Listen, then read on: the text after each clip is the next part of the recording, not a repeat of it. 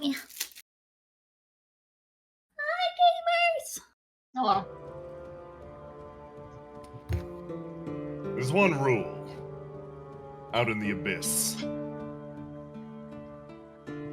Despite it never being properly spoken aloud, it's something that you understand. If you wander the woods, particularly those that stretch into the endless expanse between here and grander civilization, you make a promise to yourself, a promise to the wilderness. A figure trudges along, step by step, as the woods almost seem to cry out in response to his footfalls. This area of the woods is loud. Is it always this loud? He ducks his head down and continues on. Starvation will drive you from any civilization, even into an unforgiving place such as this. His eyes scan upwards, seeing what appears to be an expanse of... what is that, wheat? He blinks a few times. That's right. In the woodlands, there's a promise that you make. Gates that exist for men are to be used by men. He continues to walk forwards. Two large branches creating an almost ethereal portal before him. He reaches out a hand to it. And gates reserved for beasts are to be used by beasts.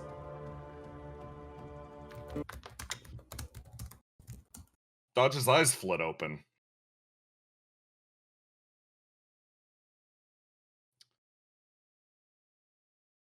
He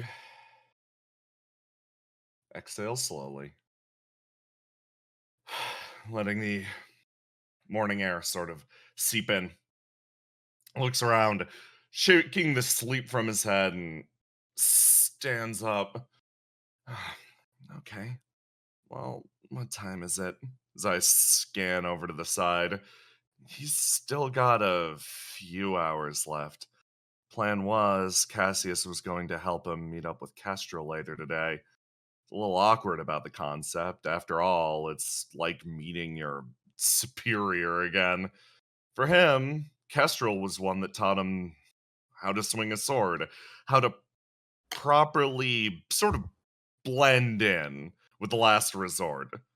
And to some extent, the one who is responsible for his current ability to live comfortably within the city of Indigo pulls himself up. This meeting is something that he's been dreading, not to any small extent. His eyes sort of cast across something that's contained on his chair. He put it off to the side after receiving the mail late last night. It appears to be wrapped in almost a fur. He obviously unpacked it the second he acquired it, but rather unsure of what to do with it or what to make of it, he left it sitting next to his bed overnight. It's a knife, old hunting knife, apparently carved of bone and driven into what appears to be a type of wood that he does not recognize. This knife was his companion throughout the night. It sat there, casting an unsettling air over the room. Looking at it in the daylight now, he sort of loosens up his shoulders, stands up, picks it up. Right. Gonna meet them over at... where was that? Kess said there was a good place to get magic items looked at. I don't think it's magic, but he taps the knife and stows it away. Well, fall now. Might as well try on something new. He shifts over to his dresser and quietly dresses himself. This time, shifting into a slightly new look.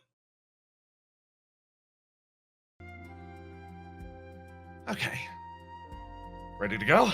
He, sort of straightens his scarf, makes sure everything's set, walks towards the door, bows his head, heads out into his apartment.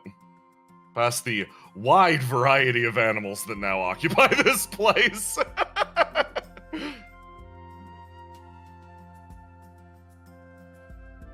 Walks into the city at large. Amai's a big baby.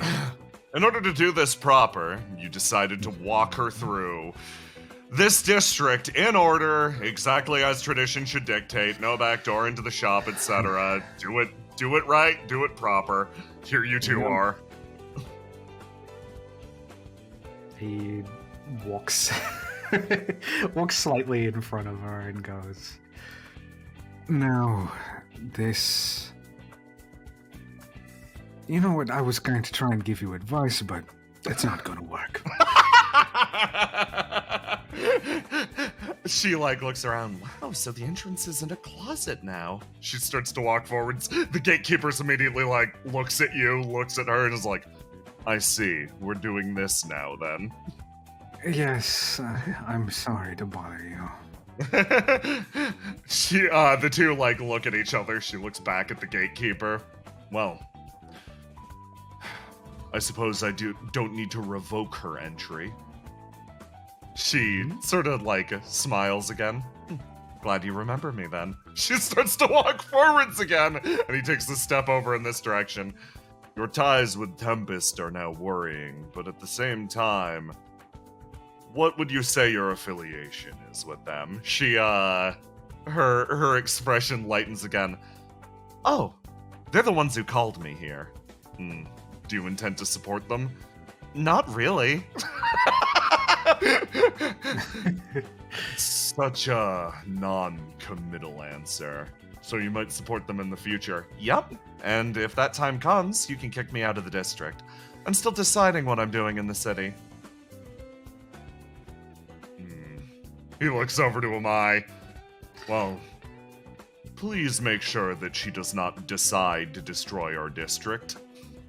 If anything happens, it is purely my fault. The gatekeeper shakes his head and goes, I wouldn't put that on you. And then looks back over to her, and she gets this big smile. Oh? I still feel semi-responsible. Looks back over to Amai. Well, in that case, good luck. He gives you a thumbs up, and it's just good luck, bro. Go do it. All right. He offers a hand and says, if you may. She takes it and smiles, and then you two walk into the district. And drop you over here.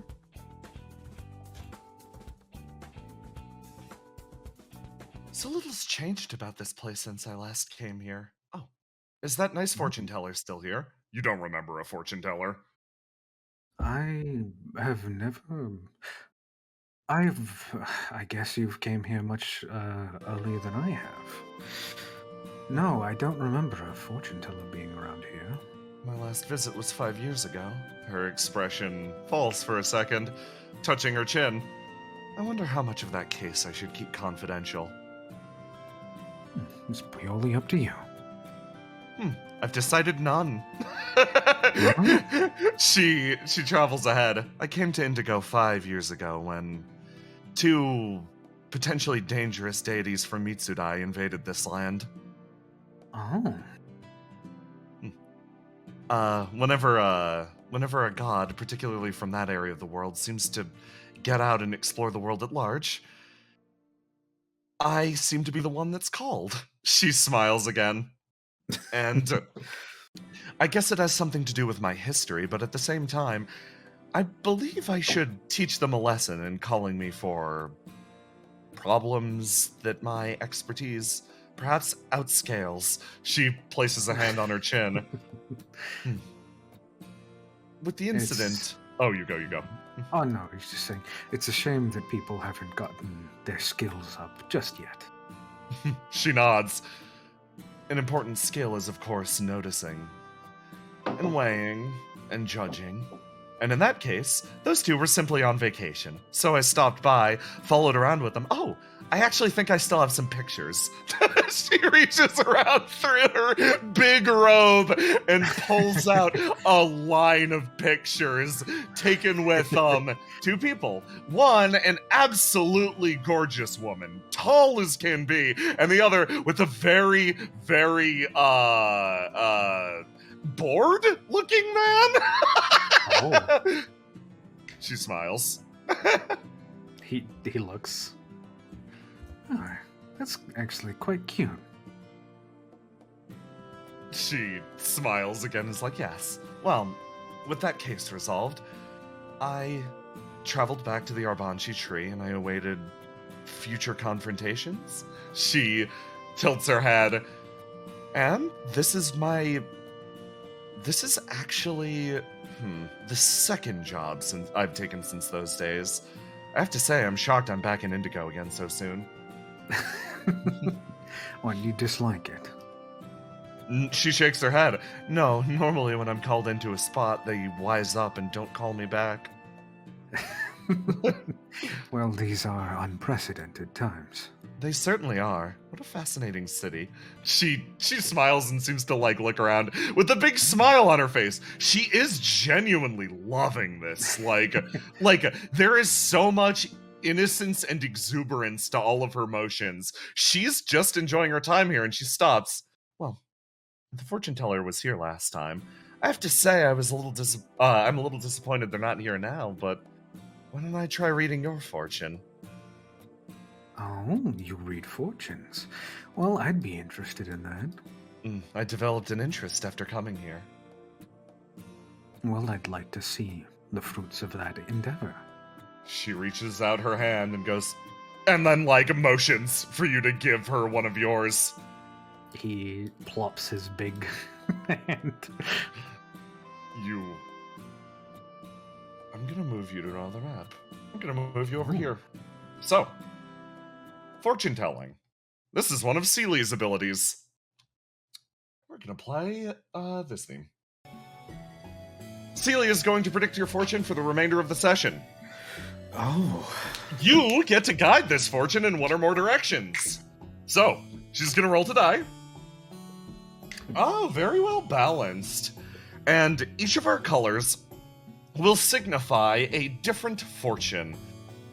Each functionally symbolizes a different compass direction, and each carries with it its own innate power.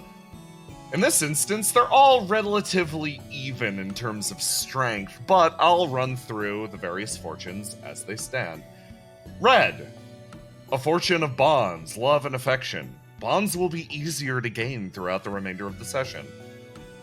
Blue, this is a fortune of, I suppose, enjoyment. It's a fortune of joy. It's a fortune of experience. Your experience gain for this session will be turned up. Oh. Black, this is a fortune of knowledge. By taking this fortune, you'll gain one or more pieces of information about one person that you so desire. It will likely crop up in the session, but chances are you will probably ask it afterwards. And finally, white, a fortune of trials. You will face increased difficulties during the session. However, out the other side, you will gain another gift guaranteed. Oh. These are your decisions. Some fancy decisions. And the number on the dice determines exactly how potent this fortune is. So it looks like red, blue, and white are the most potent ones right now. Yes. So, love, joy, knowledge, or difficulty. Love, joy, knowledge, or difficulty. Yep. I don't know what am I feeling and what isn't my feeling. Yeah.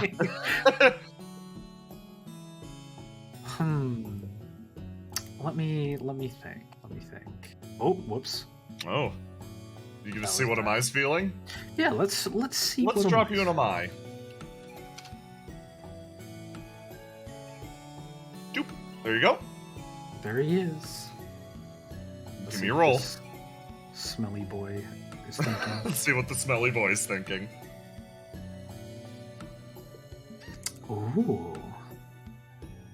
Ah, Hmm. it's a fairly clear read. Yeah. I think.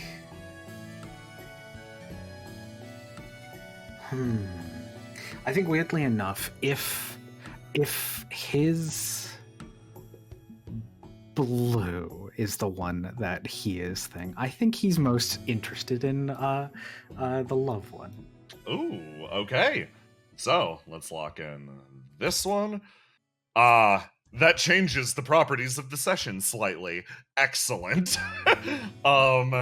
She starts to read your fortune, and you feel the constellation currently assigned to you was currently Volumen. By default, it would have been Volumen for the remainder of the session, but the closed eye has vanished entirely, and instead Ephigia's light shines down on you. So, in that case, your fortune for the remainder of the session is Ephigia. Bonds will be easier to gain, and one aspect of the session itself has changed. Awesome. Drop you back over this way. Oh, that's the potion shop. Oops, wrong place. That's right. There we go. Seely finishes gripping your hand and is like, Ephigia. Well, you'll have good luck with love. That would be nice.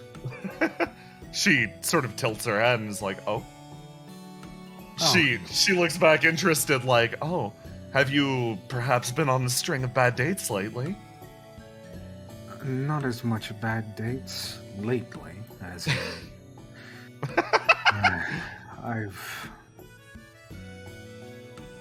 I'm feeling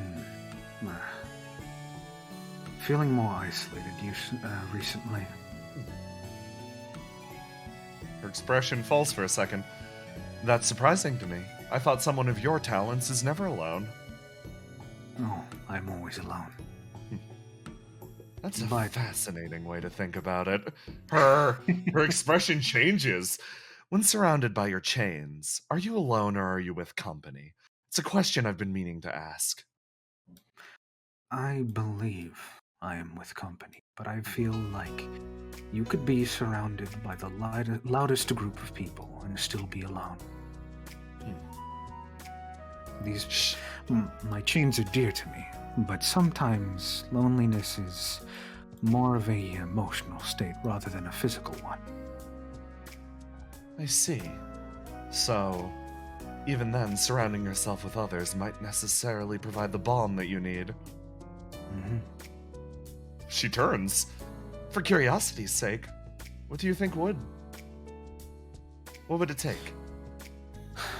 What would it take? He genuinely thinks and rubs his chin, stopping for a second. I feel like it's been a long time since somebody's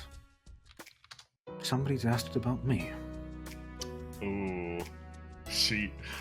You know what? like the freak she is, Seely, instead of immediately jumping into like, ooh, what about you? She just looks at you, and with those big eyes that flip between all-knowing and oblivious, they swap over to noted. He sort of smiles, pretty much expecting that reaction. Right, he was comfortable with telling her. Yeah, no, you're like, yeah, no, that tracks for you. I think I've got a reasonable grasp of your personality at this point. You continue on and you head over to your potion shop. Let me get y'all ready really quick as you come in.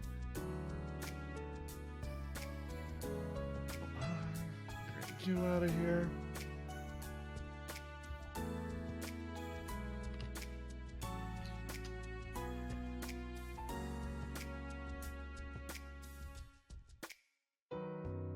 Okay, so everybody's gonna come in pretty much by twos. Nice. There are already people waiting here.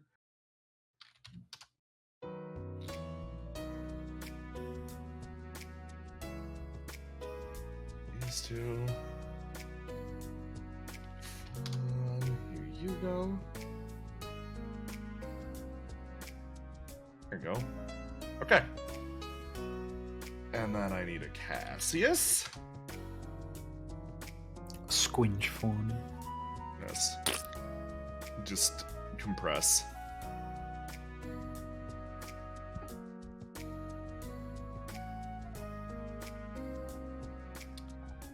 Cassius, you and Sonder are the first two to arrive after the initial group of guests.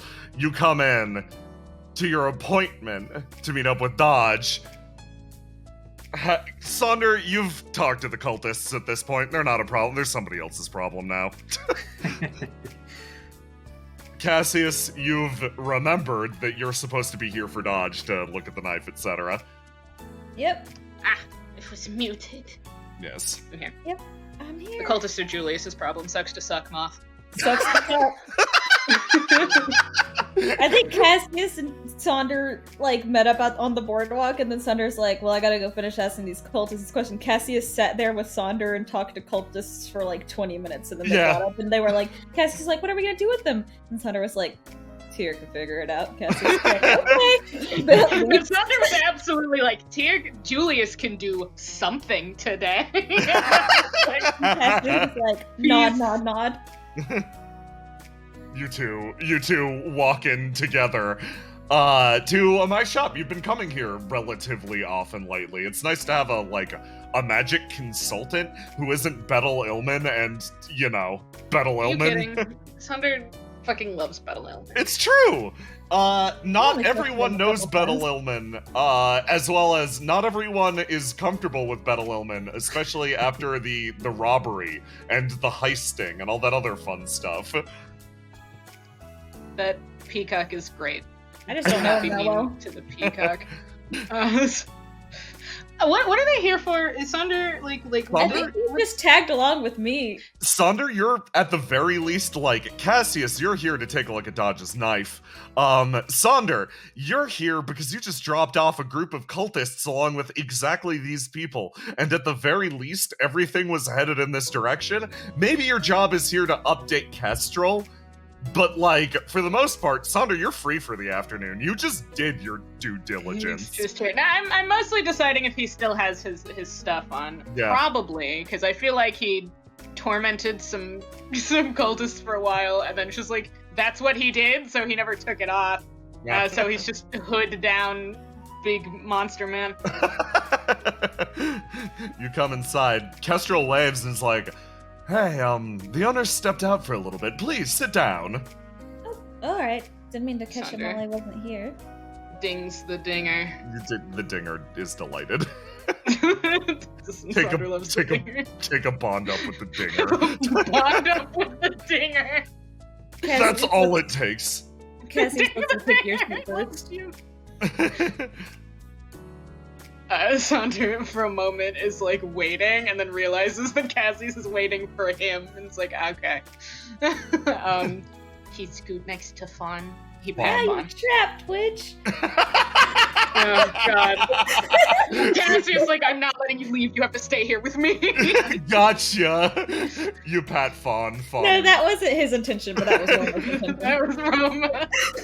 Fawn glitters, and it's around then that the door dings open once again, and someone you didn't expect comes in through the door. Hello. Peek, yeah. look around. Oh, wow, there's already a party here. I heard that there was a potion master. He's not in right now. You can come sit over here with us if you Oh, want. thank you. She laughs and moves over and sees the group of people sort of gathering here. She sits down next to you. Good to see you again, Cassius. Sonder, looks over to Sonder and is Yes. yeah. You look up, you feel Tia's gaze on you, Sonder, and she's thinking something. Just looking at you. Sonder looks at Tia. Thanks Holds for- eye contact. Thanks for taking good care of Alexia. Yeah, she's been hanging around the tide. Yeah, we've noticed. She kind of looks away, but like it seems like she's having a good time, so thank you. Everyone at the Seems to tide is be. really nice. You don't need to worry about it. Yeah. Except for maybe sometimes you should. I want to reassure you, but I also know. When Cassius is like, except maybe Saunders' gaze drifts over to Cassius, waiting to be like, who are you about to out to Tia? Who are you about to out as an asshole? Kestrel immediately speaks up and is like, Seymour's kind of a dick. I wasn't gonna say anyone. Everyone at the tide is nice in their own way, but sometimes they're not nice. Fawn starts slapping Kestrel. Don't be rude. Don't be rude. Dodge like leans forward and is like, honestly, the tide just seem like any other big group of hunters. They're tightly knit. And they got their own rules, and you just don't break them, and it's fine. I don't think, Elixia, yeah, I don't think she'll be in trouble. Probably not. Tia considers deeply. Regardless, your efforts have certainly not gone unnoticed. She says to you, Sonder, as if that's a good thing. Yeah, Saunder looks at Ping Tia. What? Ping Tia? Vibe check the bunny. You vibe check the hoof rabbit. Yeah, The Tia hoof probably dingo. has to deal with that, doesn't she? She does. Give me a roll to die. Tia has to deal with certain people coming home pissed off about it. Yeah, she sure You does. gonna roll? Yeah, you are. She also has So- to deal with certain people coming up and going, "Hey T, could you mind watching the guards for me while I go out and stalk Elixia?" You're gonna lock in red for this. Oh boy, you look at Tia, and I'm immediately going to tell you what one of Tia's gifts are, and the fact that you immediately do not like it. Tia, when she's not God. locked into a color, can decide what does and doesn't affect her. She just, while she is colorless, everything bends around her. It just, so as you look over at her and you're like, what vibes are coming off of you? None. This is a void.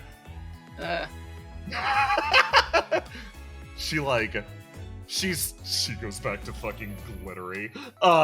And then goes, well, okay, here's the thing. If you see, like, a guy who's clearly one of ours, like, lurking around, he's really good at hiding, so you probably won't.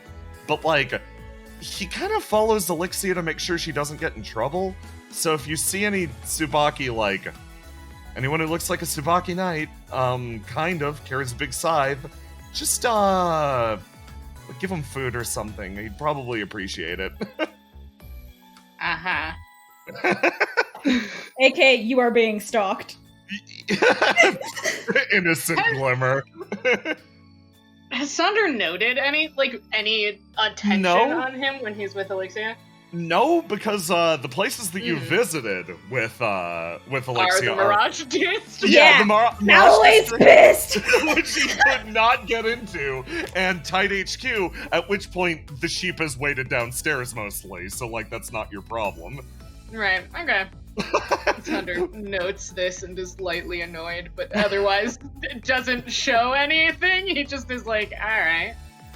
The door Keep that in mind. cracks open with another ding as two people travel inside the room. Oh, this We did is it. We finally got them in the busier same room. busier than I expected. Are you the potion seller? Yes, I am. Well, it's a pleasure to meet you. She reaches out for a hand. My name's Tiara Tsubaki. Oh, we've met before. Oh yeah, this is post telling Flame. Rewind! I forgot that isn't ambiguously in the future anymore. Damn. Yeah. She time rewind, she walks forward and is like, my, it's so good to see you again. I didn't realize the shop was yours.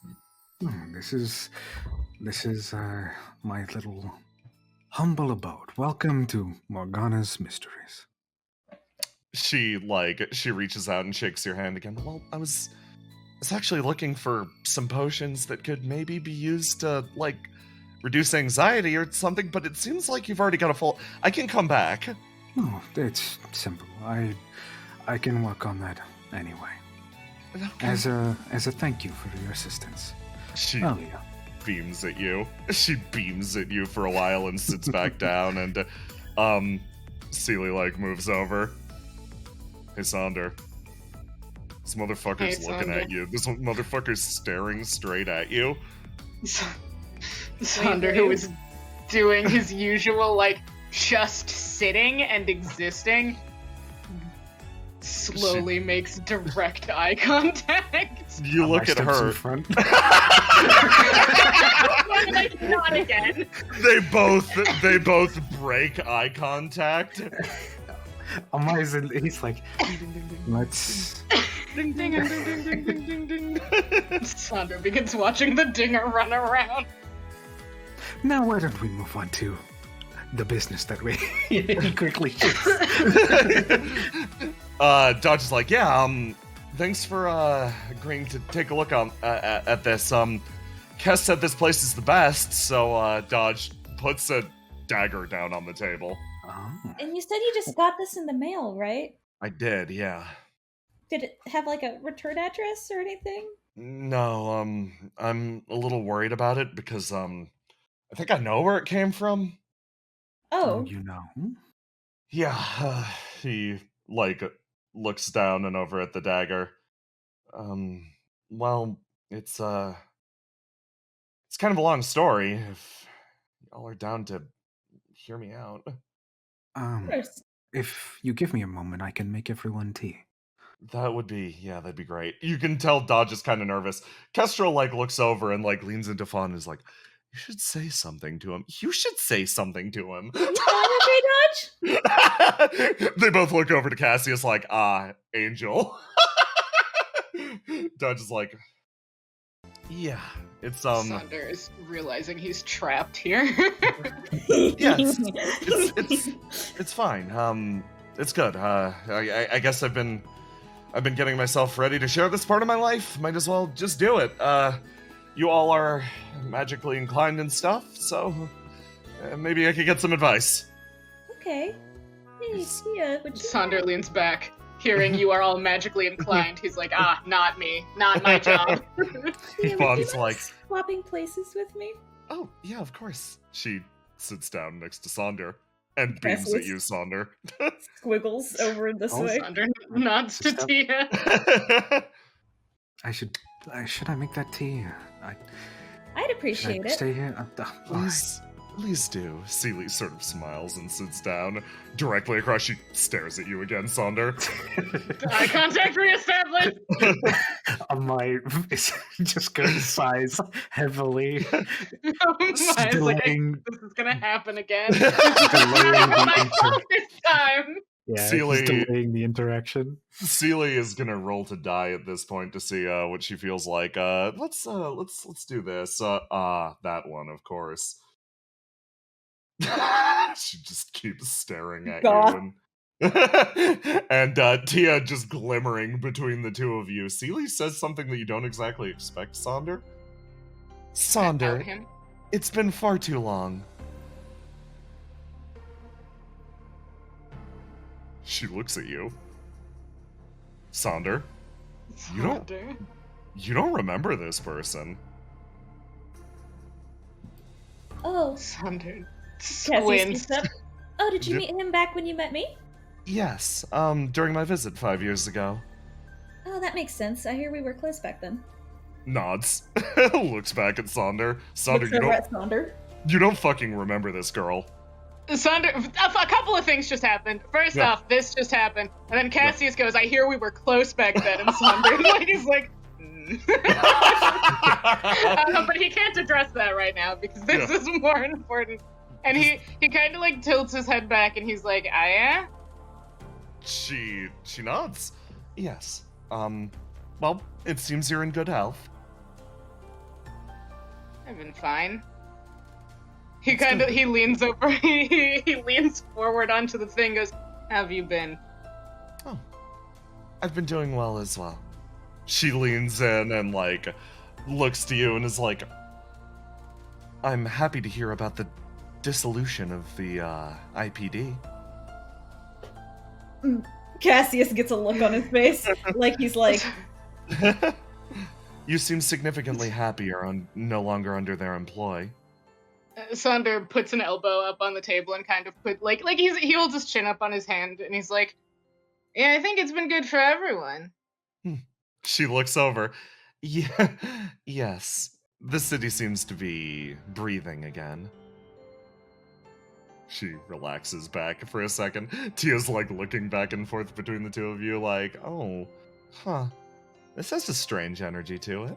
Yeah, it does. Sonder actually, he leans back and he also seems to relax. He's doing the thing where he performs motions. Yeah.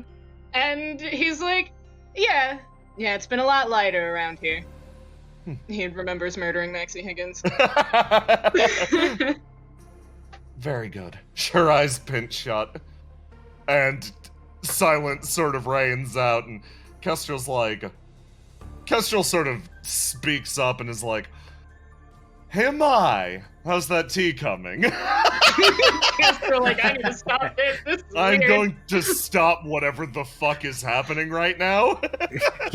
He sort of yells back, I'm working as fast as I can, I promise you. Mai doesn't want to leave them alone either. Kestrel, Amai comes out. He has a tray. It's like a brass looking teapot with very small cups.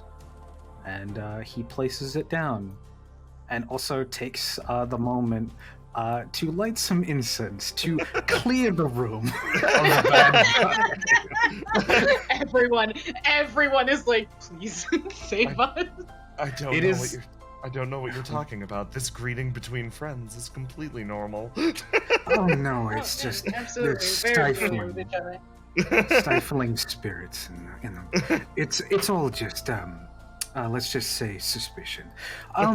Here, he like places it down and make sure to pour everyone a small glass and hands it out. One graciously and greedily takes hers, and Dodge like sort of sits down and is like, you guys good if I talk? Go right ahead. nods. Sonder once again drinking. leans back. The magic knife is not. Celicia leans That's back clear. as well. The presence sort of changes, and Tia's expression is like, please, go ahead. I hope it's okay that I'm eavesdropping on this. I can stand outside if you want. Dodge's like, no, it's fine. It's seriously, it's okay. So, Are you sure? Cassius is just triple checking. yeah, no reason to be strangers around my partner's friends and my friend's partner, and he sort of gestures across the table. I kept this to myself long enough, I guess. He sort of like slides forward and taps on the knife. Well, all this started a while back. Long time ago. Beyond a point that, to tell you the truth, I can't even really remember. He sort of, like, his expression sort of falls. Most of this is from a journal I kept at the time. I don't know how much of it actually happened, how much of it didn't. I might have just starved in the woods, but feels real. He leans in and he taps the knife. And it's in that moment that two of you, actually three of you, all the object-oriented people in the room. That being Celicia, Fawn, and Sonder all feel this, while everybody else is mostly focused on Dodge being... The best way to put it is, Cassius is very much more people-oriented. However, other people in the room are less so. And they're the ones that immediately get a sense that something is wrong. So, I need the three of them to offer me a roll to die.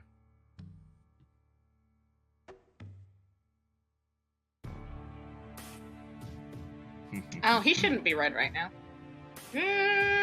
Should he? Yeah, he'll. Fun No. time. He shouldn't be red right now. There we go. Fixed it. Fun roll's okay. Oh, she should really be green. Yeah, she In this really should be instance. green. Yeah. So, all of you roll actually very high on this. So, as Dodge starts speaking, the knife starts to rattle slightly. Celia is the first one to see this and chooses to do nothing about it. Then, in order, Sonder. It's just rattling? It's rattling in place and immediately pouring out just energy. You feel vibes, emotion, everything pouring into the room from the knife as Dodge begins to speak. Anything specific, or is it just like being loud? It's being loud, and you get the feeling that it is going to try to do something. Like, you can feel like curse activating almost. I see. All right. In which case, Sonder just sits on high alert. And if something whack happens, we'll see how that goes. Fawn looks at it and reacts too late to the curse activating as Dodge begins to speak. It's funny, like, written in this journal, it describes a place I never really knew. It describes home. Dodge speaks. As the world around you rushes by with the sound of leaves and laughter. Oh, do we all get teleported from this weird fucked up curse? Tangled branches. Falling leaves. And the what I thought was abyss. gonna happen. That is Oh, absolutely what I thought was gonna happen. I was like, this is a flashback dagger. Okay. That'll happen.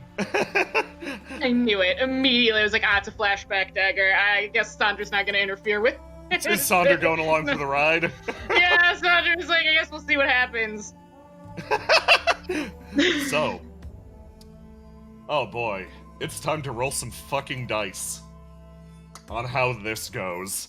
So, first up, let's get you, let's do this one. This one's good. Okay. Yeah, it's another classic Boodle moment. So. I'm terrified. I'm gonna drop you all back in the tea house because I need you to roll some dice for me off of your characters. You can't. Everyone can roll to do at this point. Yeah, of course. Roll to do with what? You can roll to do with any stat. This is your mind resisting. This is your mind attempting to sort of fight back against something. I see. I know which stat this is going to be, and I'm sorry. Okay. Versus Sealy? Oh, they escalate. Delightful. I'm considering stats. I think this is probably they the one he's escalate gonna again. use. Excellent. Yes, okay, that's great. Sealy's going to wound a stat immediately. Sealy is killed. Yeah. Oh, I know exactly what this means. Bye to that one. Okay. So that's her. Part dodge. Next up, Sonder, you rolled an 18. Cassius a 22. Amai, I need a roll from you. 22. Beautiful, okay.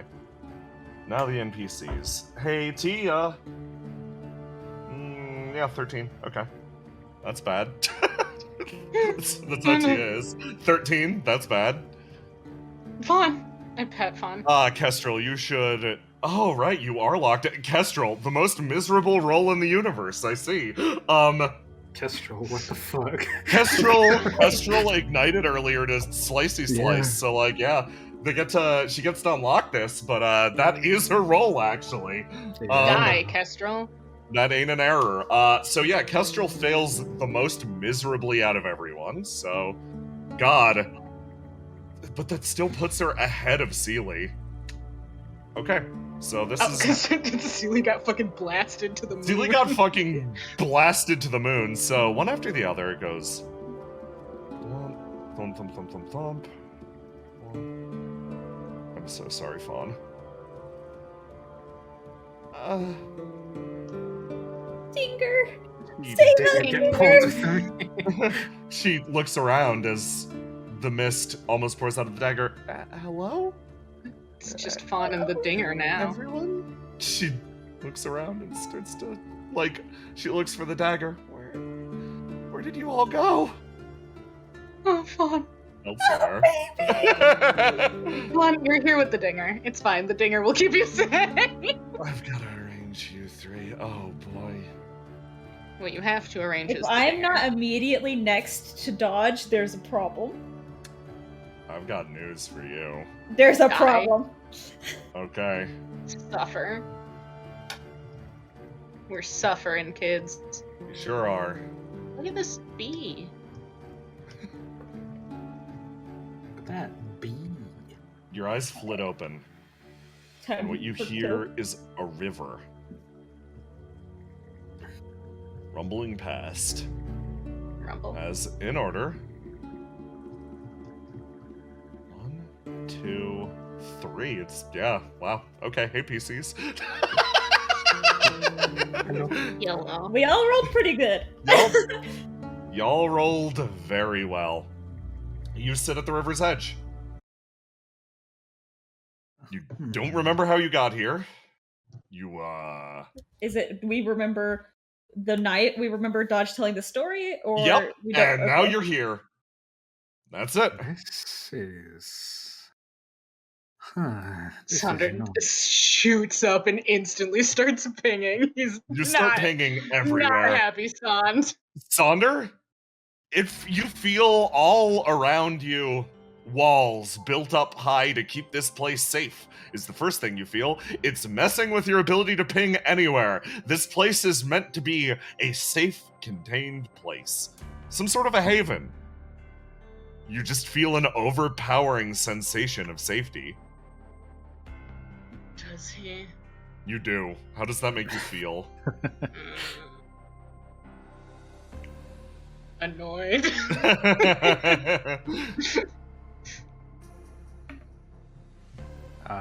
Amai looks around, feels the area, and is gonna like pick up some dirt to see if he can tell what is going on.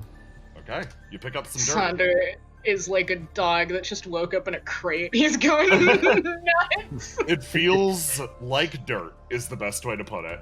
Alright. It feels normal, natural, but you can tell you're no longer in the city. Basically, to describe... How do I put this? I'm gonna describe some planar physics here really quick. So, this is the world. Straight line, right? On my shop... Well, no, the Mirage District exists like this. At the first fold. It exists sort of parallel to the world. There are entrances to it, etc. My shop is like this. A fold within a fold. Another branch within a branch. You were right here, and you feel like you were just yanked from this position, which is sort of, I'm gonna be real, floating in an endless void. You were yanked from this very almost freeform position and just dumped somewhere else. Sonder, you know this instinctually. Pissed. Furious. Furious. Furious. Oh, go ahead. He's just pinging wildly. Like, I'm sorry, he's panicking. I don't know what to tell you. He's losing his mind. Amai sort of goes over to Cassius and says, "We've been moved. Yeah, I I don't can tell. know. I don't know Don't why. freak out. Perhaps. Amai is going to try and use his magic and Ooh, yeah. see if he can feel what the what the world is like sort of vibing with right now. Like kind of like how Thing is, but more of was this placed intentionally, or is this just like who is this created by, I guess? Oh, excellent. Okay. Give me a roll to do. Okay.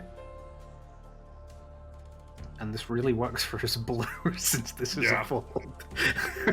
Sure fucking is. Okay. Okay.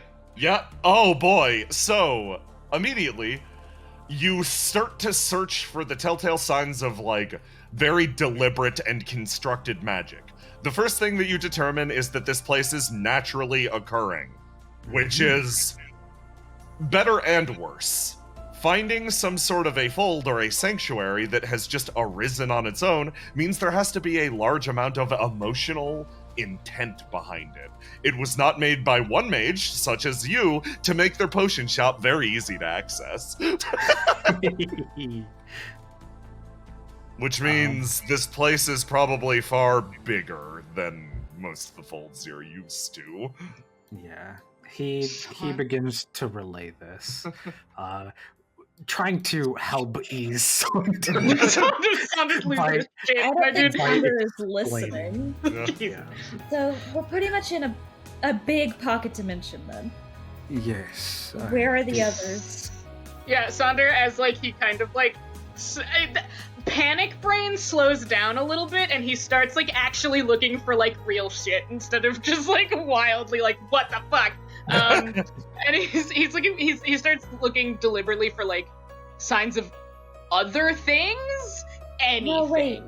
Okay, so this has kind of happened, not like this, but Dodge has kind of told me about the past he lived before. This doesn't look like that. But he said that this is where he's from, maybe? I don't know. But I think that we should focus on trying to find the others, because if we're here, they're probably here, right? Right? Yes. Why did we get split up? Do you know? I'm not sure. It seems like that dagger, that knife, sort of brought us in here. Okay. Sonder pings for other people. Any Other people. He doesn't give a shit. Anything. I wanted to red string myself. Oh, you're registering yourself? I see. Yeah, because I can't red string these two motherfuckers. They don't know Dodge. Yeah. Give I have yourself red string myself. give yourself one of them red strings. Well, there's some good news. They're all here. Finding your way to them, though, that's the difficult thing. You look down at your string as it functionally glitches out immediately in front of your sight. It doesn't appear to work quite as well inside of a fold. It almost malfunctions. It leads in a multitude of directions, but you're able to quickly discern They're here. two bombs immediately. One, Kestrel.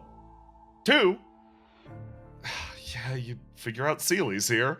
Apparently you've got an active bond with Seely. That's nice. And then finally, the last one, Dodge. Dodge is the most difficult one to locate. Okay, so Kestrel, Seely, and Dodge are here, which I assume means Fawn isn't here.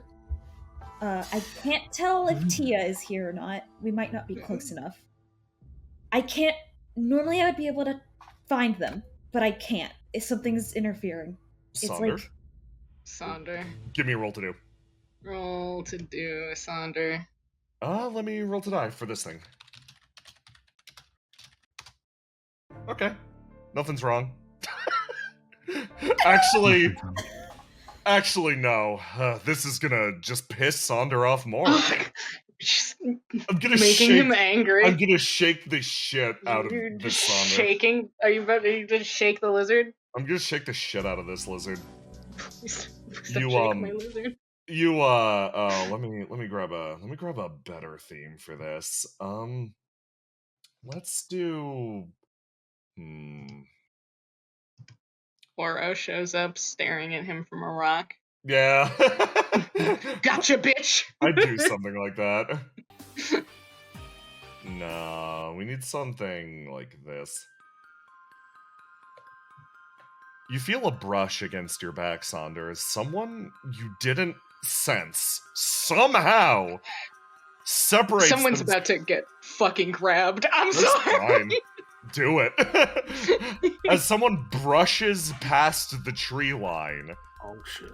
and just moves like the shadow of death behind you. Son, are you grabbing this motherfucker? Yes. Okay, give me a roll to do. Oh, is he still in his tide shit? Yeah, he is. Or did he get popped out of it? You're still in your tide shit. He's still in his tide shit? Yeah. Hood's back. Cool.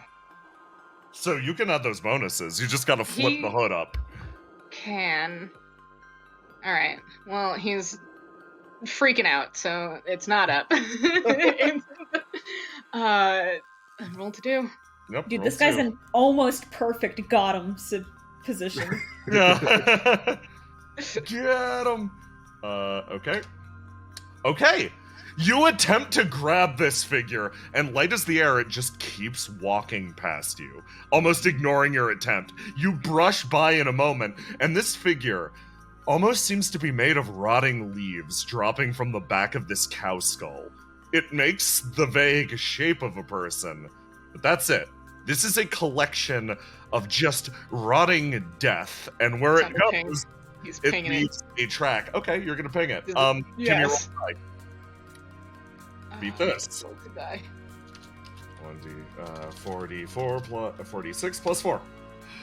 You still ascertain nothing. Actually, no. We roll again. That was 2 rolls to die. Escalation. Yep. Oh, Jesus Christ. Roll again.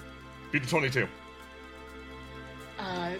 We try. Thunder. This motherfucker is an Can he- enigma.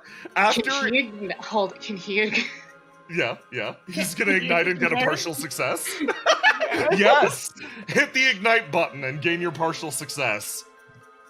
So basically, what this does is until you roll to die once without your stat, it'll be locked out, and there will be some sort of negative consequence of this. But you do succeed, and you do ping this person, this creature. This is not a human, very obviously. Clearly. However, what it appears to be is almost an extension or a natural part of this place. Almost intuitively, a phrase tumbles across your mind. Oh, this is the huntsman, of course. And as he moves, it seems like your recognition has drawn his attention. His head slowly scrapes back in your direction, and he asks you a question. No. Are you here to join the town? Hold on. Yeah, no, that's it. Are you here to join the township? A gentle voice. Shockingly so. Sunder tilts his head, still. The what? The township. Are you here to join it? What It's is been- that? His expression looks over to you. And then blink, you feel eyes blink behind the mask looking at Amai and Cassius. And he goes, oh, unusual ones. Are you here to become huntsmen as well? What's a huntsman? Oh, the purpose of a huntsman is simple. Given the township's role, the job of a huntsman is to never hunt more than their weight, to bring it back, and to be a proper leech upon the town. If you intend to assume that role as well, it's my job to teach you. Here. He reaches down into his oblivion and pulls out 2 spears and throws them to Amai and Cassius. Oh, Mike grabs it. I'm not sure if I know. I'm not sure if I want to. I don't know yet. I'm still deciding. My us, could you lead us to this township? And I- have you seen any other fellows around?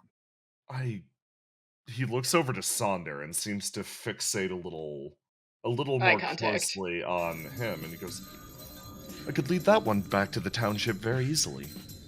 He already has a role or a notion to him. Both of you, however, have not decided to be huntsmen yet, so I cannot lead you there. Oh. Shame. I see. He looks at Sonder again. Saunders is just tracking it. Do people live in the township? He considers deeply. What do you consider a person? I suppose a creature with free will? Then no, the township is empty. I see. What is in it? There are a multitude of different beings within the township. They all assume different roles. For example, we have the barber. We have other huntsmen. We have those that have learned to adapt to life within the township. However, if you're asking if there are people there, certainly not. I see.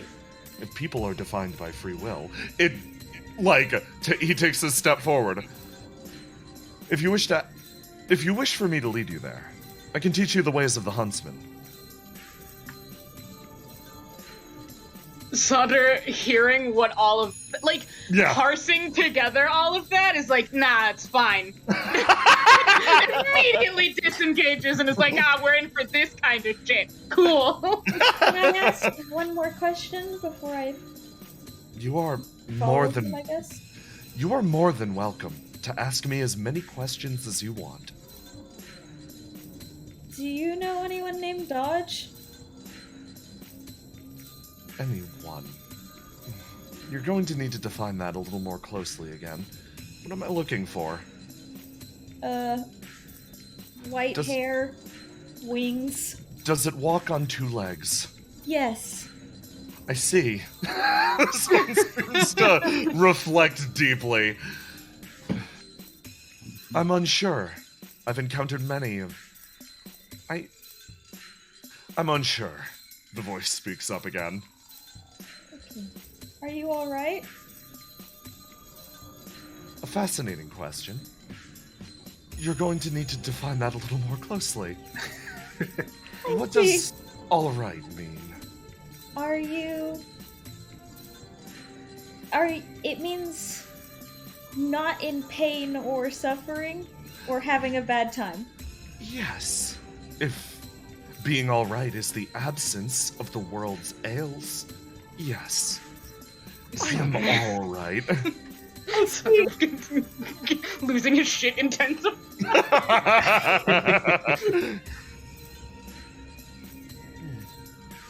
None of you came here through the gate, though, did you? No. No. We were pulled here. I see. Well, in that case, you may yet defy the rules of this place.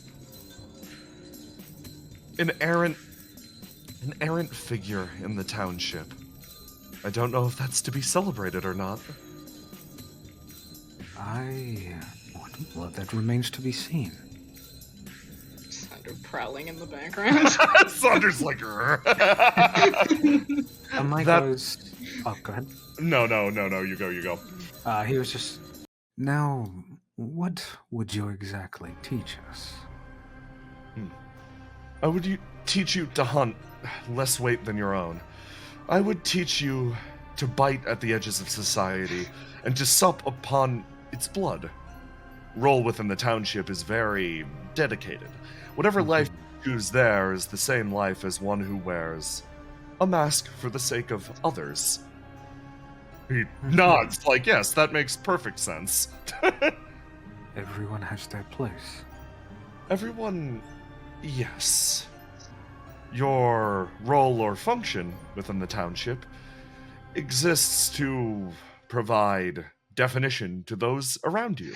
One face defines another, you see? If there was a blank face in the township, others would slowly turn blank around them, and we are, above all else, a defined people. I see. So, you define each other by existing with each other. Yes. Don't...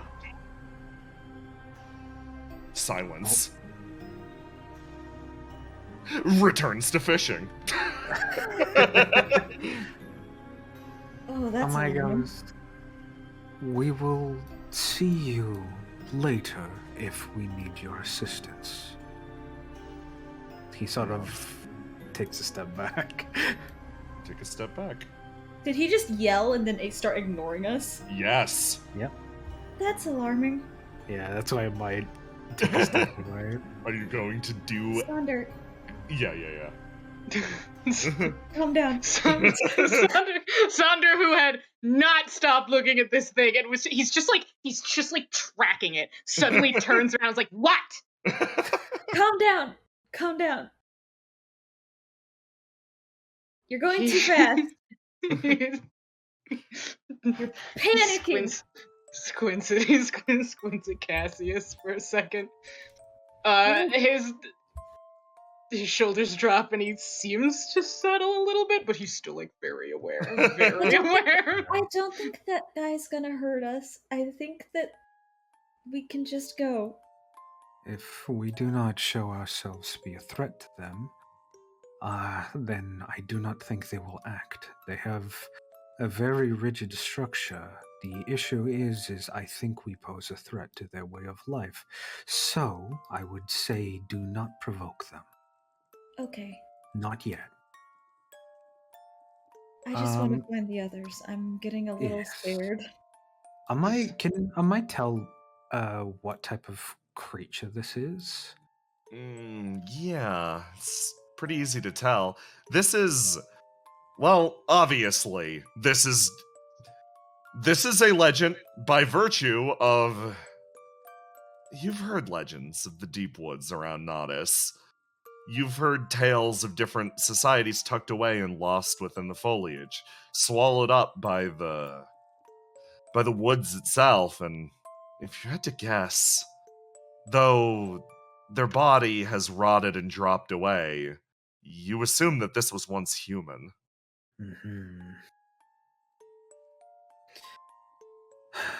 Of my sort of size, let's continue and find the others before something terrible happens. Well, can either of you have a distinct direction in which you think we should go? I think... Sander's lips are twitching. He's got teeth. He's a lot going on. I think at this point we might just need to pray to Lady Luck. Okay. I think we should try and stay near the river and the trail, because that's... I figure if you're lost in the woods, and is like, that's where you go. Okay. You start to go off in that direction, and as you go, Sander doesn't want to be near it anymore. He's like, yeah, no. this one chimes up actually. Fuck you. The laws of this place. A gate, a road is built for men. The woods are built for beasts. A huntsman kills so that others can survive. They bridge the gap between beast and man. The figure turns back around and looks at you. Follow the path if you wish to remain man. I see. Bristling. Polite bow. Yeah, my bows as well. Thank you. The huntsman nods. Could you, Cassius, give me a roll today? Time for your people person roll. Okay. Oh, I got a fucking 5 in my blue. Okay. Cassius, you can't shake the feeling. You can't... Yeah, there's no way around it. You cannot shift off the feeling that this person is crying as you walk away. And with that, we're going to call this scene to a close. 5-minute break, everybody! Yeah! My favorite, Feral Sand. Sander's losing his fucking... I'm sorry. Okay. Don't worry, it's okay. I'll hold your hand, like, because I don't have a way to, like, the equivalent of carrying your dog when they're freaking out because you don't want them to run away. I'll hold your hand Listen, and we can walk through the woods together. It's not gay. I apologize. It's not gay. all my homies ain't gay. No, they're super gay. They just kiss all the time. Kaguya. I mean, normalize kissing your homies, but also you can walk through the Kissing, forest. dude. Yeah. Have you ever heard of feral gays? They exist. They are a thing. Kaguya! Kaguya is call-out posting me. I'm being hate crimed. Sandra is one of them. Please. Yeah. Did you see that ratfish mask? Sandra for certified furry. Guys,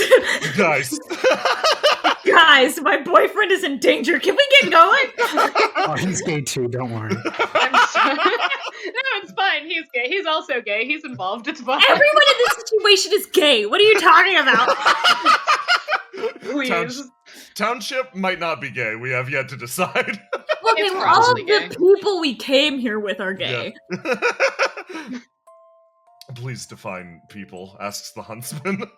Sandra loses his mind. Okay, here we go.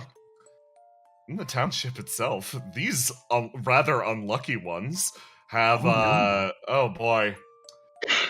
Oh, look, it's all J. Reaction, yes, it's time for all me. Hey Mask, you here? You ready to NPC with me? Yeah, fuck yeah. It's not all me. So these three in order. Let's go up with a reaction to Tia first, I guess. Yeah. So immediately as Tia arrived in the township, all these people gathered around her and almost just so excited to see a new face after so long. They're like, wow, you're incredible, you know that? And this one over here, yeah, you're beautiful, you're like a princess. And Tia's like, hi, thank you. What is going on? Looking around, the vibe throughout the area is, how do I put this?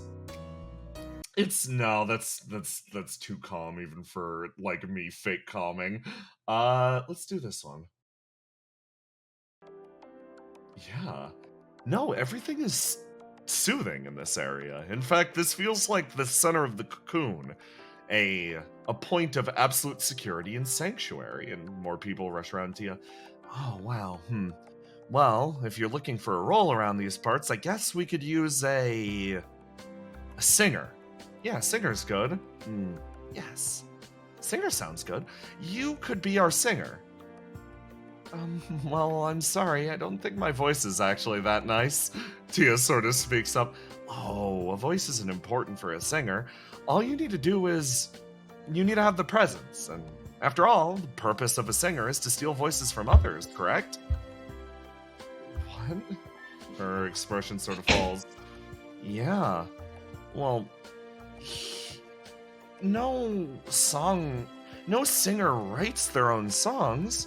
They steal the voices of others and then they sing them out loud. Yeah. That's what a singer does. So, you could be our singer. All you need to do is find some songs to steal. Kestrel, interposes himself in the crowd, hold on. Everybody take a step back, drags Tia in this direction. Oh, thank you, she says. Kestrel takes a step forward and they all then start to gather around Kestrel. Oh my. Oh, wow, look at you. So cool. Extremely dashing. Wow, Like a you're hero. awesome. You're like a hero. Kestrel's expression does not change. Can I ask, what are you? They all go quiet and they look at each other. It's oh, I'm the barber. I'm the innkeep. Yeah, I'm the innkeep. I'm the fisher person. Yeah, that's the fisher person. And you are... I'm the taxidermist, yeah. And they all... So, here's the best part about me being the GM. And also inviting Mass to this. Everyone here speaks with the same voice. Every single person speaks with the same voice and intonation. They all talk to each other, yeah, absolutely. But this, it sounds like a person having a conversation with themselves. I take the It's- money people have hidden. I make that money. I think I'm upset about that. This one registers with a smile. And I take the fish from the river and I put the fish into the river. Kestrel, like, takes a step backwards, like, continuing to guard Tia. I don't sense Fawn in the area, so apparently she didn't get caught up in this. That's good at the very least. They all sort of continue to bear down slightly. I place hair on people's faces and heads. I also collect it. They stop, and then all turn to Seelie. And Seelie just gets a expression on her face. Oh, what role do you think I'd have? They start to gather up Oh and my. around. Oh my. Oh my. And then it's funny. They all look at her and their smiles all fade simultaneously. You aren't welcome No. here. Leave. Leave? Leave. Leave. Leave. Leave. Excuse me, what? Her entire face screws up. They lean in. No, you need to understand something. What you aim for this township, what you observe with your eyes, this is not for you. Leave. Leave.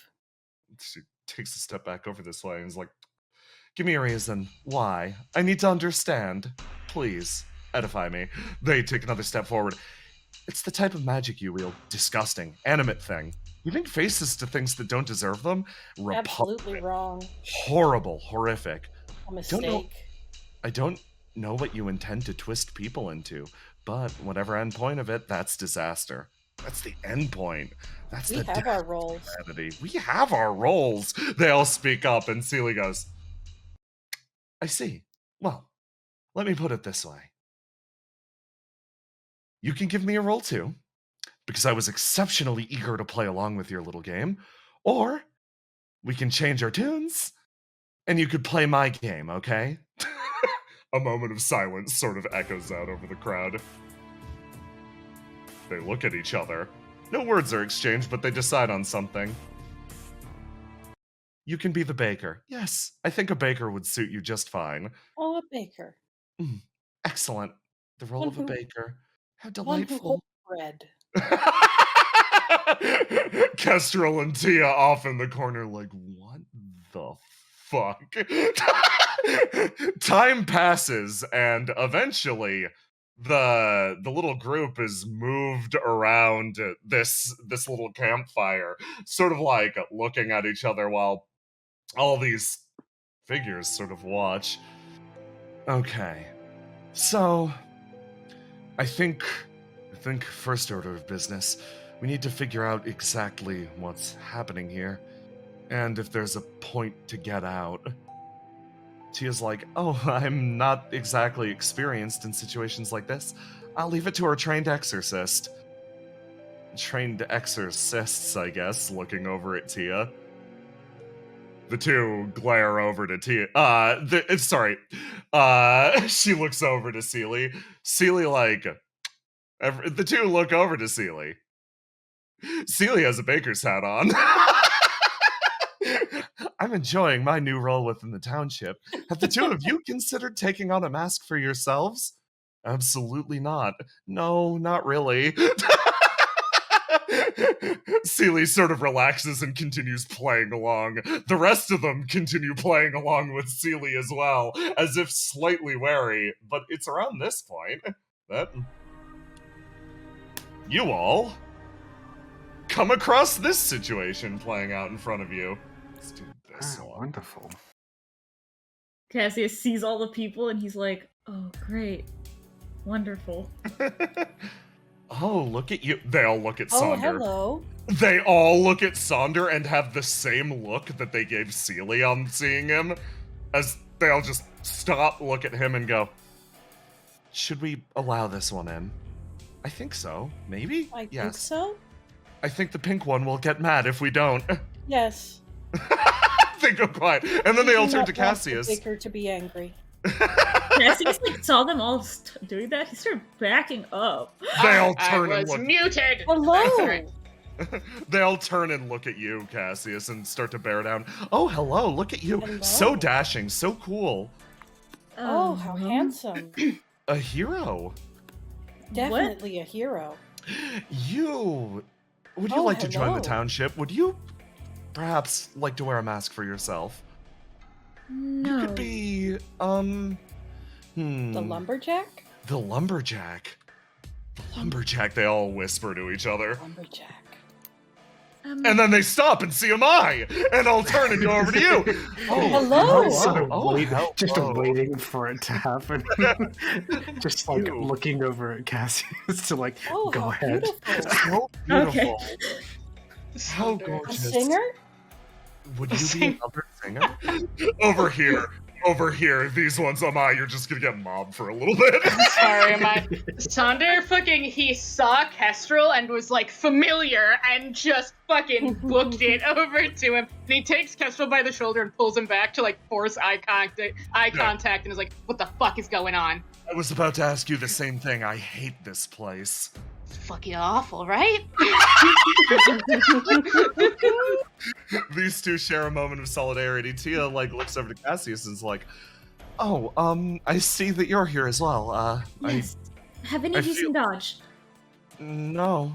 She So he says. wasn't with you guys. Okay. Seely like looks over. Would either of you like a bread? No, I don't think I'll eat anything from here. I see. Sander slowly looks up at Seely, parses this, has no context for it, and is like, that's fine. Looks back at Kestrel and is like, where's Fawn? Kestrel. Fun didn't make it in. She's safe wherever she is, but Yeah. I was Alright, about well to that's say. good or terrible, one of the two. that's exactly. Really easily, but at the same time, he like looks over to Cassius. Your red strings. Have they found anyone here? Do we know where Dodge is?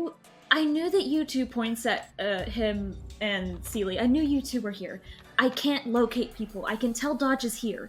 I didn't know if Tia was here, but I know that Fawn isn't here. I know Dodge is here, but I can't tell where. He was even harder to find than you guys. She seems to think about this over in the corner. Kestrel's like, okay, well, we obviously can't leave without him, but at the same time, I don't really like the prospect of being surrounded by so many prying eyes. I don't like the Sander fact that vibrates. there's a decent chance that when Dodge said his home earlier, that this is what he was talking about. I see. So Dodge was... Sander, hold on. I have a quick. Yeah, What yeah. happens if he pings these fuckers? Oh, Okay, cool. Because but they fucking talked to the huntsman. The huntsman was like, "None of these people are people," and Saunders Yeah. like, "What is it? What are they?" Would roll to die? Is that what we're doing? Roll to die. Cool. That means he gets his yellow back. He gets his yellow back afterwards. They all whirl around and stare at you. They're all looking at you, Sonder. He looks back at them. You look back at them. What do you try to do, or do you just stare? Amai, you're currently free. Amai is going to look at these people in front of him. Who is there like wear and tear on them, like clothes? No, like- God, they're dressed so nice, so nice. All right, he is going to try and surreptitiously. He's going to. I'm gonna roll the die. See if I can set up something. Oh. While you contemplate that, I have a question, because it actually didn't occur to me. With the change of how, like, roll to dies and stuff work, does that affect Saunders' ability to, which I totally forgot about until now, to jack other people's Oh yeah, you can still rolls? jack them. Yeah. You still, okay. Oh yeah. I completely forgot he could do that until just It's this very minute. good. It's very good. It's a very good ability. Amai is going to actually. I think I need to do this one actually. His hand changes slightly, And it changes into a little bit of the Collector of Tales, and what he's going to do is try and pull out a little string of history from this person. Ooh, give me a roll to do. The standoff shifts. They all stare at Amai. Yeah. He's trying to use their interaction. Sonder being a weird feral monster. This will be a clash. Okay. Yeah. So give me a roll to do. And remember to include your bonuses. They'll be important for this one, because what you're fucking with is pretty powerful, actually. You're starting to realize. Yeah, that's why he wants to figure it out. Let me see.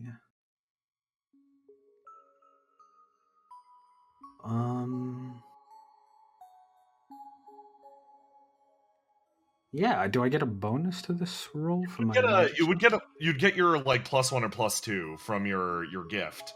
But Yeah. That's it, yeah. Okay. Every number will count. It was not enough. You guys had the exact same bonuses all totaled, so it literally did come down to luck. And they all whirl around. Can I lock out to get a partial success? What was that? Oh no, this was a clash. This is a clash. You can ignite to not take any damage. Okay. I'm okay with... Am I okay with taking damage? Are you okay? Are you? Don't worry, if we ever get into a combat, you won't take damage. I will take damage. Okay. I'm okay with taking damage. Okay, in this instance, they are going to ignite their dice, and you are going to take 16 damage. Ow. Yeah, no, fuck, like, so here's what happens. You reach out and you try to attempt to touch part of their history. You succeed! You succeed a little too well, is the best way to put this. In reaching out, you still get that information. It just comes at a cost of your own sanity. Yeah. You feel that burning thread bury itself in your body, and as it does, you think back on what the township is, and oh boy, this place is what it feels like. It is a sanctuary. A long time ago, a group of settlers went into the forest, and the forest swallowed them up whole. It cradled them there, and over time, slowly, as the folds will do if you're not particularly careful, one life started to bleed into another. But here's the problem of building a fold in the middle of a forest. People. They're such small things compared to the enormity of what lives in a forest. The trees, the dying leaves, and everything that lives in the dirt. That is far more life than a human can ever stand against. And over the course of 400 years, the lives in this soup bled together, and to some extent, you were staring at one being. Oh. That being is pissed at you right now. And you feel it glare at you in an instant, and your head reels and retracts, and you stumble backwards as a group of people bear down at you. And then there's silence.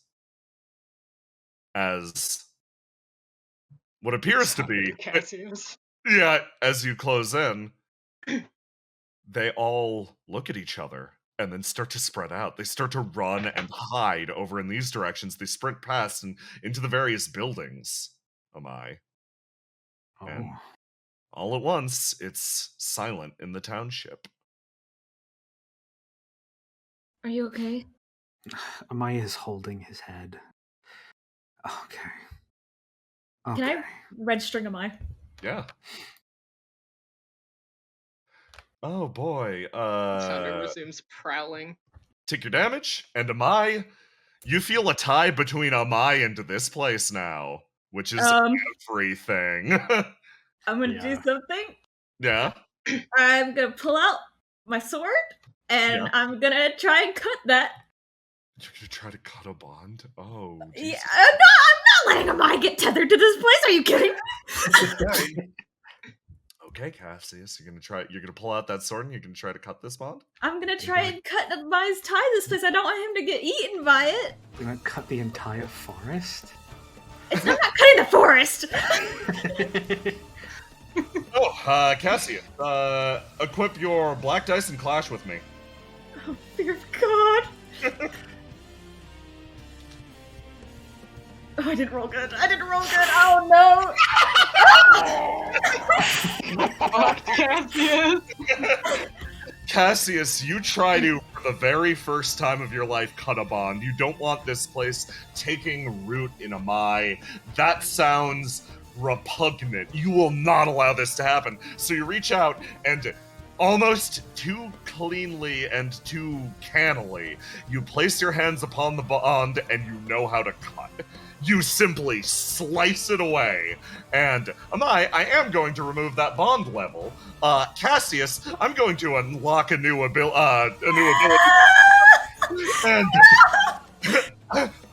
this is all just great because Cassius, immediately afterwards, after slicing this bond, you feel pain lance through your arm, up your body, it hits your head, it's gonna ignite again. You are going to take 24 damage. Holy shit.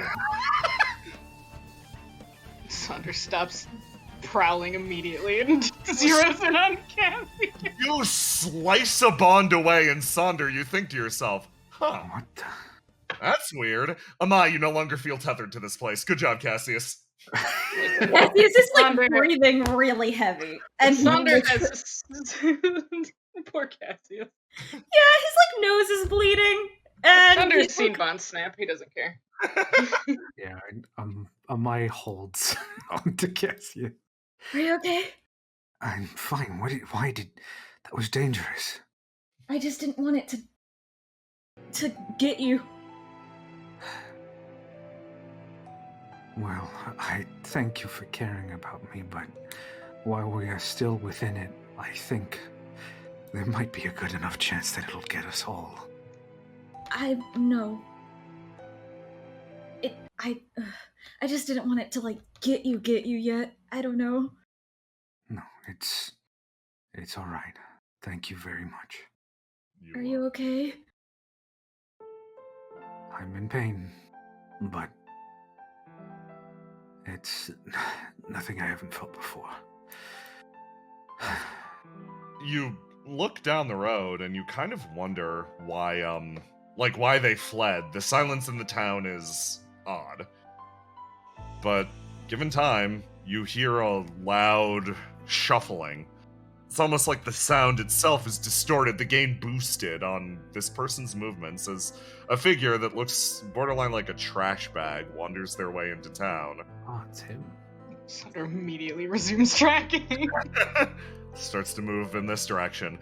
You look around and you see everyone in the township peering through their windows at the huntsman, like almost waiting for him to leave. He moves up with a big pile of fish, moves over to the campfire, and then throws them down here, straightens himself up, and then starts to walk away. Amai is going to take a step in front of him. He stops and doesn't move. And goes...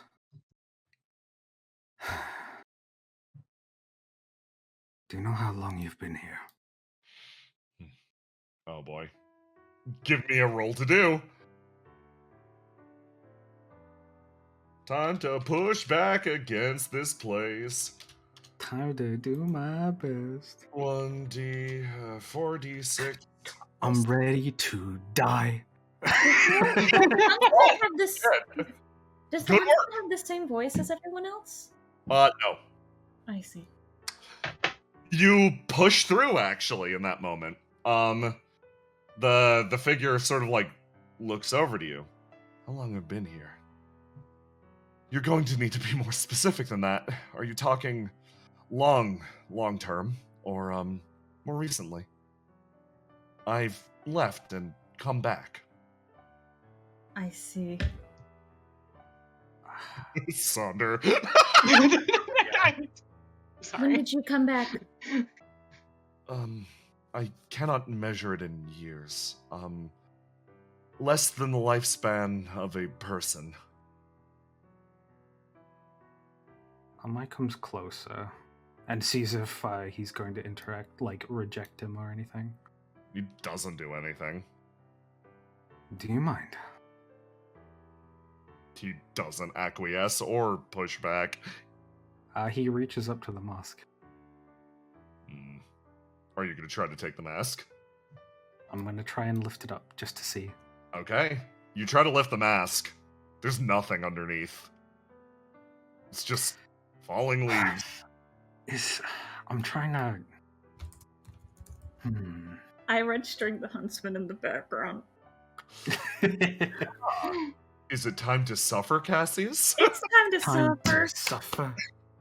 Hey, there is a very, very clear string running up in that direction. Mr. you- Mr. Yeah. Mr. Huntsman, Turns and looks to you.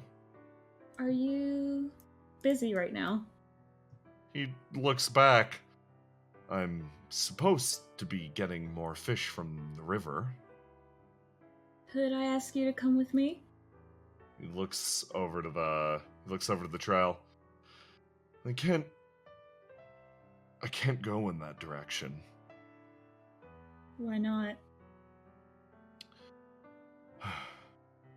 That is the realm where beasts go that have forgotten how to be men. If see. I walk that path, I lack a shadow. I lack a partner. I can't travel in that direction or I will lose myself. He seems almost forlorn at this concept that he can't head over in that direction. Someone really important to you is over there. If you believe it to be so, then that must be the case. The figure nods. Amai looks around. Would you Do- like to borrow mine? Looks down to your shadow. No, mine is... I already have...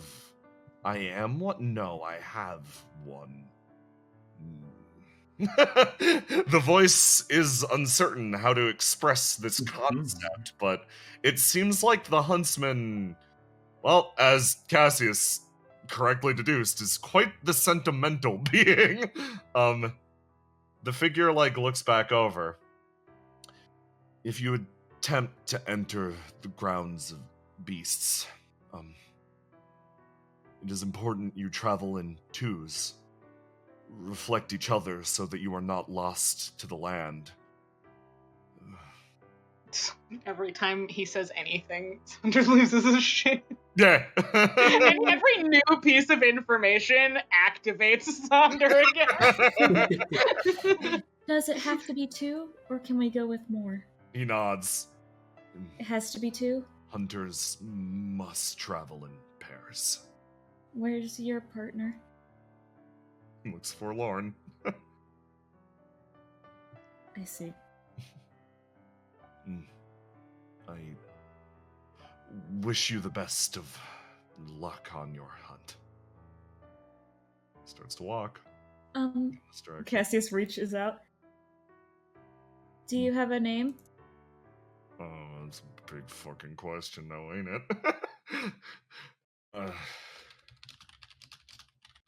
The Hunt Man. First name Hunt, last name Man. Ethan Hunt. Looks over to you. Not anymore. Well, do you know what it was before? Shakes his head no. Okay. Have fun.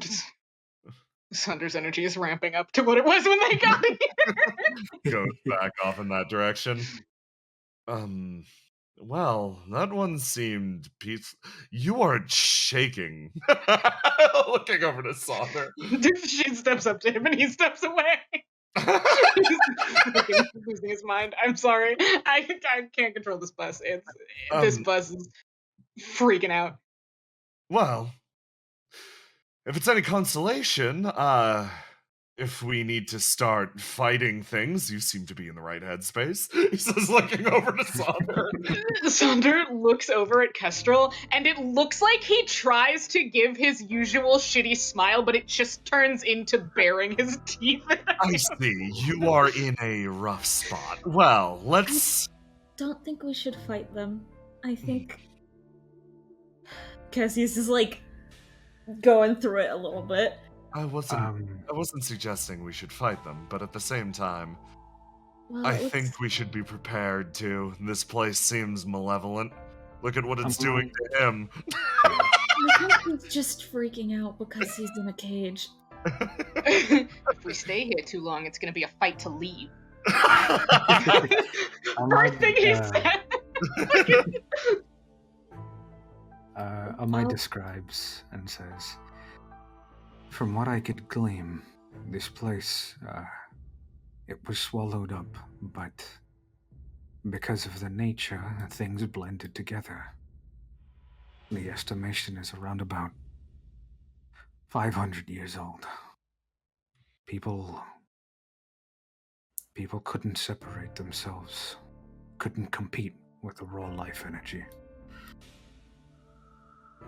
So I guess what it means is, if we don't reflect ourselves in each other like he said, we'll just become what everyone else is. Mm-hmm. More drops in the bucket, I'm afraid. Luckily, we have just the right amount of people. Kestrel's like, I'm really, like, Kestrel looking at the dice rolls. I'm really happy with how the dice rolls turned out, actually. Good job, Fawn. I hope you're taking a nap. Good job, Fawn, getting to not do this bullshit. Kestrel seems like a little more unhinged than usual, and that Fawn is not around. Cassius is also kind of losing it, but because he knows that Dodge is here and not with him. But he's keeping it together because Sonder is losing it. Listen, I'm sorry. Well, in that case, I suppose we have to split into duos. Sonder locks eyes with Kestrel. Kestrel's like, if it suits everyone, I can go with Sonder. I'm used to fighting alongside him at this point. Not that I believe this will end in combat. Let's see. No, but I believe that you have enough of a rapport with each other that you at least understand your natures. Sonder immediately keyed in on the most familiar thing here, which unfortunately is Kestrel. Okay, who wants to be the other pairs?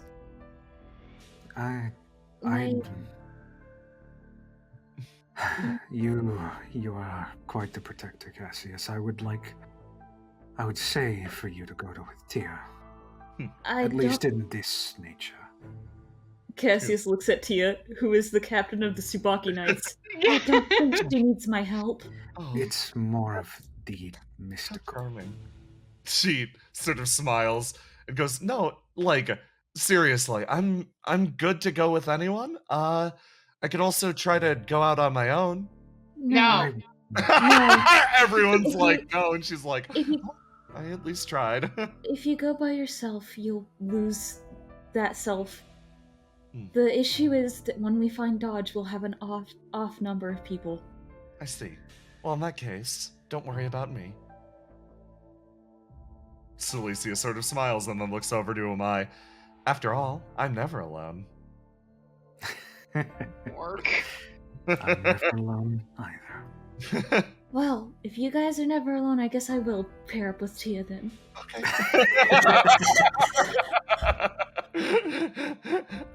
I'm looking forward to it. Good to cooperate with you again. She holds out a hand with a big smile. He pulls it together as best he can, and he shakes her hand. This is just going to get a little awkward once we find Dodge. I would appreciate it if we can't move and he seems frustrated. I understand. Like, if you're trying to find your partner, right? So like, I'll just jump to another group when that happens. Don't worry about it. Okay, well, I guess if they can never be alone, he says, almost like with a little bit of a voice. Then- To tell you the truth, I don't know if that was them being poetic or metaphorical or. Well, Amai has like a familiar. Oh, okay. Amai walks over to Tia and says, your hand, if you will. Oh, yeah, of course. She holds it out. He lifts it up and gives it a kiss, and a tattoo-like snake comes from his mouth around her. He's going to use Witch's Affection on her. Ooh, excellent. Seely walks forward and is like, Sonder, your hand. Sonder makes direct feral eye contact with her. What do you want? She looks at you dead in the eyes and holds out a hand for your hand, almost to copy those two back there. Yeah, Sonder gets a feeling that that's what's happening, but she's like, oh, he's doing that, I want to do it too, and he's like, what the fuck? Tia blinks a few times and is like, what? I'm trying to give you a gift.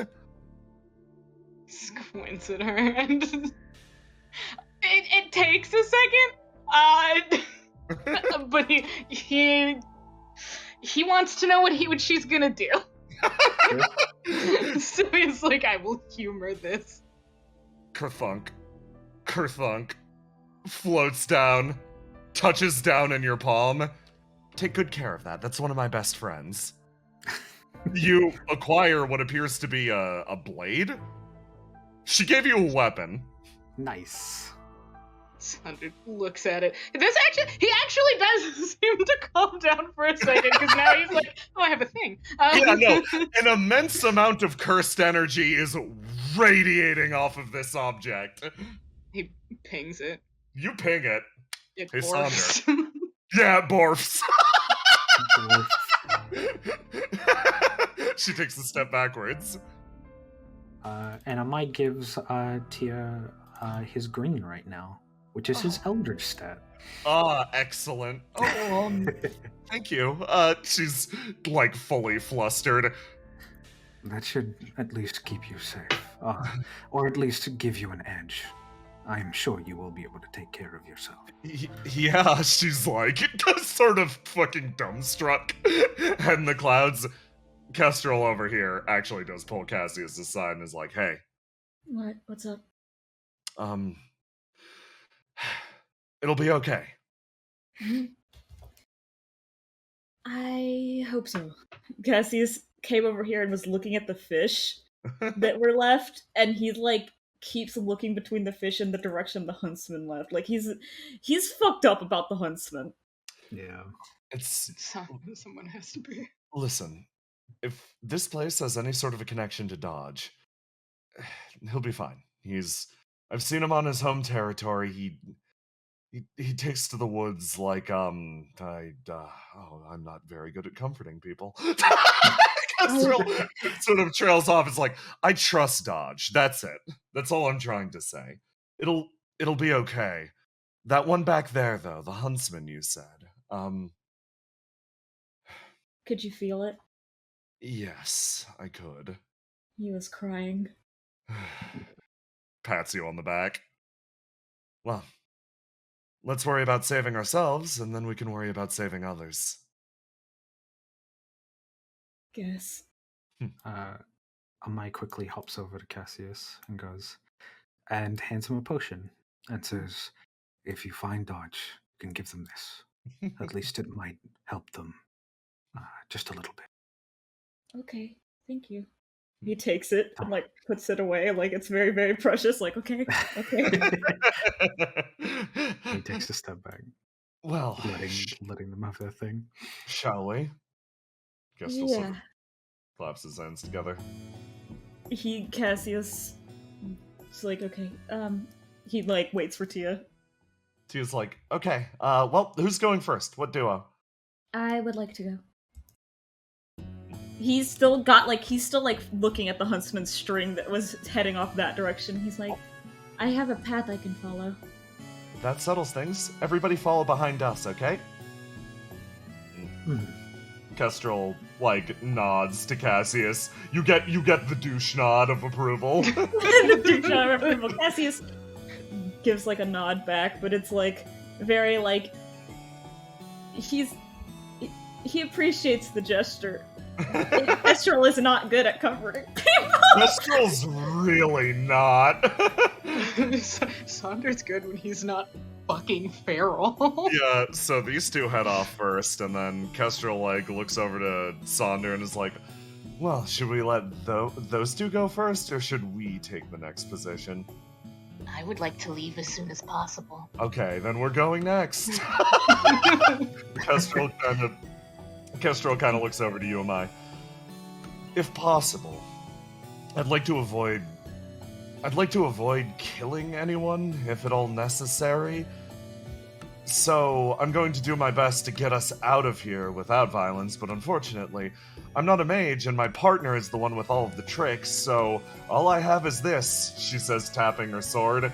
So, I'm counting on you clever mages to figure us a way out of here that doesn't involve a slaughter, okay? That is alright. Do what you are capable of. Sort of smiles. Well, Sonder, shall we? Sonder, who was tracking Sealy, kind of like you know, like just like what the fuck is happening over there? Sealy's just staring back at you. Kestrel speaks, gains his attention, and he, I guess, nods to Sealy, and then fucking drags his attention away from her and back to Kestrel. I want you to know that Cassius has picked up a stick and is drawing a line behind where he and Tia go. Very smart, actually. Well, shall we? Shall we? I'd offer you one of my breads, but I'm pretty sure if you ate them, you'd become entwined with this place. Faye And would you rules, like Faye that? rules. I'll need to attempt being a baker when we return back to the city. Oh, I can teach you. Oh, you know how to cook with the breads? That's singular. So it takes to learn it in a cursed township like this. Mhm. Well, I'll compare notes. They gave me intensive details on how to be a good baker. I somehow doubt their ability to make something that is capable for human consumption, but That being I just can be surprised. Well, consuming it is the most enjoyable. Sealy looks at you as if she's never heard the idea that food is meant to be eaten and enjoyed before. As you two head deeper into the woods, we are going to take a final break here. Meats? Cheeses? Meats? Asks a man who's definitely eaten food before. Breads? A charcuterie board. I'm going to show the map that we didn't get to see. If you decided to go inside, you would have gotten this map. Hey, Big Sealy. Oh, this is very cute. Yeah. Oh. Okay. Well, it depends on how this goes, but We'll see. You go into the deep woods, where the tracks made by men eventually fade into the tracks made by beasts. The woods seem still here. There's less life. It almost seems like that this is a discarded area of the township, of the sanctuary. Like some forgotten trash bin? Maybe this is where the sanctuary sends whatever it doesn't want around. Yeah, this is an area for discarded puppets. It's the best way to put it. These trees, those rocks, they have some small amount of life, but for the most part, that seam dressing isn't important. So it's been left here to rot. This is a stinking, decaying place. thinks about how the huntsman's important person is out here. Yep. He relays this information to Tia if she wasn't already aware of it. Tia's like, yeah, this place certainly does have an energy to it. It actually reminds me of that huntsman a bit. Decaying just the same. Is there any emotion in this area? No. It feels empty. I don't think it reminds me of the huntsman that much. as you walk through this natural gate, Cassius, give me a roll to die. Tia's gonna as well. Oh, Tia did good. Cassius did good as well. Cassius, you feel something start to slip between your slip between your teeth and out into the world at large. As you sort of like continue speaking, talking, and expressing yourself, you feel something escape your body. Let me get you like a Mask. Could you drop like one of them fog clouds or like one of them sensitivity bursts on the duo? Oh, the little awful little black thing that pops out of my mouth sometimes?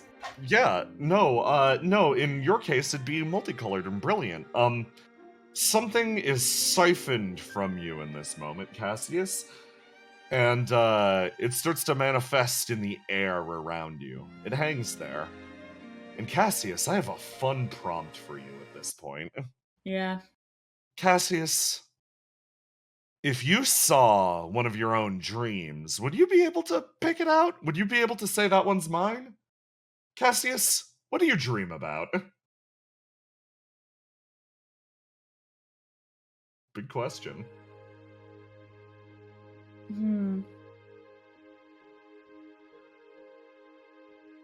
This is gonna sound really vain. Yeah. But I think he dreams about himself. That makes a lot of sense. So, you dream about yourself primarily. Is there anything in particular? Like, do you see yourself doing things that you always wanted to do or something like that? I think it's a lot of... I think his dreams are either very mundane or the past. I see. So it's stuff that's already come and go. Like, would it be like you have dreams of that party the other night? Dreams of, like, experiences that you had that were warm to you? Part of the issue is I feel like there are dreams that I don't know about.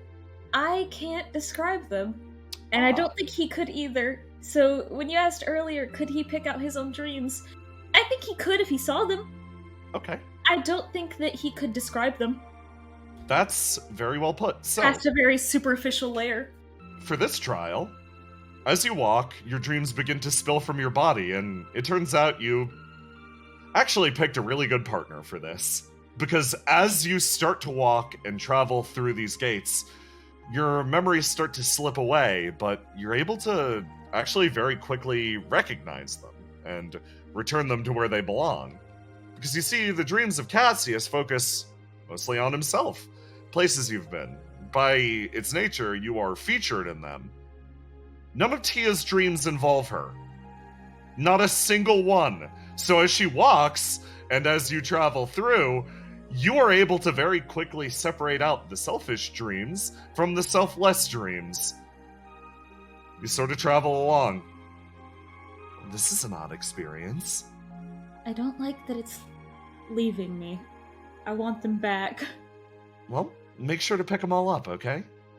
Nods. He is like, as they are leaving, he's like trying to grab them back. So, the way this works is, if there was any overlap between your two, like, goals here, you would have to roll to sort them out and regain your health.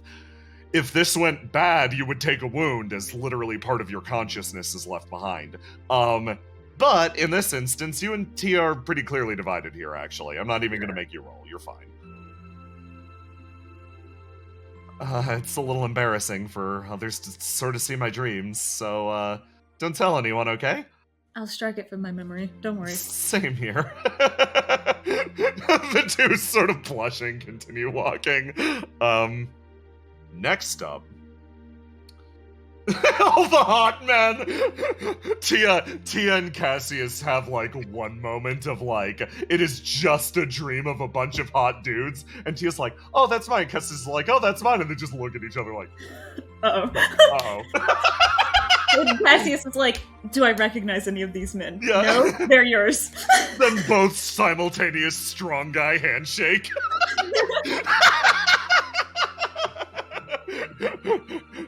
You travel to the next area. Next is probably the feeling that you're, that this place has been trying to draw from you the most clearly. Cassius, what role do you see yourself in Indigo, in society? What role does he see himself? Yes, how do you see your own role within Indigo?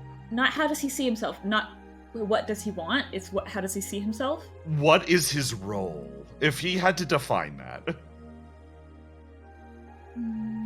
He's just a guy. He's just a guy? Just a normal dude? If he had to define himself... He's just a guy. There's nothing special or anything about He's a him. detective. He's a detective, okay. But he's a guy with no special traits or qualities. Your job is just... It's like everyone is special. Okay, there you go. So you're just a citizen of Indigo. If I had to pick like a thing, he's a detective. But if it's his role in the city, I guess detective. I guess detective. But he's like just a guy. And detective is just something normal that like anyone could be. Basically, do you think your role is something that separates you from everyone else? I mean, yeah. I mean, everyone is separate from everyone else. Okay, so this is more That's of how individuality works. Your general life philosophy is that pretty much everyone's special to some extent, so your role as detective is special, but in that same sort of special way that everything is. Yeah. He's kind of mentioned that before, but yeah, special in the way that everyone is special. Okay. Well, once again, you've picked another good partner for this, because, Tia is egotistical and thinks she's the only person in the entire world that could do her job, and everyone else would fail miserably at it, and that makes her better than other people.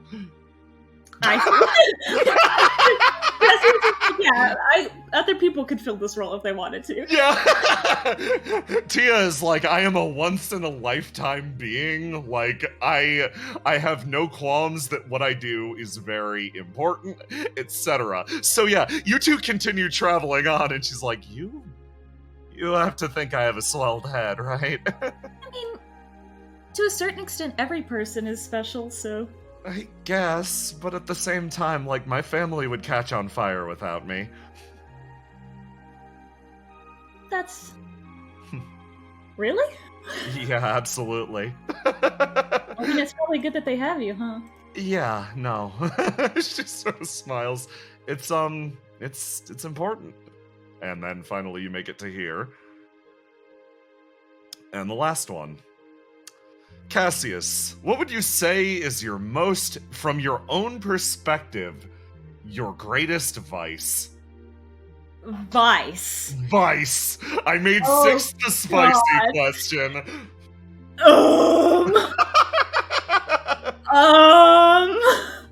His greatest vice. Can I get a definition of what is something that Cassius does or indulges in that he likes a lot, but that also has that, like, borderline sinful tinge to it?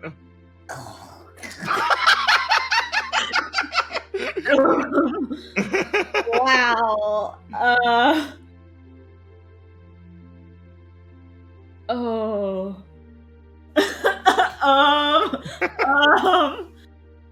Oh, Cassius, what do you think that is, Cassius? Yeah, it's not what does Roma think this is. What does Cassius think this is? That's the problem I'm having. Because Cassius is on a certain level unaware of himself. So I'm like, what do you think it is? Because, like, if you had asked me the other question, 5, right? No. My answer and his answers are different. Yeah. Because he is unaware of himself. If he was more aware of himself, he would have had more issues with Tia. You know? Yeah. But I'm like, oh god, what does he think his vice is? What do you think it is, you little man? Oh my god. What does Tia think hers is? Describe hers. Lust. Lust. Oh no, you're horny. That's an easy answer for her. God, Cassius. Oh no, what are you? I have two answers to this Oh, question, and I don't know which one is. Can I message them to you? And Yes. then tell me which one you think is the one, because you understand him. yes.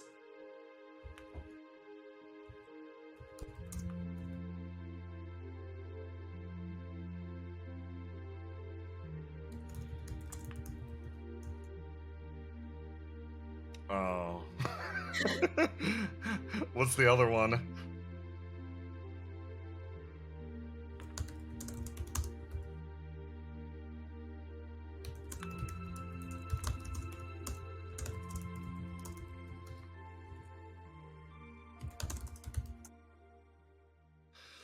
Oh, God Christ. I'm struggling. I think it'd be. God, I think it'd be the first one.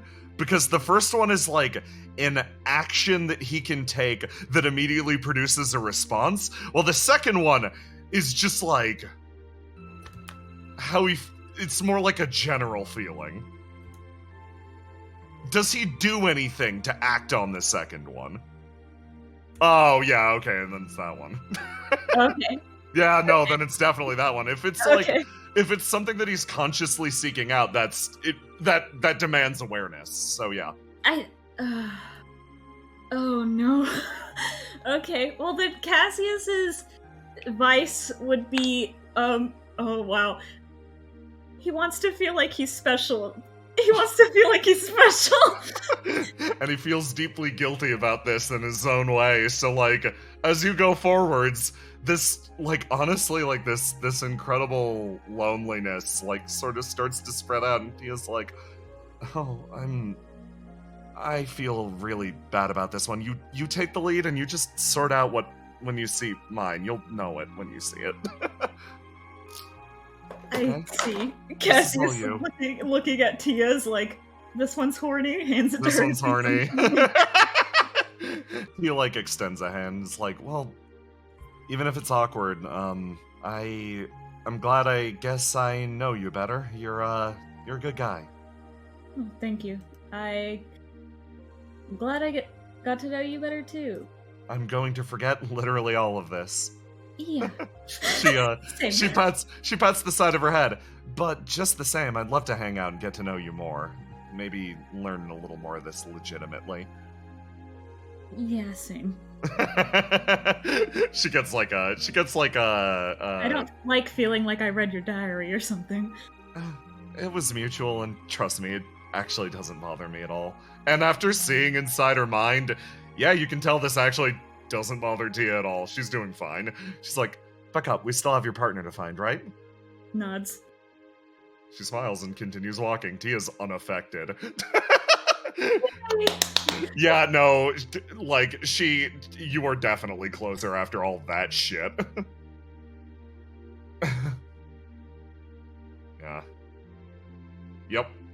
Yeah, so this is what changed? Yes. This as well as Tia being present. Originally it was going to be Elixia, here. No, now it's Tia instead. Ephigia was selected, so instead you get the path of love. If Elixir was here, that's Oh, if Elixia was here, she would have melted down. Yeah, no, literally, I want you to put Elixia and Tia in the same situation. Yeah, Cassius would have been paired with her too. Yeah. Suffering. It would have been a lot harder to Yeah. differentiate between the two of them, I think. God, that would have been a disaster. No, Tia and... Okay. So, hey, Nico. Roll me 1d6 3 times. Oh god. Oh no. Welcome to doing this as Sonder. And oh god, in his current state, Jesus Yeah. Christ. Yeah. I'm sorry. All right. What do we do? 1, 2, 3. It's one day. Let's. Roll it again. 5. 5. Ah, excellent. You So get we've to got about your 1 3 dream. 5. Let me get 1 3 5 set up. Mark them off. Let's do like this theme again. God, God, I can't believe he's tied to Kestrel. What Yeah. the fuck happened? What is this? What is the timeline we've entered? Kestrel, like, walks alongside of you, like, it's still, like, on edge. Losing his shit. I have to admit, this is the most exciting time I've probably lived through as an exorcist. Do you get into predicaments like this on the weekly? Like this? Like this, yes. No. He looks around, don't know if I should count myself fortunate or not then. Let's resolve this quick and tell the... You stop right here. As Oh, Sonder, you feel something taken from you. Oh God. Sonder? What to you? What is the nature of your most important bond, Sonder? Sonder backing the fuck up. Sonder, what is the nature of your most important bond? How does Sonder recognize or describe it or feel about it? That's a really awful question. That is the worst question possible.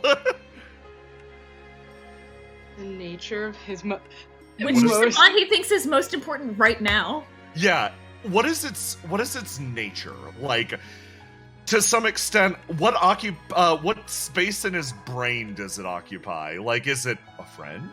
A sibling? Is it like a loved one?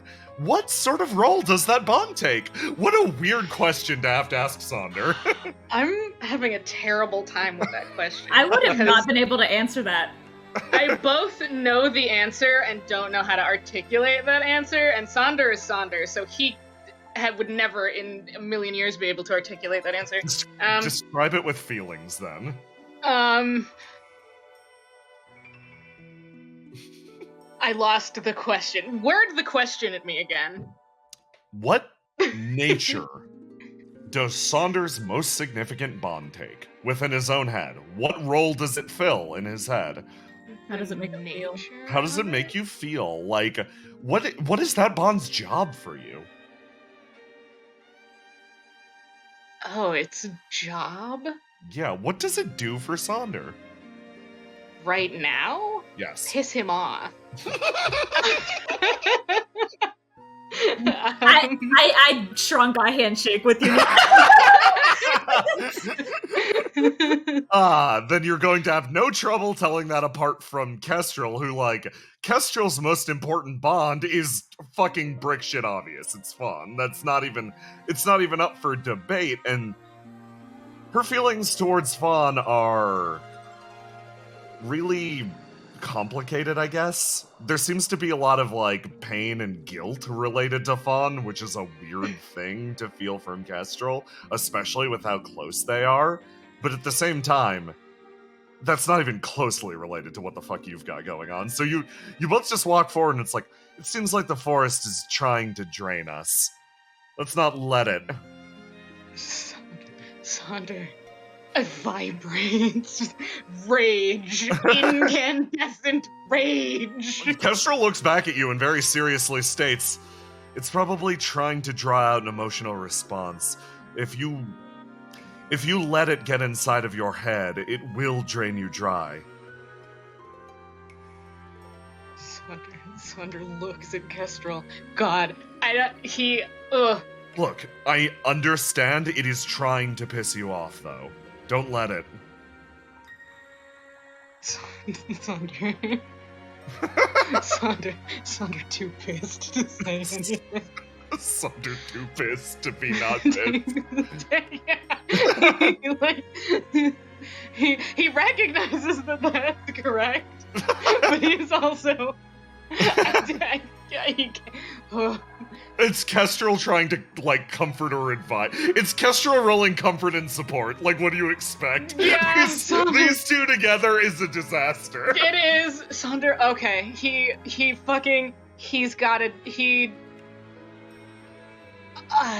pings Kestrel. You ping Kestrel, and you feel that Kestrel is fucking livid as well, but is barely keeping it together. He focuses on Castro. Look, I don't like the fact that this took away someone important to me. I also don't like the fact that it put me out here, but at the same time, I'm not going to let this forest laugh at me. I'm going to crush it. Sonder, you know what? He's like, yeah. I mean, he's like, he's sitting, he's so much. There's so much going on. It's like there's a lot. There's sensory overload. There's rage. There's Kestrel is here. Yeah.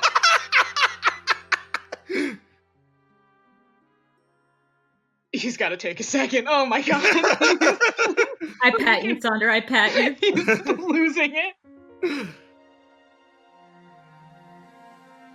He takes a second. He takes a second to breathe, which is a weird thing. Yeah.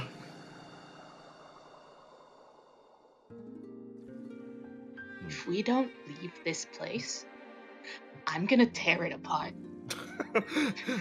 He just like sort of shrugs and nods. It's like, I'll help. Sonder nods. He's like, good, we agree. Good, this is good. This is something.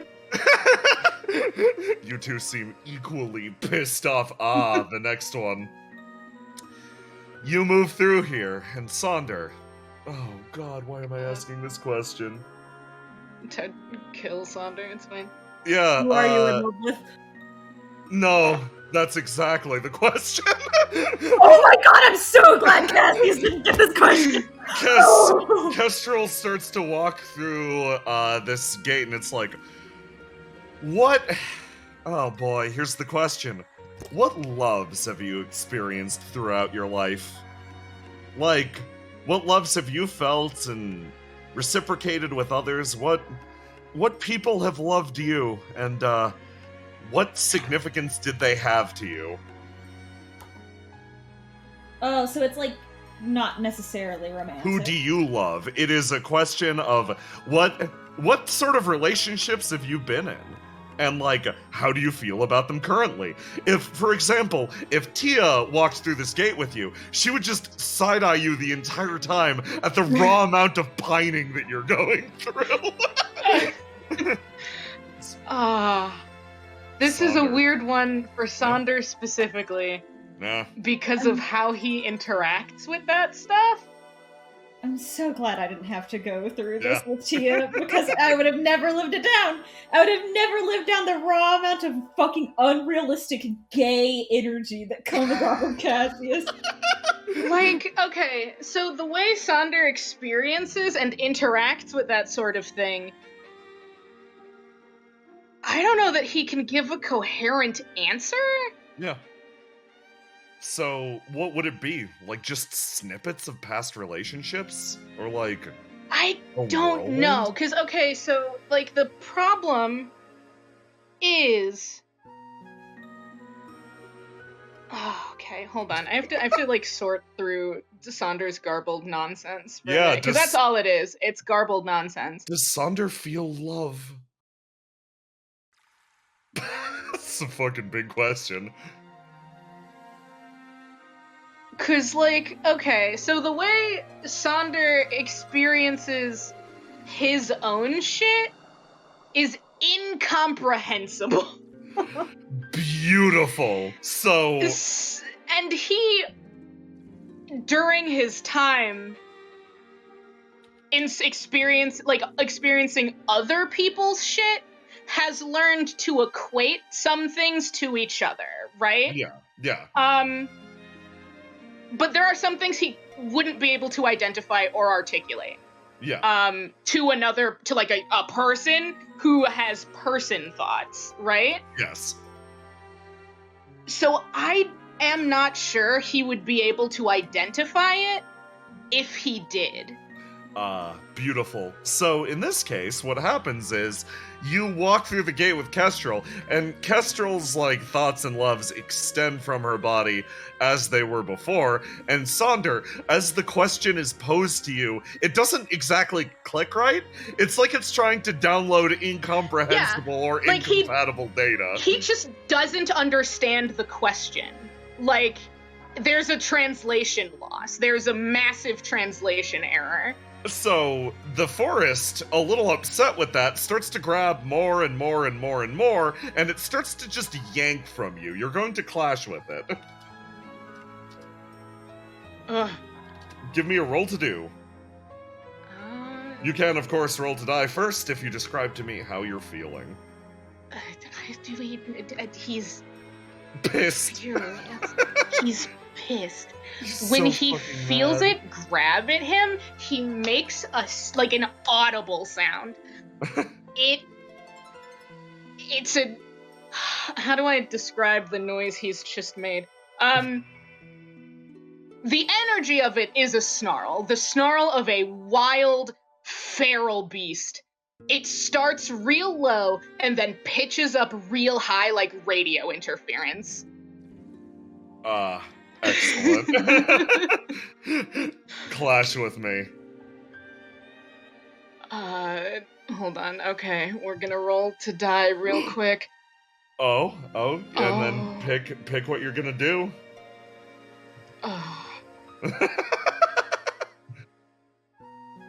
His pug is not, his black is not attached to his black. Let me swap you over. Yeah, there you go. And then give me a roll to do. We roll to do. Oh! Sonder said die. Sonder, this thing reaches out for you, and tell me how you bite back. I think it's the same. You know how he does the thing to Tyr when he's pissed, where he chomps down really hard on the bond, knowing he can't break it?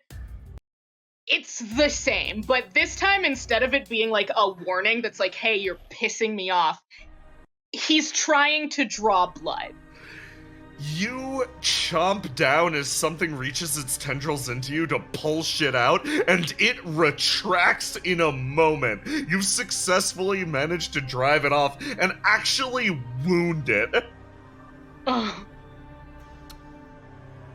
I think we should go now. Sonder.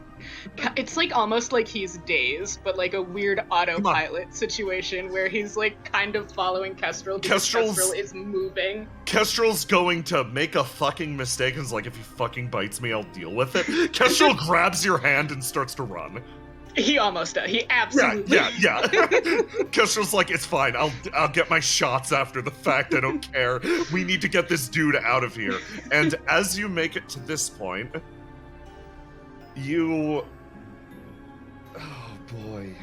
I'm gonna roll for it really quick. Is it the balls to try again? It's gonna try. When Kestrel goes to grab him, he jerks back really hard, makes the same noise but louder before being like before seeming to realize that he's not in danger. Yeah. You get dragged this way, and let's roll for it trying to stop Kestrel. I'm sorry, Kestrel. Kestrel's got to that +4 has an additional +4, so 23. Beat a 23? Yes, of course. Kestrel starts to sprint forwards, and you realize what's happening.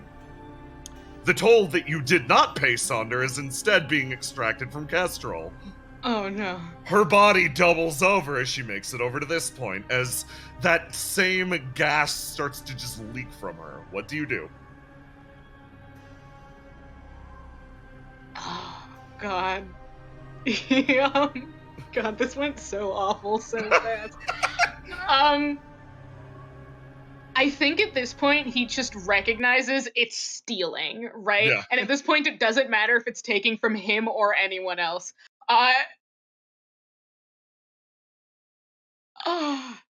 You know what? He grabs Kestrel and is just brute force. We're leaving now. Give me a roll to do. Oh, excellent. Okay. Hold on.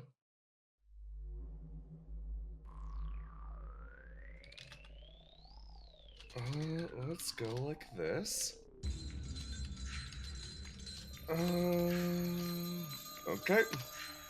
Okay.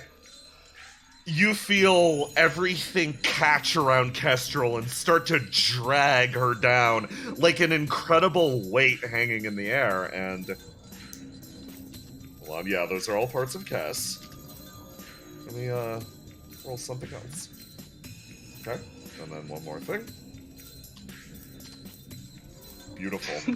I'm sorry if Saunder's fighting the entire dimension. You're fighting the entire dimension as you start to yank and pull on Kestrel, as her body starts to disintegrate, like bits being ripped out of her by the forest, this life energy taken away. And it's around that point that Saunder, as you're dragging to the full capabilities of, like, you're strong as hell. You're fucking Saunder, but at the same time, it almost feels like this place is being... fighting an entire dimension. Yes. And the biggest problem with this is it's to some extent, it's ripping Kestrel apart. Like, doing this is physically harming her. Not helping. You can tell that, but that actually doesn't matter, because you feel something Jesus. immediately to your side actually shift as there's something bigger looming over you at this moment. Oh, the dog. Describe to me what Noodle Dog does to bite Kestrel apart. Oh no. Noodle Dog. Probably not.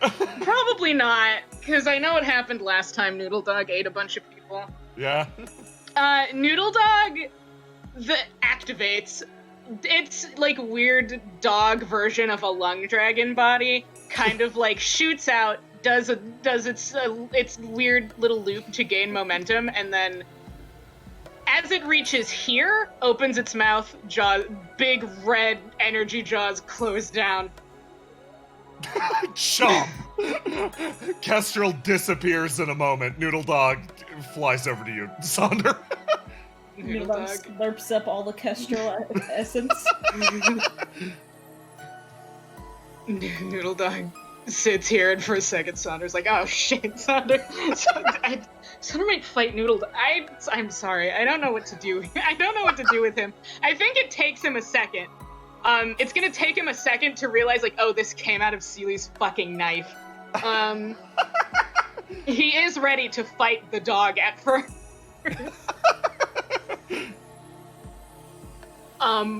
But now is not. Recognizes that the dog isn't part of this. Is the thing that Seely gave him. Also, it just chomped Kestrel. He's already not doing hot. Noodle Dog looks at Saunder. I guess Saunder. Ping Noodle Dog? Ping Noodle Dog? Ping Noodle Dog? Bark. All bark? Yeah. All bark? Noodle Dog's energy is that of a big dog. A dog that is here to protect you, theoretically. Bark. Less feral. Saunder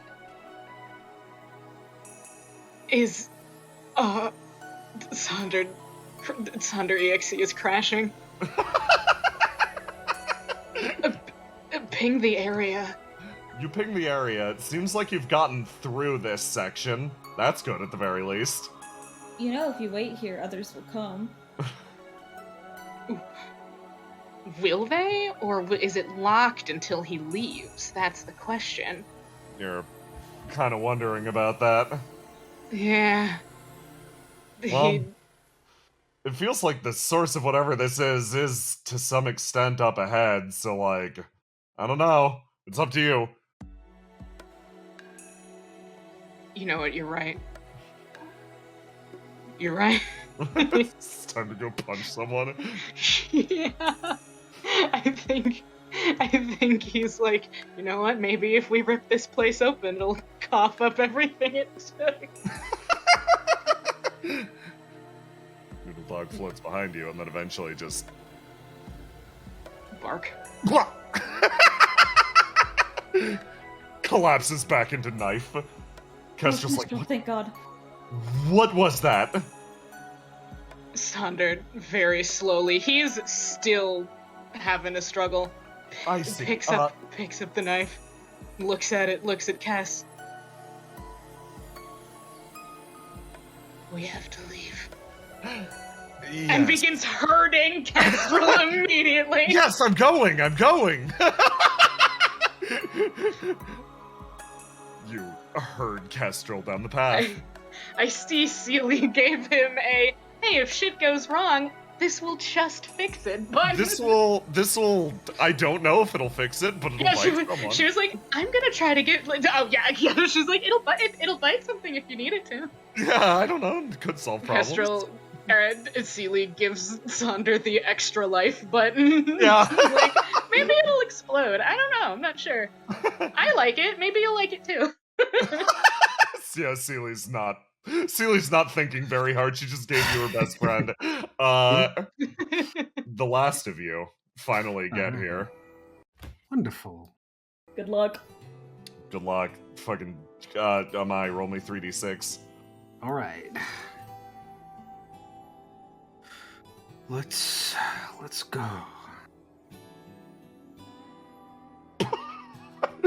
I see. Yeah, it really wants to know your vice, dude. It really wants It to really know. wants to know your fucking vice. Okay, so that's 2. I'll roll one more. It really wants to know.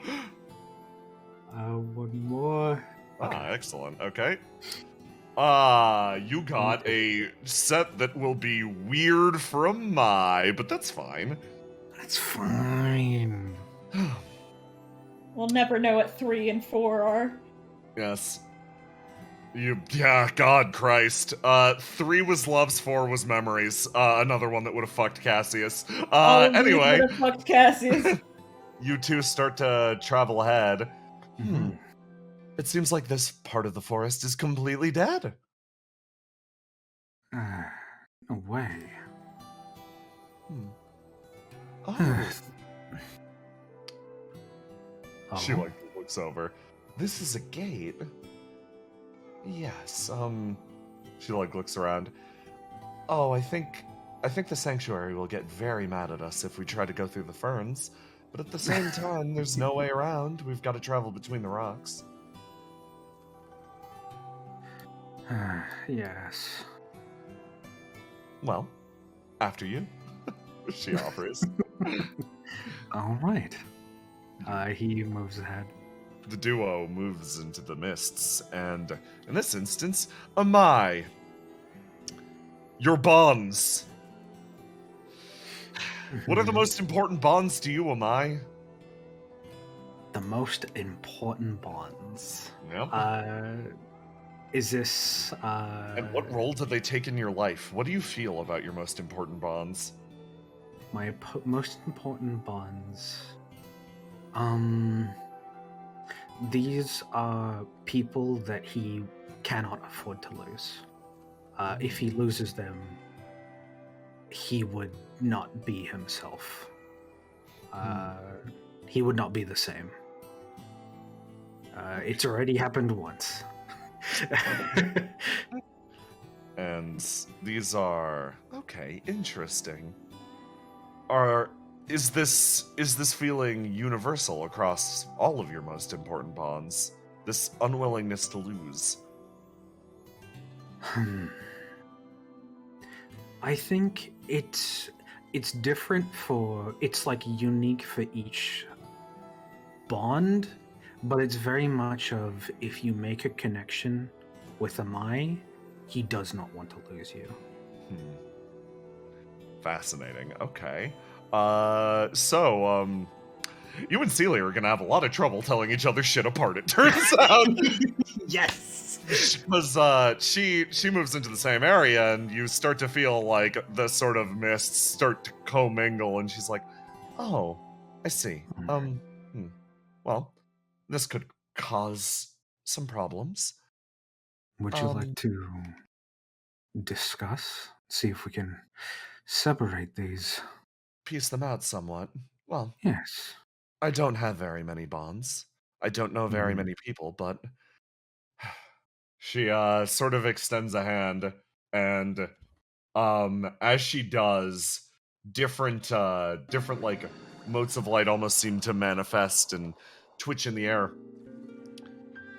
Stories consumed by the Arbanchi tree are passed to me.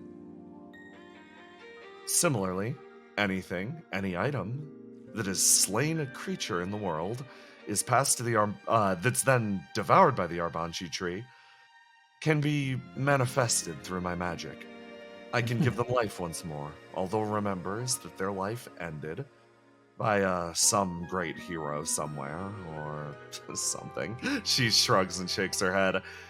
And that they've been given a second chance at life, a rebirth through the Arbanchi tree and my magic. Mm. If I had to describe the way my summoning works, I have a summoning ritual that only summons villains. She sort of blushes. I only summon monsters and the despised slain things of the world. But, I'll also be honest, they mean a great deal to me. Growing up, I didn't have much contact with the outside world or anyone else. All I had were these storybook villains. So, I grew up alongside them, and I treasure them as my family. Believe it or not, giving Noodle Dog to that man earlier was a huge step for me, and I expected more people to appreciate it. Isn't that... I could tell the sentiment as soon as I saw it. She nods. Thank you very much. I believe personal breakthroughs should be met with riotous applause. Not seeing that was very frustrating. Celie's face sort of lights up again. You're almost cute when you look like that. She... So, about yours. How does it differ? My summoning deals with souls. My own, to be in fact. The way my mother taught me, he reaches out and pulls one that he would never be able to mistake. Excellent. My mother... She was my entire world for a very long time. She taught me the ways of being a witch and the pride of being one. The way she taught me how to summon was to take a part of ourselves, a small little piece, and nurture it into something more, something that is both me and something that is greater. That selflessness mixed with selfishness, a contradiction. She made wonderful things, terrible things.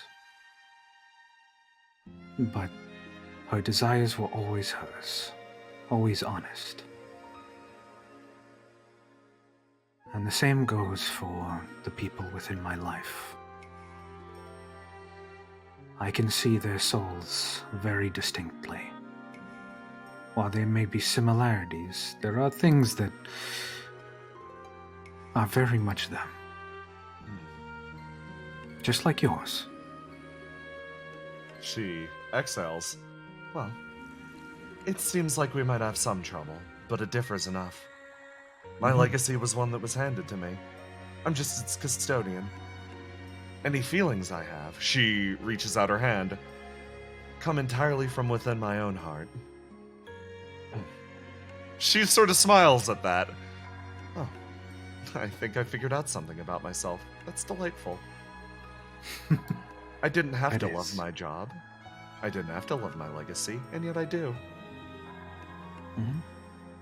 She reaches out, and both of you give me a roll to die. You've described to me how you feel. Then give me a roll to do. Okay. Y'all are gonna try to not get wounded. Ah, Sealy. You fail. Time to wound another dice. Let's get rid of your red. Okay, Amai. Let's see if you beat it.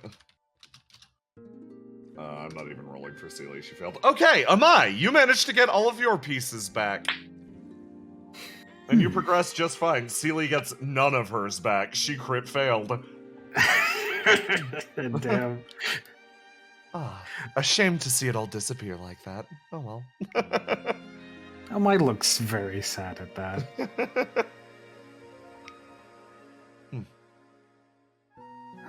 I'll admit, my memories and my emotions are probably pretty cheap compared to a more storied history.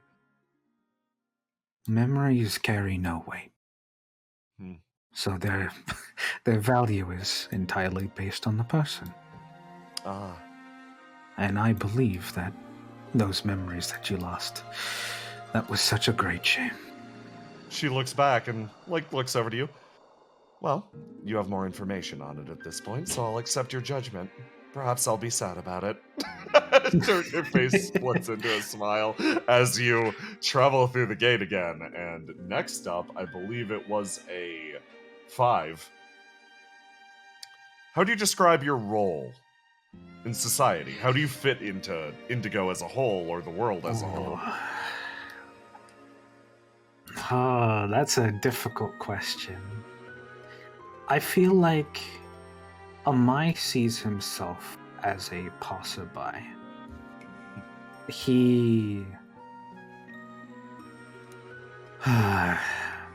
is somebody with experience, but he has pride, but he has no desire to be the strongest or the most powerful. He just wants to make an impact on the people that he meets. And one day he wishes to be able to stay with them. I see. You will have a lot of issues with this one, as Sealy sees herself as an impartial observer.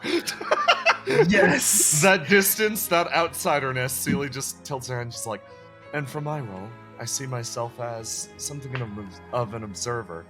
Being allowed into the city as a whole, that's a surprise to me.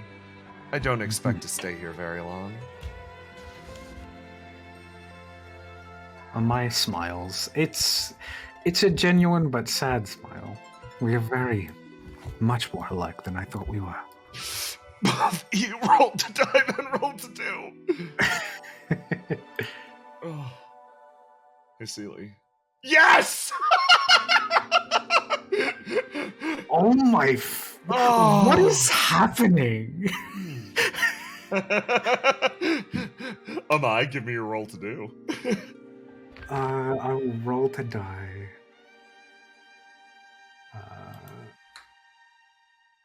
Yeah, I'll keep my fucking You poke. can unlock your green now. You can unlock your green now.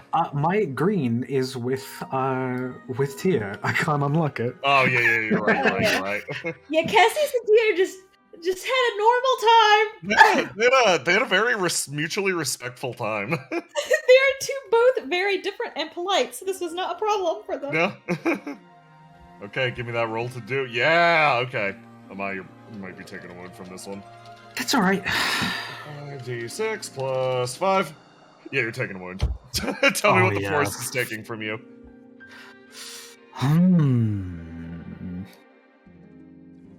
Oh, God. Now, I don't know. What would it take from him? Well, it's robbing you of your sensations of feeling like an outsider and an observer. So, shrug. It's taking a chomp out of your core identity. Yeah. Honestly, okay. So I guess it's taking away the distance that he places between him and other people. Yep, sure is. Which, some would view that as a good thing. To be honest, it's kind of good. Yeah, no, Sealy too is like, continues moving on, and she's like, I'm uncertain of exactly why, but a huge part of me feels pleased traveling through that gate. To be honest, I strangely do agree with that. Yeah, no, that's not a good mood for Seely to be Yeah. in. No, it's fine. She's on the board now. She continues walking, and you finally hit the very last one. Amai, what would you describe your primary vice as? Oh. I think it's love. Ah, excellent. He loves a lot, and he feels guilty because of the previous thing that was taken away. Boy, so love for you. Well, I don't think you're gonna have too much trouble telling Seely's apart in this case, but I'm still gonna say roll to die, roll to do. This is not gonna be a high difficulty one. Alright. Just don't roll a fucking 1. For the love of God. I'm rolling for Seely so she can crit fail again. Oh, okay. Okay. Now, am I? Roll good. Give me a second. So my pup is wounded, right? Yes. Ooh. All right.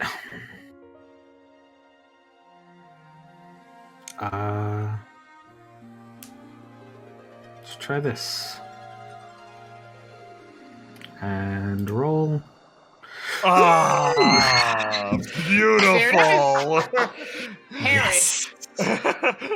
Seely is the one who moves forward first and foremost. Give me one more roll to do. I'm gonna see if you can catch any glimpses of what Seely's doing. We're gonna Where was that roll, Amai? Yeah. Where was that roll? Yeah, so Amai, you feel all of this love slipping between your fingers and out into the world, and the forest thirsts greedily for this deeper buried emotion. And you try to get it back, and you feel this growing desperation. Wound another one of your stats as you're reaching out and trying to grasp at it. But as you do, you stumble across a memory that isn't yours. Almost in your greed to reclaim these parts that the city is so desperately robbing from you, you manage to grab onto something that is very clearly Seely's and should go to her, but you're not thinking about that at this point. You're sort of in it. And what you see is a very, very simple vice, or a very simple desire. It is Seely simply sitting herself at a desk, and somebody walks in, and they don't greet her enthusiastically, coldly, warmly, kindly, cruelly. They simply greet her as they are. And she looks at their face, and she simply smiles, knowing that that is all there is. For the person who greedily wants to know everything in the world, what she is looking for is something that she can know, truly grasp, and accept as true. That's it. You let go of that memory pretty quick, and she recaptures that. He holds it. He has like a desperate look on his face as he sort of just sighs. Well, this place wasn't too kind to you, she says, almost dead. It was not. It's doing its best to digest me as well. I don't know how much longer I'll last here, but at the same time, I'm curious to see the ending. I'm quite angry, actually. Oh? Why's that? It took something away from me that I did not want it to take. She looks around at the forest. Oh, I assume it must have done that to me as well, then. Mm-hmm.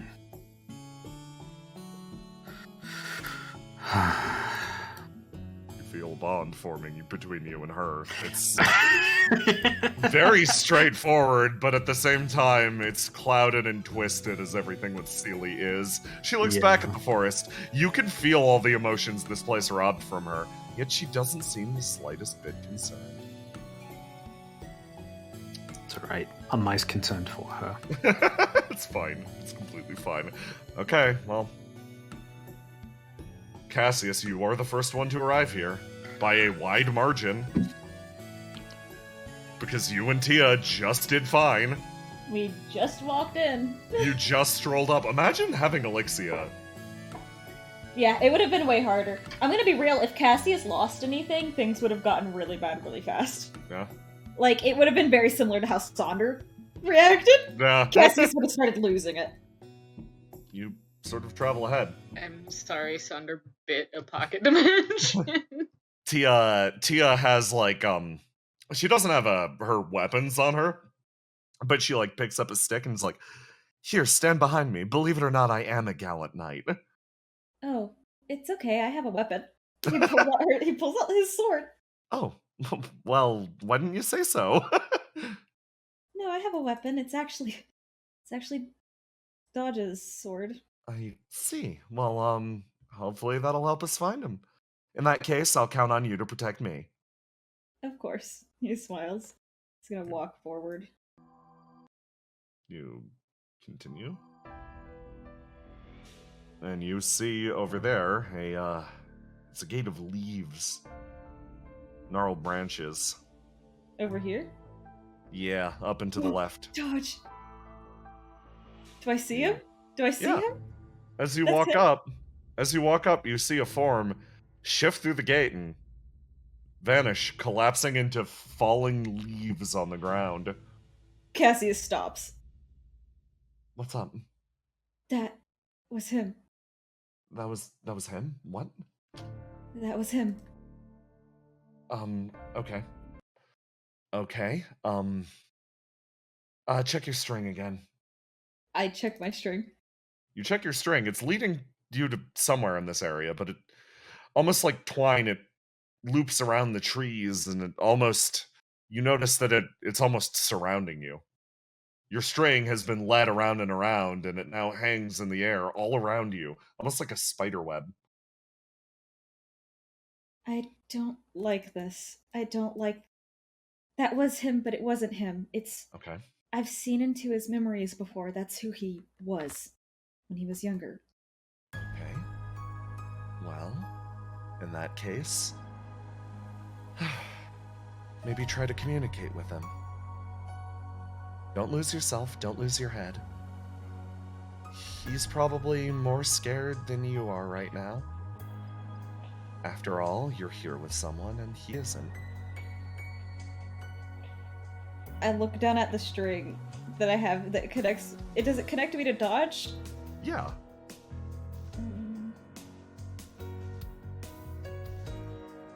Can I try and reach through it? Yeah, trying to reach out, grab Dodge. Just trying to communicate with him, like, emotionally. Oh, you're trying to gold string him? Not like... You're trying to send a message along it or anything like that? Kind of trying to send like a... Like ping. Like anything. Anything at all. Unfortunately, Dodge's heart is not open to you. Yeah. Any message that goes along it will simply rebound off of those thick walls he keeps around himself. Yeah, that's what I thought. Yeah. It's just the way it is. I'll keep trying to send it, but I know he won't answer. Yeah. Leaves your brain messages on red. I'm gonna be real. There's a very realistic timer for what's coming up. It's not gonna be like, it's not time, but it's like a number of actions you can take, Cassius, before Sonder arrives on the scene and starts biting things. So there is a pressure to like do something that'll reach out and communicate, because Sonder is on a warpath. I guess he's gonna be like, I think maybe we should try and loop around and go through that the way that he did, like this, like that. Oh. But do we want to try and call out for him? I could try to go through the gate if you want to try calling out. Why don't we just? I don't want to leave you. Why don't we just try and go and loop around and Okay. go through it from the other side back to this side? Oh, yeah, that seems wise. I'm gonna tell you the truth. I don't know a thing about hauntings, cursed things. I'm not only even had to very deal with much of a them. mage. I'm not much of. Things are complicated on my end, but I've done this once or twice. Can't say I have much experience. I don't know if calling out would even help. But I guess it couldn't hurt, right? Right. Yeah. Huh. She looks over. I spent most of my life trying to suppress my magic. I'm supposed to be a knight, and the family I'm guard, they're supposed to be the big, powerful, important mages. That's not very So, fair. I guess it's times like these that I wish I focused on it a little bit more. She, reaches out a hand. I don't know why I'm so forthcoming with you. Probably because you saw all my, I guess, embarrassing secrets. I suppose that's fair. He's gonna... Can I, as we're walking, I'm, looking around this place. This forest is, sentient, right? Yeah. Can I, what does it want? It wants to keep the people inside safe. Even if it's hurting us? The question is, does it consider you people of this forest? That's fair.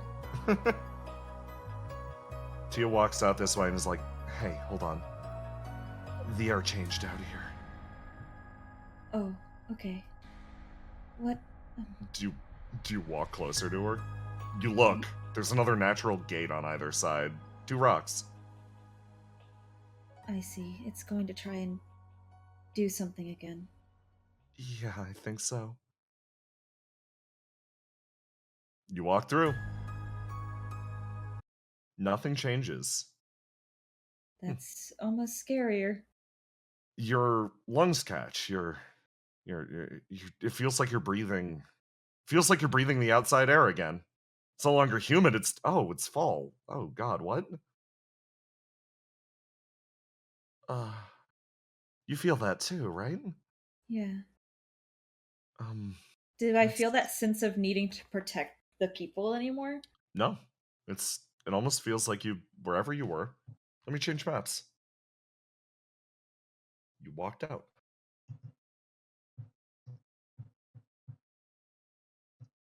Now it's just deep late at night in the woods. Let's go back in. Let's go back in? Okay.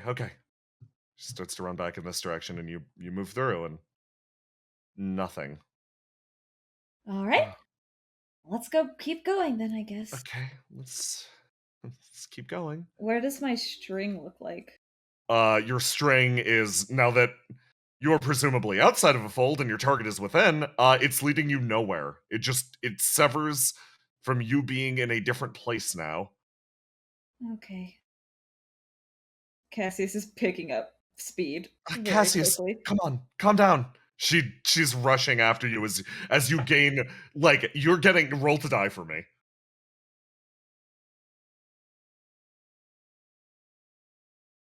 Oh, Yellow. yellow. Yeah, What's that he's mean? trying to figure out what's going on and he isn't. Yeah. And it's scaring him. Yeah. Are you getting increasingly panicked? Yeah. Okay, as you sort of run ahead, Tia holds her hand out to you, and you just run and you run and you run and you put your head down and you really force yourself to sprint, and then you see it. That gate in the woods. You feel a flare of a memory at the back of your head.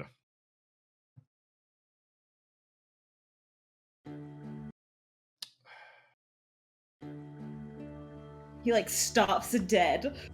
You stop dead as a figure almost seems to move past you. It's like a ghost flitting at the edge of your vision late at night. but it's one that you would recognize anywhere. It's the same one that just so recently collapsed into a pile of leaves. This time, it's lost a lot of its definition. It starts to travel towards the gate. Taking a step at a time, as a voice almost rings out.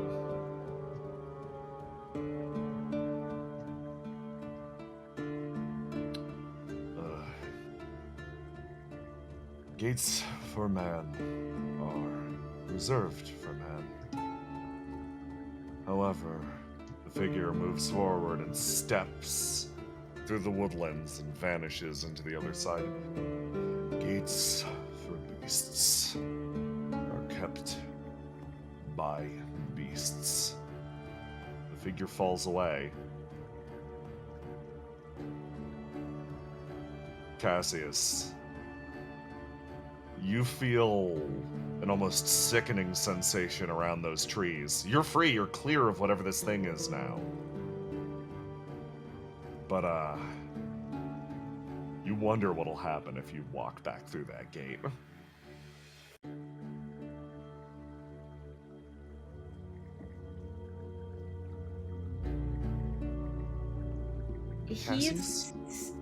He's scared, but I can't find a part of him that isn't gonna do it. Well fucking put.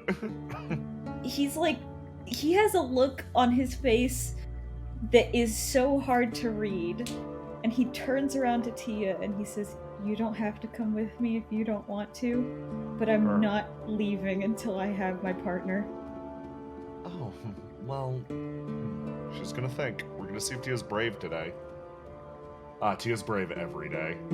Every day. Tia kind of a god. She smiles back at you. What kind of knight would I be, leaving someone in distress? I appreciate it. Yes, and she also has that special green. Let's roll one extra d6 to see if she's fucking based. Yeah, she kind of is. Let's lock in her... We'll lock in her white stat. And bring that up to a solid 20. Yeah, Tia's feeling awesome about all of this. She reaches out a hand and is like, "Come on." I don't know what's gonna happen if we go through there, but I'm not gonna stop trying. I can't. Well, we'll have to face it together then. Nods. Walks. You go through the gate, re-entering the fold, this time via its own rules, not some cheat back door. This time you ingratiate yourself properly to it. We're gonna focus on Saunder's big escape now. Oh no. Saunder.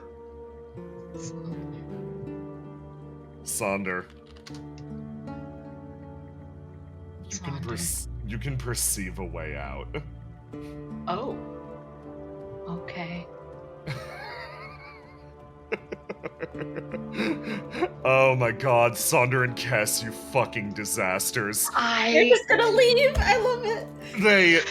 Here's what's happening. As you've gone, Saunder, this place has responded to every single one of your motions, and it's so fucking mad at you. Good. He's mad at it. We're all mad. Okay, Saunder. You know We're what? all fucking furious. We're all fucking furious. This is the time that I'd be like, roll fucking initiative. But you know, let's Make Saunder fight an entire pocket dimension. He'll do it. He will fucking do it. Oh god. Okay, let's do it.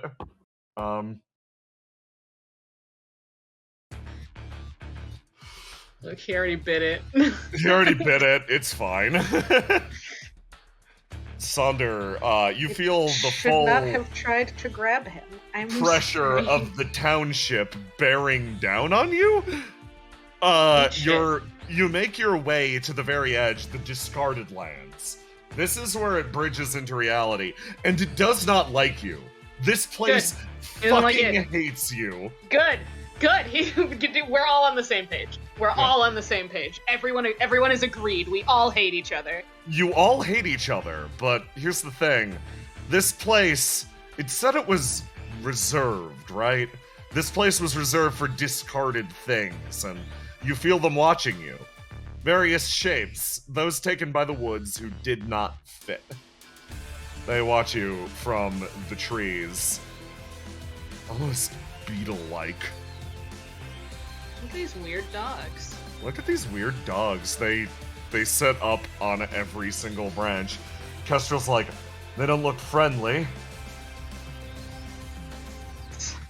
Sandra looks at Kestrel. Has anything? Well, if you can still banter. Like, rips the sheath off his sword. Not all is lost. Come on, let's fight our way out of here. Sandra flips up his. You flip up your fucking hood. In this case, both of you are gonna need a roll to die for me. Let's go. I see. Excellent. Thanks, Sander. Go down here. Kestrel's gonna roll as well. Roll to die. Come on, Kess. Yeah, that's what I'm talking about. Grab this one. Okay. Oh boy. Okay, Sander, let me get you, you flip up the hood? Yes. Okay. It's time. You lock in. Yes, excellent. Here. Here he is. Right one. There you go. Okay. So, in this instance, you all will be able to act first before these things do anything.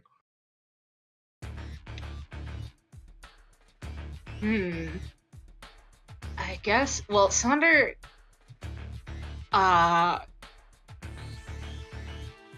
wants to leave. Yes, understandable.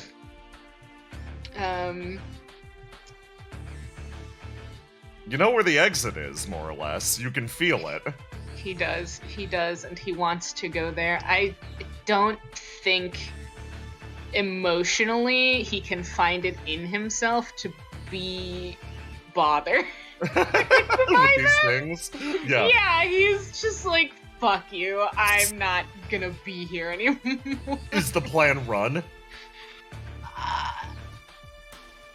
I don't know is the thing. All right, you know what? Let's take a. These things are going to fight us, Yes. right? What's their state? What happens if you ping them? I mean, he pinged the townspeople, and that didn't go well. But like, Malice. I They see. want to hunt and kill you because you weigh less than them.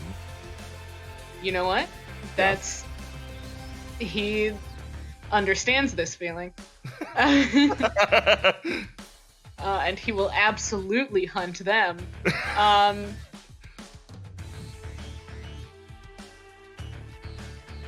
He also doesn't want to be surrounded by them. Ah. I think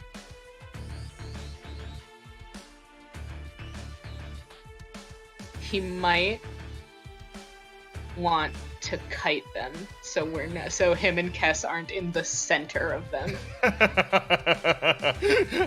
What direction are you heading? Preferably towards the not being in here direction. Oh, okay. So, like, up and to the left, this way? Yes. Okay. So, you both start running, and with your high rolls to die, we're gonna contest them with a few rolls of their own. I see.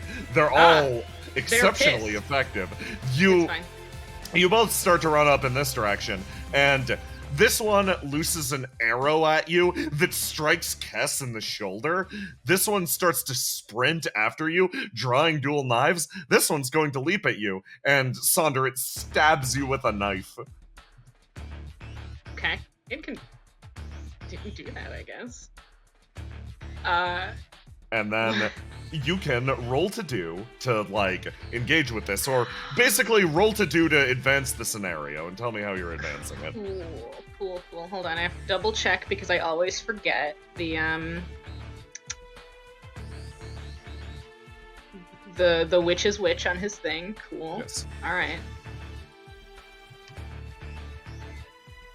We're gonna roll first. Hold on. Last time I did this, it dunked me out of my swing. Unless, I'm just gonna... What if I just don't pick one? Will it dunk me out again? Let's find out. +6. Bip. I see. I see. What are you doing to dunk this one? That one gets within range of him. If it stabs him, it stabs him. Oh God, is he gonna? Is it the knuckles or the sword? They both add the same +1, but it doesn't matter because this thing's gonna get its shit rocked probably. You know what? We'll do the sword because he hasn't used that yet, and it's funny. So he's not gonna use it as a sword, as we know this. I'm sure no one here is like no one expects Sonder to sword with a sword. He takes it, sheath and all, and wangs this thing in the side of the head. If he breaks this thing's face open, that's what he wants. You do break its face open. Dry leaves fall from it. Good. You continue moving in this direction as Kestrel's going to roll her part.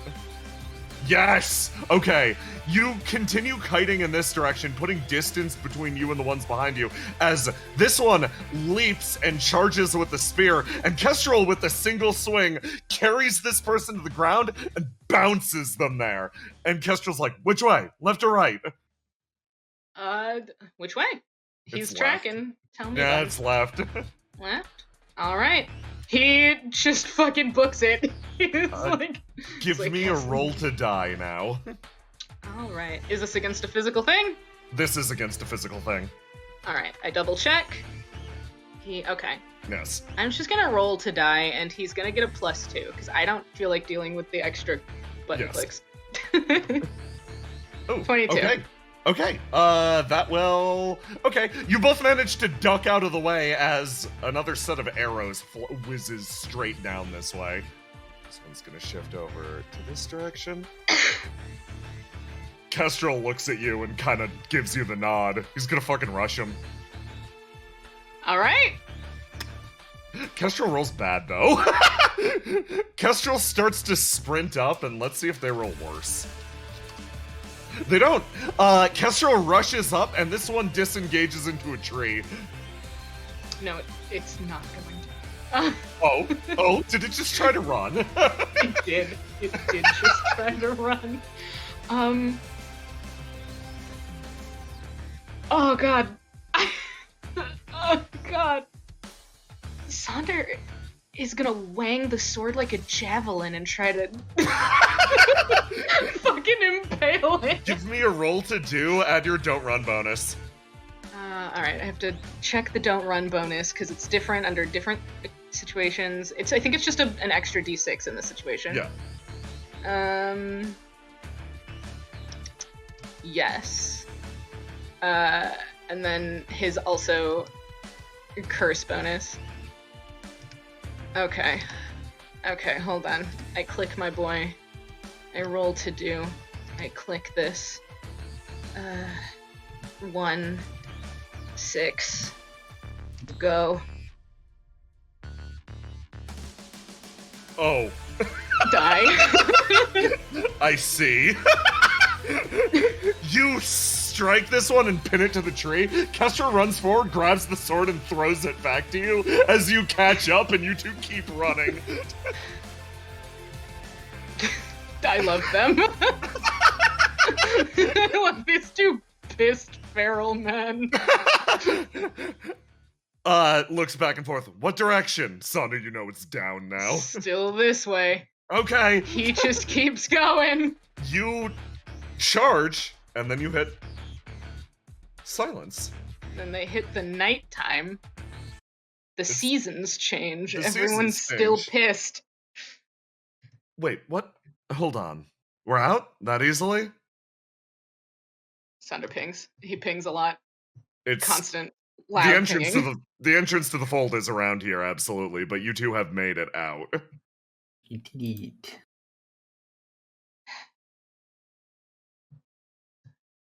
Okay. If I was smart, I would have written like a letter in the dirt or something. But You I were didn't. losing your shit. I was losing my Listen, mind. we're all losing our shit right now. Okay, well, I can feel my connection with Fawn reestablished. She's So this okay. is a connection point. Yes. Well, it seems to have booted us out. Do we want to go back inside? Saundered a lot of energy. A lot of just like... Do you... Yeah, no. Don't destroy the portal, Sonder, you lizard. Sonder considers going back inside. Like, he seems to have actually calmed considerably now that he's Outside. On Like, his way Kestrel's out. breathing heavy, too. Like, just like... Well... that was, Sonder certainly begins to something. normalize. Fuck! Love you, King. Kestrel offers Okay. you a tired smile and is like, yes, fuck indeed.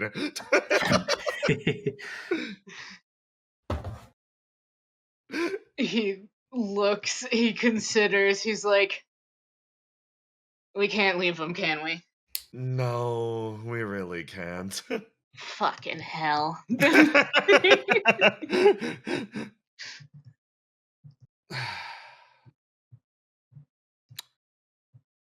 Kestrel feels something in that moment, like a, I think it's in a moment like this that Fawn would try very hard to de-escalate the situation. Maybe try to find some sort of bright side to look on. What sort of bright sides do I have to look forward to? Hey, Sonder, it might be more fun to smash the portal from the inside. Yes. Sonder considers this and is like, well, we did say we'd rip it apart. This Kestrel fucking and Sa- place Kestrel fucked and up Sa- so bad. Yeah. Kestrel and Sonder get a bond up. Oh my god! Yeah. Kestrel's like, I'm two equally ill-natured people. This is the place- one thing we thought wasn't going to happen. Yeah. This place fucked up so bad. Because it's like I'm like, yeah, of course Kestrel and Sonder are mad, and I'm like, oh no, Cassius is getting kind of pissed off. I'm like, oh Maya's no. already pissed off. Everyone's No, mad. The good-natured people are starting to get angry. Man, me and Jay were like, Kess and Sonder are going to bond over not bonding. No, and yet they here like we each other, are. unfortunately. They're friends. They had something to get pissed about, so like that works. Is Kess potable or not? Kess is not potable. Kess is not potable. That is a non-potable bond. Annoying. Yeah. Says More of those. Sonder. Sonder can't munch it. No. Cassius. Me? We're not going to a mine? Nope, not yet. No. You find your way back. Good afternoon. Good afternoon. I see you've made it back.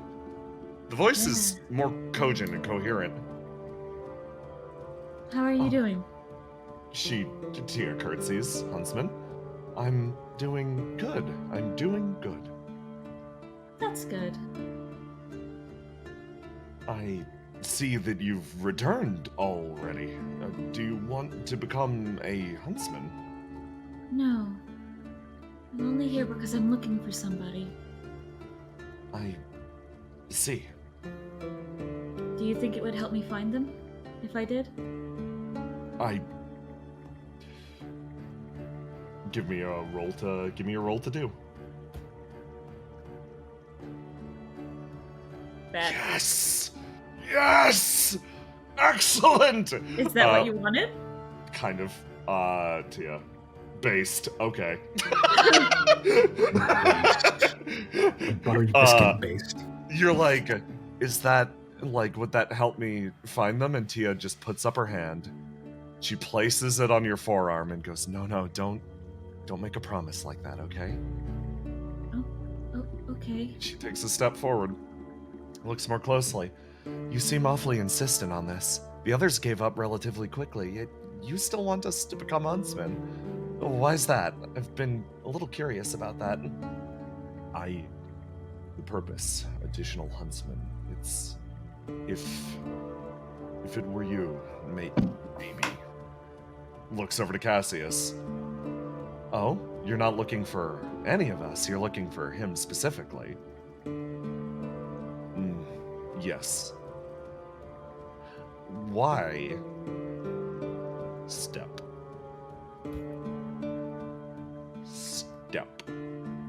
Reaches out a hand for your head, Cassius. You want to see it?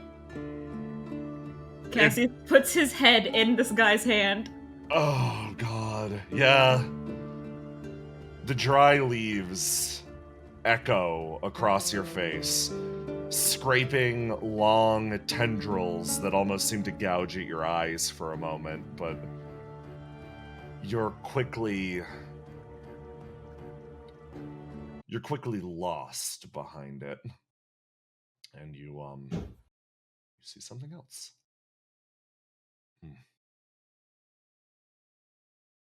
This. Yeah. Let's start this from... You see a memory play itself out.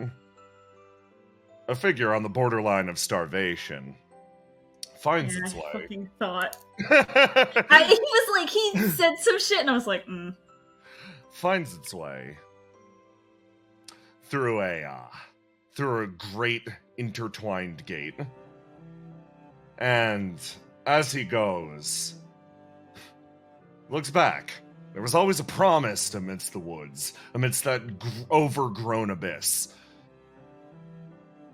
You leave those areas alone. Paths made for people are best traveled by people, and paths made by the woods themselves are reserved for the woods.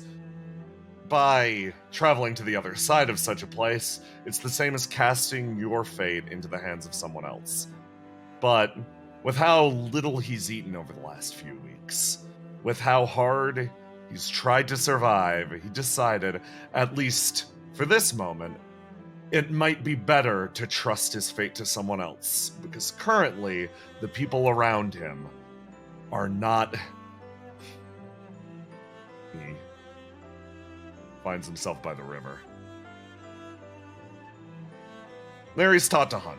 It's a very simple process. So long as he doesn't exceed his own weight, he can bring whatever he wants back to the township. It's simple work, but at the same time, a little strange. Dodge accepts this with a smile. At the time, it was the best he could hope for.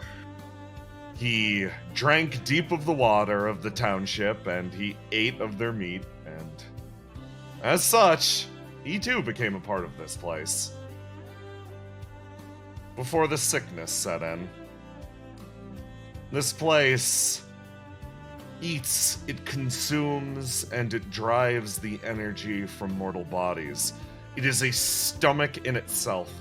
He came here to help try to cure whatever famine was roiling in his veins, but here he found a greater famine than the one he harbored within him. By the rules of the township, he should have died here, consumed by the woods itself, and yet a different path was found for him.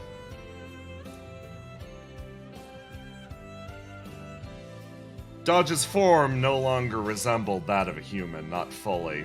this place had changed him, but perhaps the huntsman saw something familiar in that. The figure separates itself from the woods, crawling its way outwards. A collection of rotting leaves pulls itself into a nearby town. The figures all turn and with hushed voices discuss the presence of the huntsman, a creature that only appears once every 90 or so years.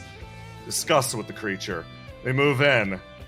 Is this going to be a good harvest? Is there some great beast that's come to the forest? And as if trying to answer that question, the huntsman raises a palm. If you travel deep into the woods for 3 days towards the mountains, you will find a beast there. It strikes with deadly precision, and you will need your greatest hunters. Please, hunt the beast to exhaustion, for it is my son.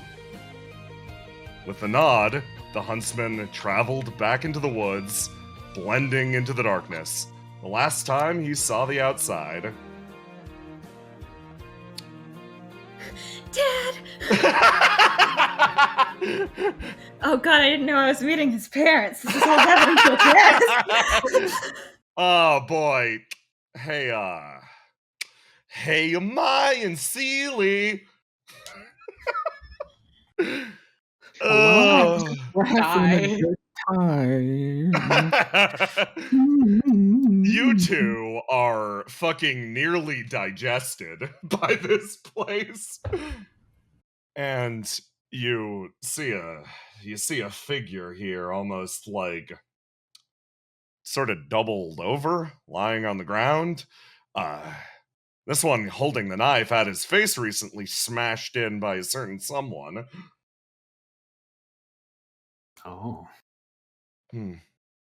Well, we found a wounded one. We did. I'm getting the worst idea and I hate it. Oh, please, go on. What are you thinking?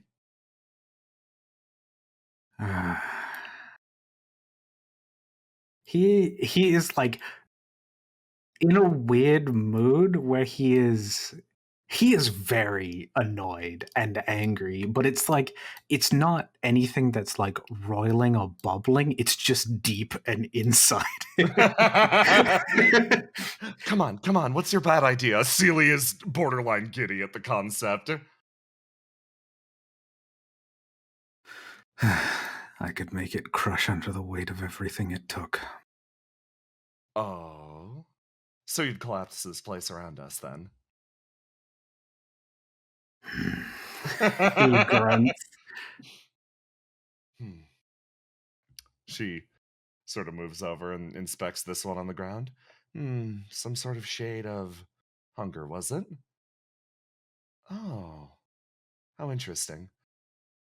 People probably come this deep into the woods because they're hungry. She starts to, like, move around. That's the feeling of this place. Security, safety, removal from hunger and the dangers of the outside. There's no weather here. It's just all this static, it's always sunset. It's a space stuck in time. Yes. If you want to collapse that. She moves around and then, like, sort of spins her arms around.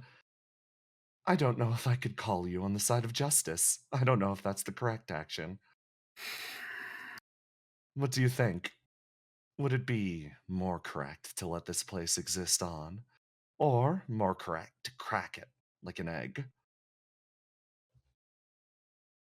He looks and clenches his fist and goes, this type of sanctuary should always have been temporary. Something like this, it is not meant to keep people here forever. Well, if it's any consolation, I don't think the things here are people anymore. but they once were. Her expression relaxes. Ah, so you'd be functionally burying the dead. They deserve rest. She sort of shrugs. Well, I suppose I'll follow your lead then.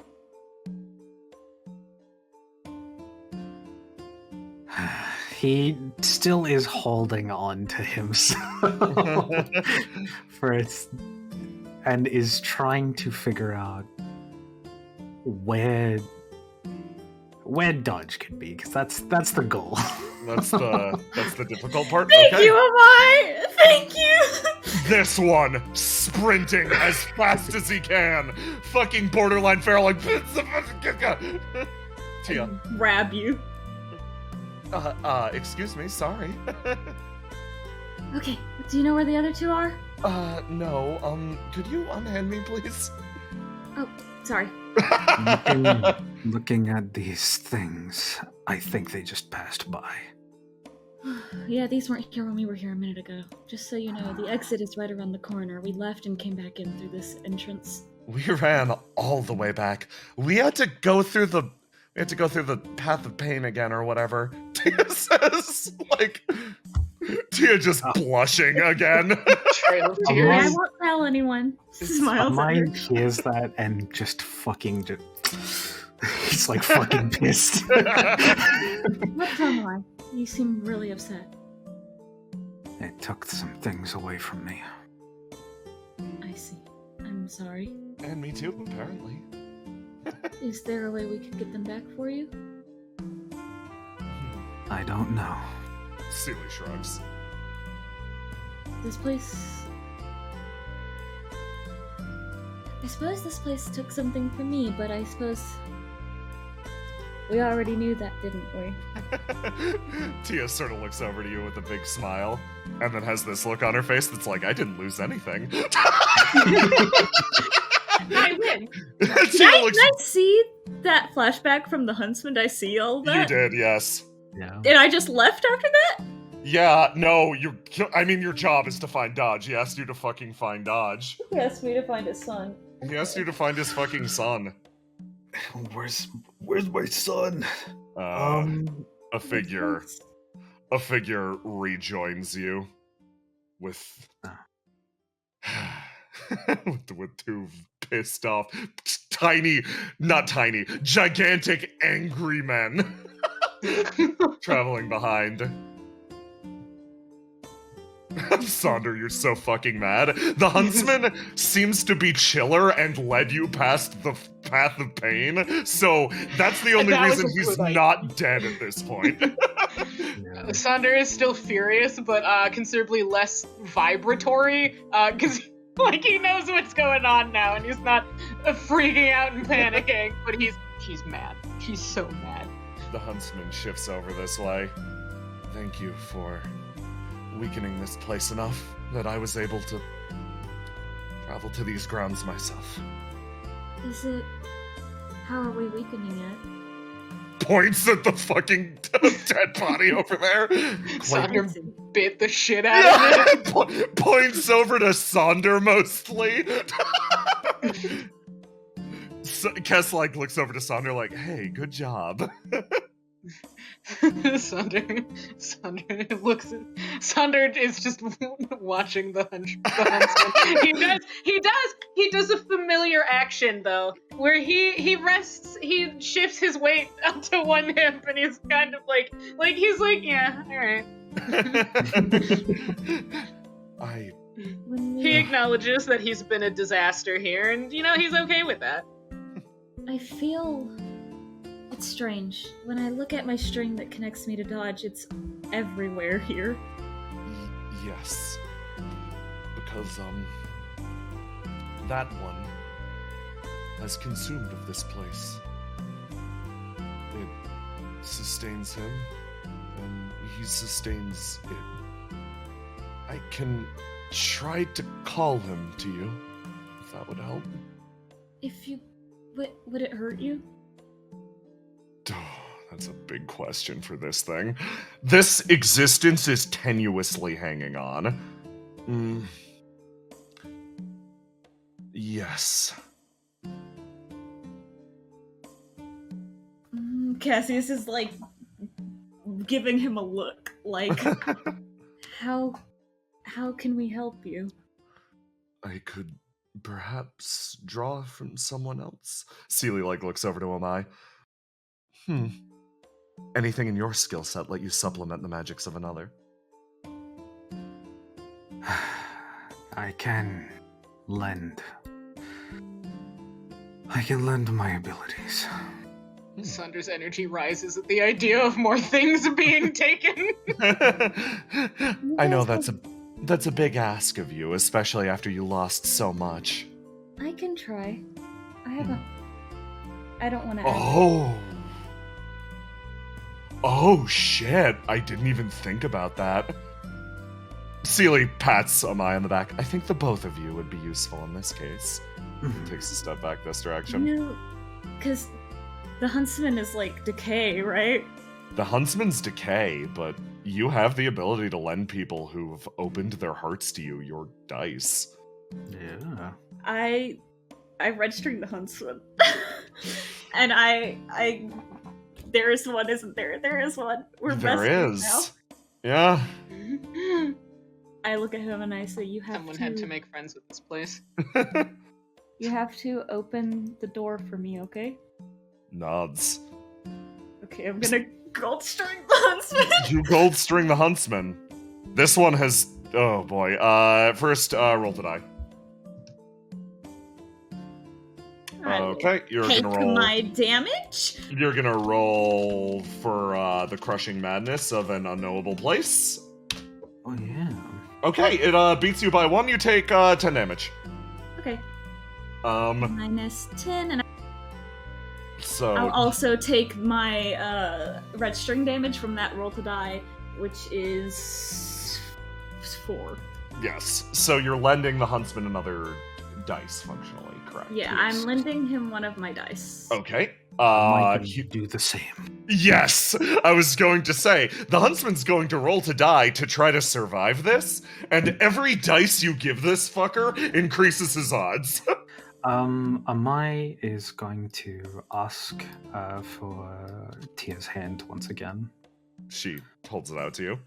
And he plucks the little snake. He reverse kisses her palm and slurps up the snake. Baguette. And he asks the huntsman to lean down and gives a little kiss. Oh, kiss the and towering figure. And Kiss he transfer. also suggests perhaps give that potion. Cassius pulls out the potion and hands it to the huntsman. And hands it. And Let's that is a recover some. potion of his blue die. Oh, okay. How much health is he getting back? I think it is.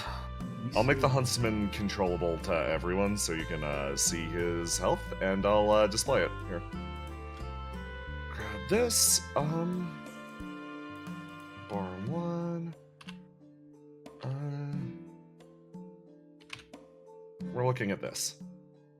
Okay, so I'm gonna roll this.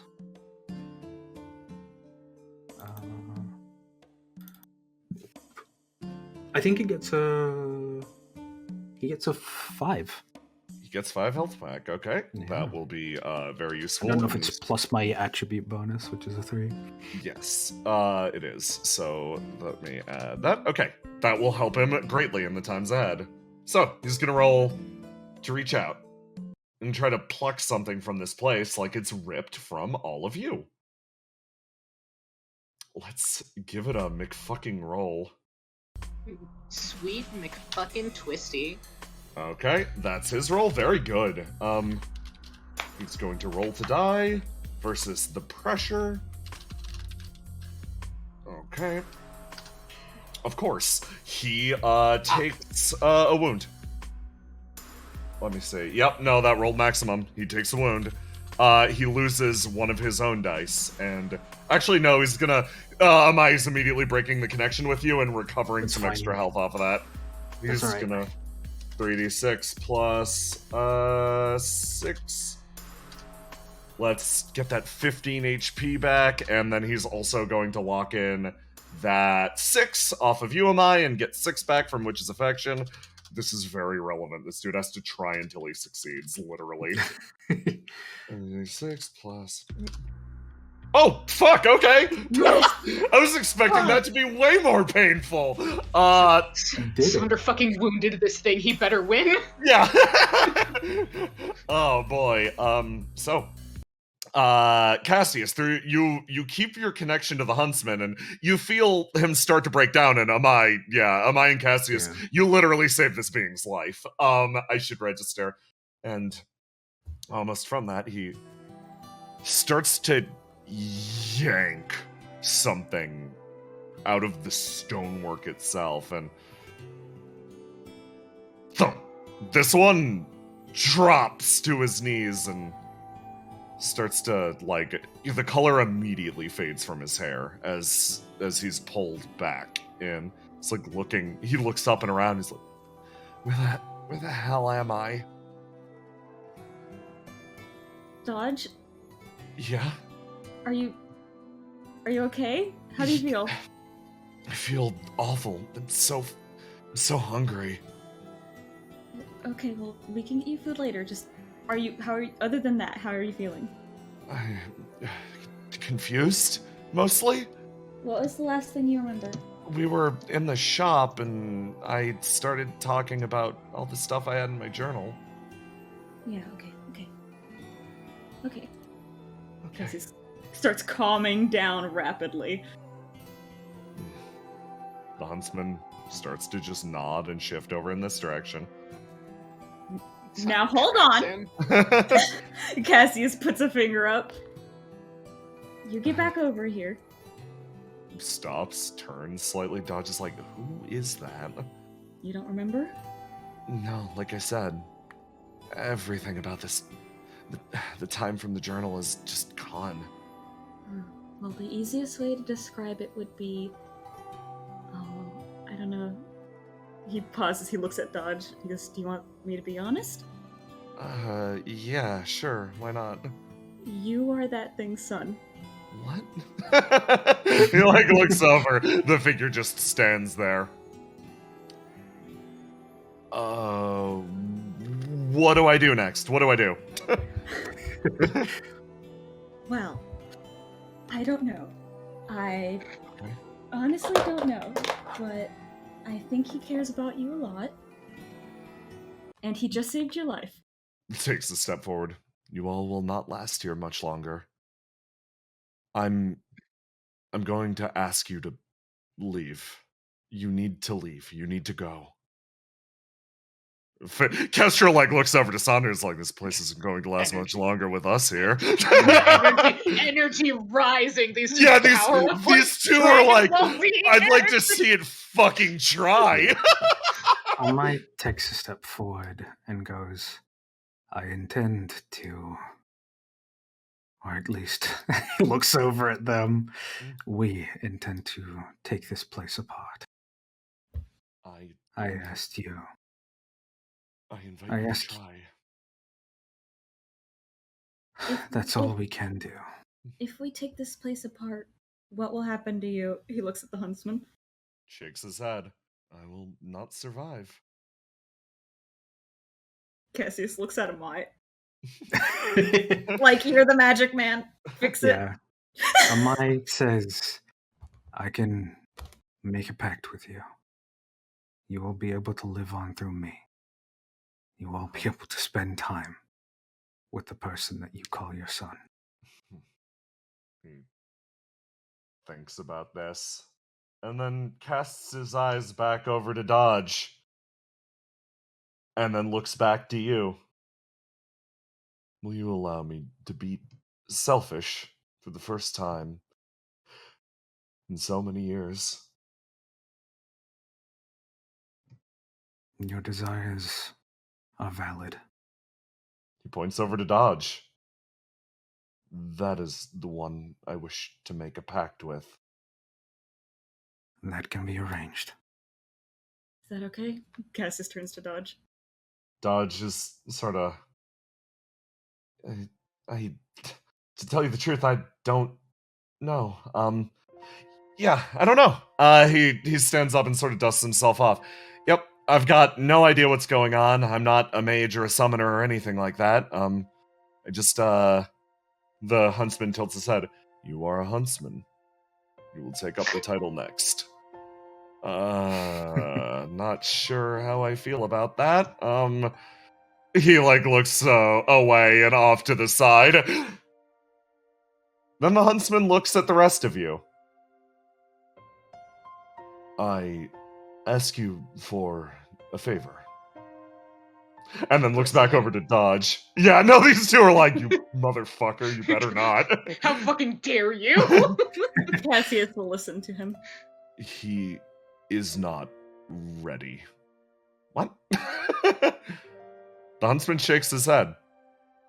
You are not ready to come back to this place yet.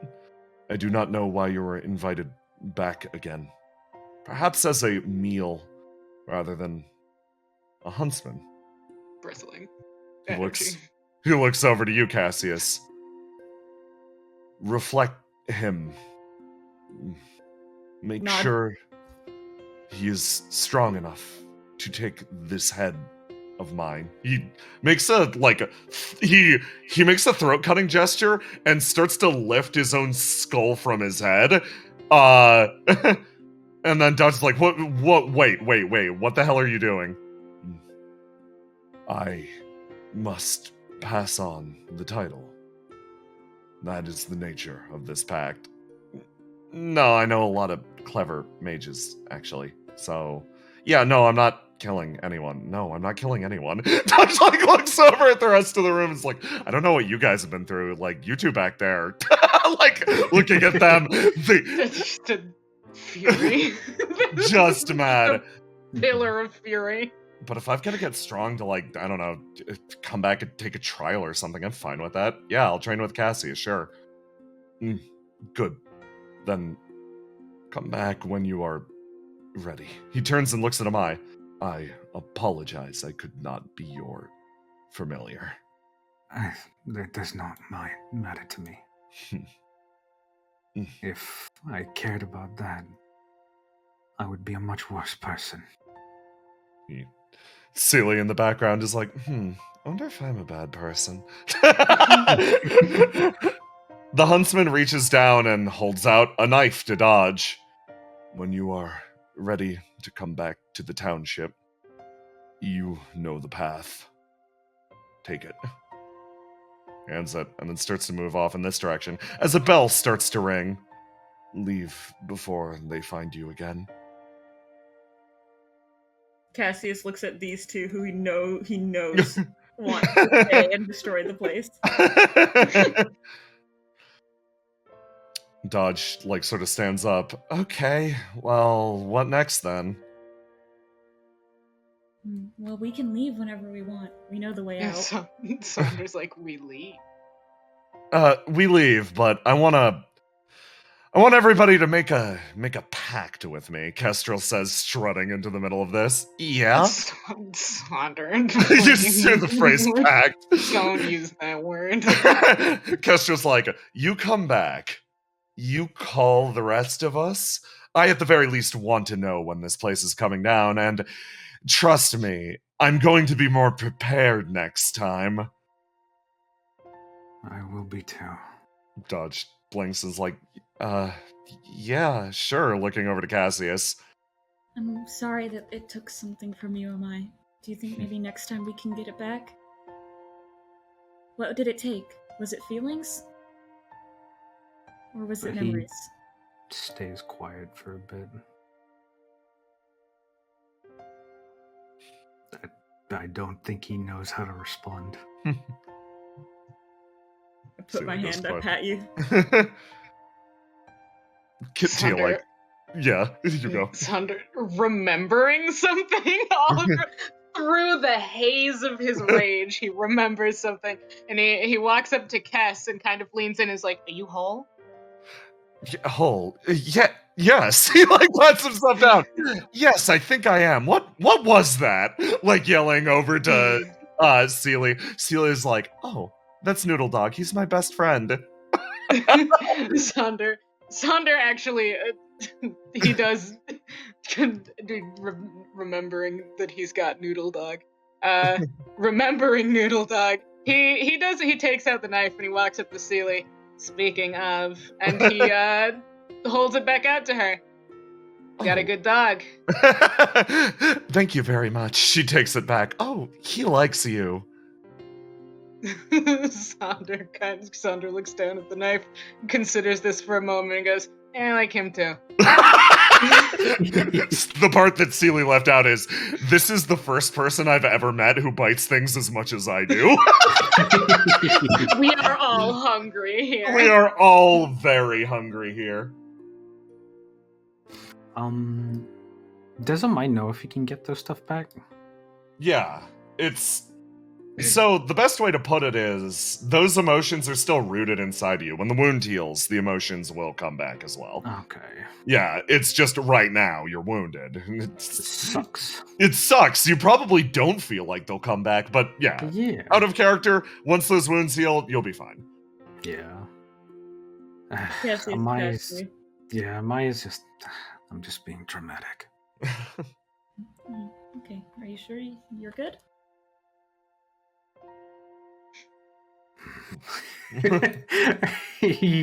I don't think he's in it. He like looks and like rests a hand on Cassius, who'll be like, I appreciate you. I cannot respond correctly right now, but I appreciate you. He takes this and he nods and he goes, okay, I'm gonna leave it alone. You know, like he backs off because he doesn't want to upset you. He just is like glued to Dodge like a fucking, like he's fucking terrified. He's like, oh my god. That was awful. Never again. Dodge is just like blinking a few times, like, what do you mean, never again? Never again. Never again. That was awful. Never, ever, ever. Okay. You're gonna have to tell me about it. I can. And you do so, actually. On your way back. You have to walk all the way fucking back from the middle of the woods. It sucks. This is like the worst part of the trip, honestly. Was Tia just hanging around? Yeah. Tia was bothering you, and Kestrel's like, oh. I see. Kestrel's like, oh god. Whatever. Don't. You come back inside, and there's a very sad slime on the other side of the room. Oh, fun. Sonder. They get inside, and Sonder unclicks his fucking helmet with a hiss and mist and everything. You come back in, and you... Hold on, I'll get you a new Sond. Unmask the Sond. Unmask the Sond. Come back in. Just... Ugh. Everyone seems... rather worse for wear. Fawn, like, immediately comes forward. It's like, oh my god, where did you guys go? Are you okay? Yes, we're fine, Fawn. Thump! It's Kestrel's side. And she's like, yes, I'm sorry for worrying you. Pat, don't do that again, okay? Yes, no, never again. You promised we'd go everywhere together. Not everywhere, but yeah, sure. I guess just like patting Fawn and just like, you guys do what you're gonna do. Miles. Dodge. It's about that time. Dodge doubles over in pain. Are you okay? It's about time. Dodge fucking Hungry? dies. I feel sick. Hold on. Do you... Is there somewhere I could sit down? I guide him over to the sitting area. No, like more private. Oh, okay. Do you want... Looks at Amai. My room is free. You like shove Dodge back to Amai's room, and you notice something. Dodge is like Dodge starts patting himself down and immediately rips his shirt off. And he's like, let's go with like this one. You look at Dodge, and for a second you get that ultra flustered face, but immediately afterwards you notice what appears to be spreading like from his belly outwards appears to be almost like a rash. It's pretty fucking gross, actually. Oh no. We should get you to like a doctor or something. You say those words and the dinger loudly dings next to you, am I? He looks at what are you... Immediately draws Saunder's attention. But back over here, Dodge is like, I don't know what the hell this is. I don't know if I should touch it. Is it like is it like a normal rash or It is looks it like like a a bruise. magical rash? It looks like big bruises. Did something? How bad does it hurt? Give me a roll to die.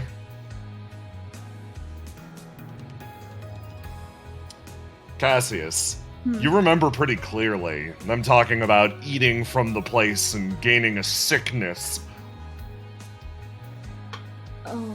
You remember that as the inciting incident behind all this, in fact. The huntsman, he said something, there was... Because you ate when you were there. You were sick. Oh, what? He sort of like looks down. I'm not sure what to do about that, to tell you the truth. Neither am I. I'm sorry. Should we ask the others? Yeah, the guy who owns the shop knows potions and stuff, right? Yeah. Okay, I'll go get him. 1 second. Going over. Be quiet. Stop. Head poke out. Am I? Yes. Could you come here for a second? Sure. He comes in worried. Immediately. He's sick. Okay. It's some kind of sickness from that place. He takes a step in.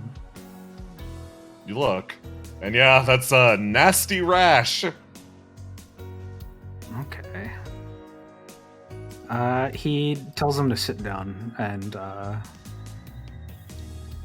he leans down, and he goes, "Do you mind if I?" He No, gestures whatever with it his takes. hand. He starts poking and prodding. Give me a roll to do. Trying to figure out. Okay. Could always. Yes. Okay. Plus, I think a 1d6. Yeah. 'cause No, add that magic 1d6. is- Yeah, he's gonna get pregnant now. Damn He's gonna get what? it. With You know, that's how Amai gets people. at a 15. No idea what this is. No fucking clue. Okay. It's clearly magic in nature, but at the very least, it'd be like a wise thing to maybe have this dude rest with you for a bit. Yeah. Amai is like, okay, the nature of it eludes me right now, but if it has something to do with hunger and famine, you might need to stay with me for a while. Yeah, gotcha. Yeah, no problem. I need to watch you. If something goes wrong, I might not be able to catch it in time. Yeah, well, that's cool. That's good. No. I'm fine with that. He looks up and gives him a confident smile. I'll be able to help you.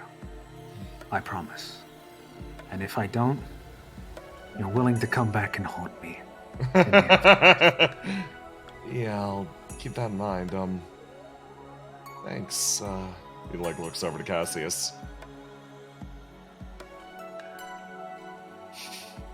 He continues watching Cassius. Cassius's vibes are whack as fuck right now.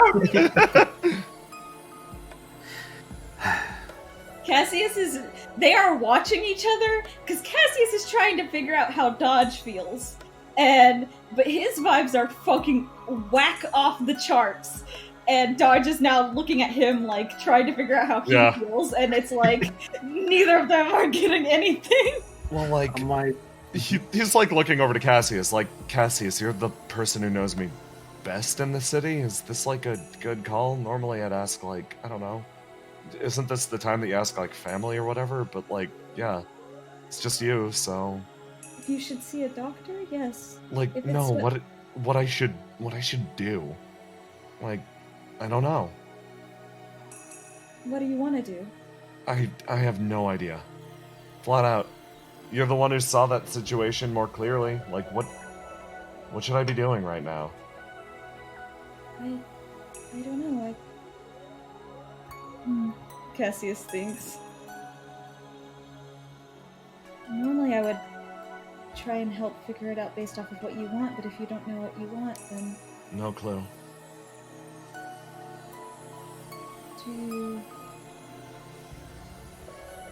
How do you feel about staying here?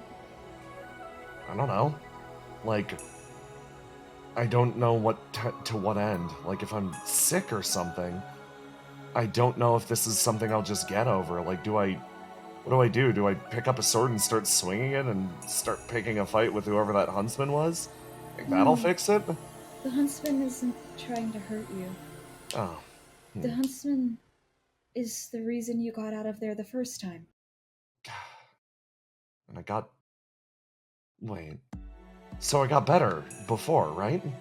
I think so. He didn't explain it. I only saw his memories. You ended up in there back before all the stuff with the Oni. And he's the one who actually took you to that town. Oh. Well, he didn't take you there. He told them where you were. I see. This Dodge is gonna think real fucking hard about what he's gonna do with his life because he just got told he's fucking deathly ill. Ah, his shirt has reappeared, I see. Yes. Magically. Sunshine Boy, okay, I see. Oh boy. Hey, doctor. Yes, I'm Amai. Where is this place exactly? This is a space between spaces. It's a offshoot of the Mirage District. I see. You will be able to get wherever you'd like. And you can also meet me wherever you'd like.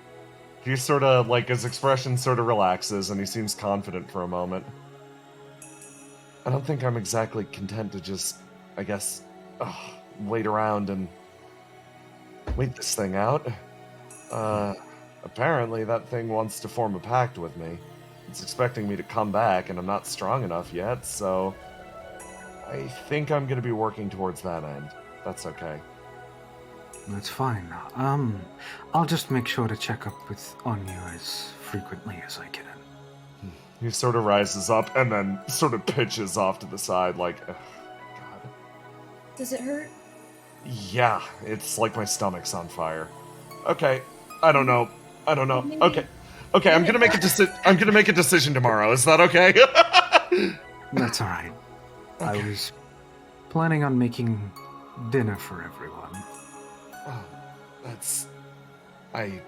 food sounds awful right now. You were hungry earlier. Yeah. I can make something more to sustain you at least. Nothing heavy. Nice. I'll leave you. Too. He just walks out. The awkwardness that was that situation for Amai. I'm so sorry, King. That'll happen. Seely's watching Sonder in the other room. Sonder has Seely fucking vacated the door space, and Yeah. Sonder immediately entered the door space. He is waiting for any indication that the situation has been resolved so he can fuck off immediately. Mike quickly looks. Oh God, yes. Stop with this, Sonder. Doing it again. The situation has de-escalated. If anything comes up, I will contact you again. Great. He does not let you finish. He's out. But He doesn't finish. you try to exit, and Kestrel immediately speaks up. It's like, Sonder,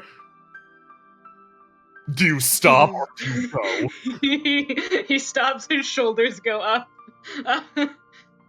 What? Shove, shove, shove. Fawn is shoving Kestrel out in front of you. I'm supposed to thank you for keeping me alive through all of that. Mm-hmm. Fawn's nodding next to him very intently. Yes, I'm supposed to let you know that you did a good job keeping my big, stupid bird butt alive. Sonder is kind of making a face because he's like it's a similar feeling to when Tyr was trying to explain to him how social having social skills is like having violence done against you. Because he's watching this and he's like, I know you don't want to say any of this. And Yeah, he's he looking does. at Fawn like, It's funny, like, you can tell that Kestrel, this is crucial to placating the slime, so Kestrel is saying it and is going to move on. It's just like... Alright, you know what? Sonder will play along to help placate the slime. he looks at Fawn, who he can tell is orchestrating this entire event, and he looks at Kestrel and he's like, well, you kept me moving. Probably would have been a lot worse without you there. Kestrel sort of smiles. Just the same, I have to appreciate the ferocity with which you threw that sword. It stuck damn near the tree. Fawn's like starts squeezing Kestrel's like, ow, what? You're enjoying this too much. No appreciating violence. No, you're enjoying this too much. And Kestrel just like looks over to Sonder and shrugs and goes, have a good night, Sonder. Yeah, you too. He's gone. He's leaving. Leaves. Yeah. Sonder dips. Mai leans over and goes, I'm going to be making some food. If anybody would like some, I would appreciate the company right now. Seely lights up and immediately sits down. Tia's like, yeah, you know what? I think I'll stay for a bit. That sounds nice.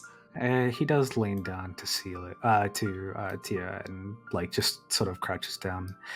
I owe you a lot.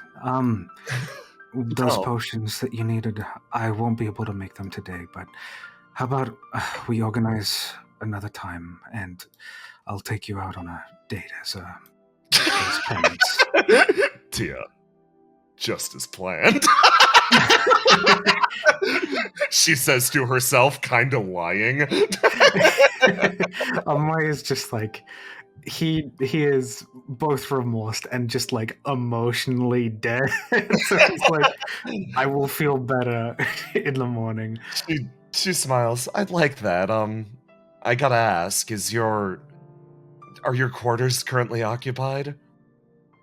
Currently they are occupied, but he looks around. I keep this place mostly comfortable. I could probably sleep anywhere. It's fine, I'll sleep under the table. We have lots of space at the Camellia Manor if you want to stop by ever. Oh, I realize how improper that must sound. That isn't an invitation. She sort of smiles. I sleep in a big room full of all the other Tsubaki knights. My room and my quarters are actually pretty She trails off. In the barracks. We do have a lot of spare beds, though. She glitters. Mai goes, oh, how you play with a young man's heart. Seely is just lounging. All right. He stands up. Now, how do you deal with spicy food? He gestures to everyone. He's making something specific for Dodge. Everyone lights up around the table. They're all fucking intense. Up here. Dodge is sort of looking over to Cassius like, I feel like I should thank you. Why? Because you saved my life. I guess. Again.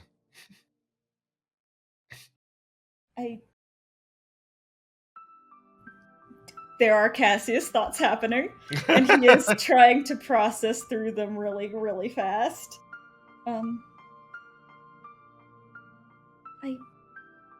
It's hard to take credit. I don't know. He seems kind of out of it. Like, he was on it, and he's like coming off of the fucking adrenaline a little bit. Yeah. Well, thanks. Is what Dodge offers, and then relaxes back. Of course. Are you... Cassius, like, about to ask, are you okay? Knows Dodge isn't okay. Is, like, kind of, like... you know? He's worried. He doesn't know what to do, though. Yeah? You don't remember anything that happened in there? No, none. I think you were in the ground for most of it. Oh. Huh. He pulled you out of a rock. I see. Is that normal? No. I think... He ponders. I think that if he hadn't been there, I don't know how I would have gotten you out, because when I was trying to find you, the string just led to the entire forest. And no matter how much I tried to connect to you through it, you wouldn't answer. I see. Dodge goes quiet. Boom.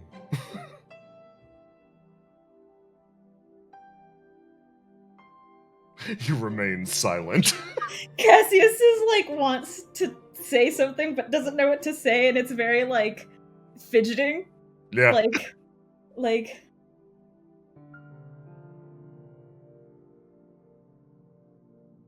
fidgeting like he doesn't oh Cassius, I strangle you, I shake you, I grab you by the head and I shake you. Is like not being able to communicate through the string a problem or something? Could you do that with other people? I could do it with Noctua, and I could do it with the huntsman. Oh. I can't connect to you that way, though. Oh. I, see, why? You won't let me in.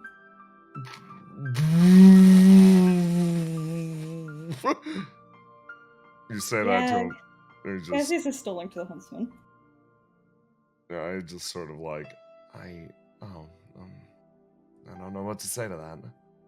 I didn't know if it was something that I should bring up.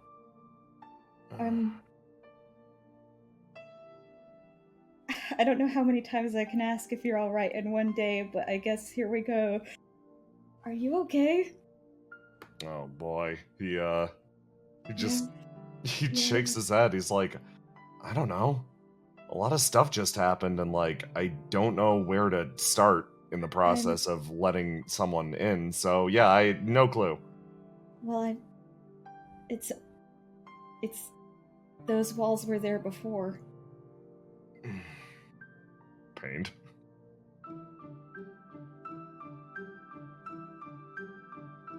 I don't know where to start with them.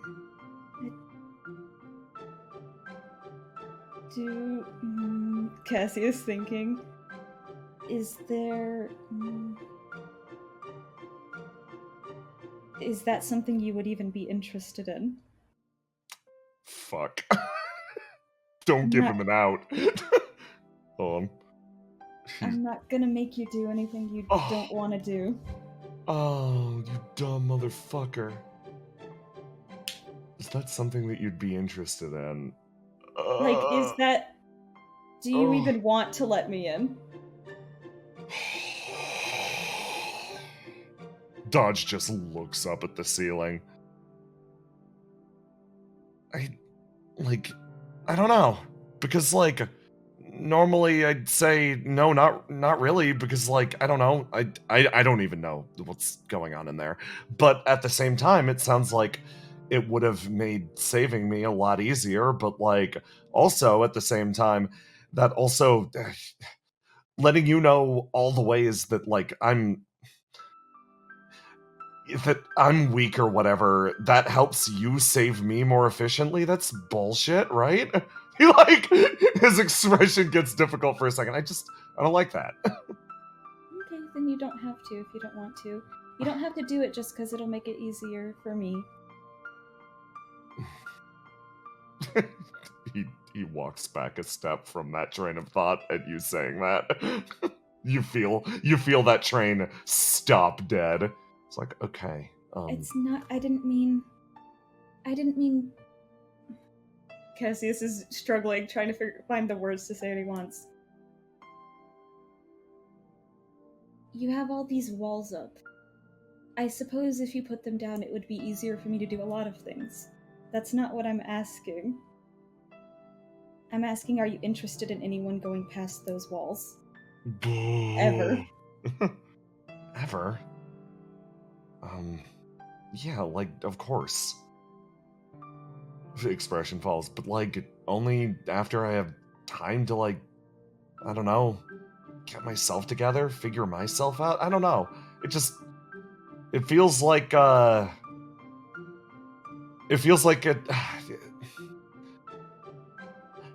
some extent, I'm a disaster. And, like, I know it. His expression falls again. Like, I know. I do. But, like, at the same time, I guess I want to figure that out. So, yeah, when I let someone in, I'm not embarrassing myself or anything. So, like, but, letting like, someone into a messy room? Yeah. I get that. That's... When I make those connections, it's two ways. So anytime I do it, the other person gets to see what's going on in here, taps the side of his brain, and I don't necessarily have the luxury of cleaning it up. Wait, Noctua got to see that? I think so. She got to... Jealous. The room we were in exploded, and I thought she might have been caught under something or something, so I used it to try and see if she was okay. I know that I was in her mind for a little while, but after that, it was mostly just a connection where I could feel how she was feeling, she could feel how I was feeling. It was something that got easy enough to kind of understand and deal with after a little bit, but it is a connection that goes both ways. I don't know what she saw from me. She didn't tell me about it. I'm sort of at a loss for words. I don't know. I don't know how I feel about that.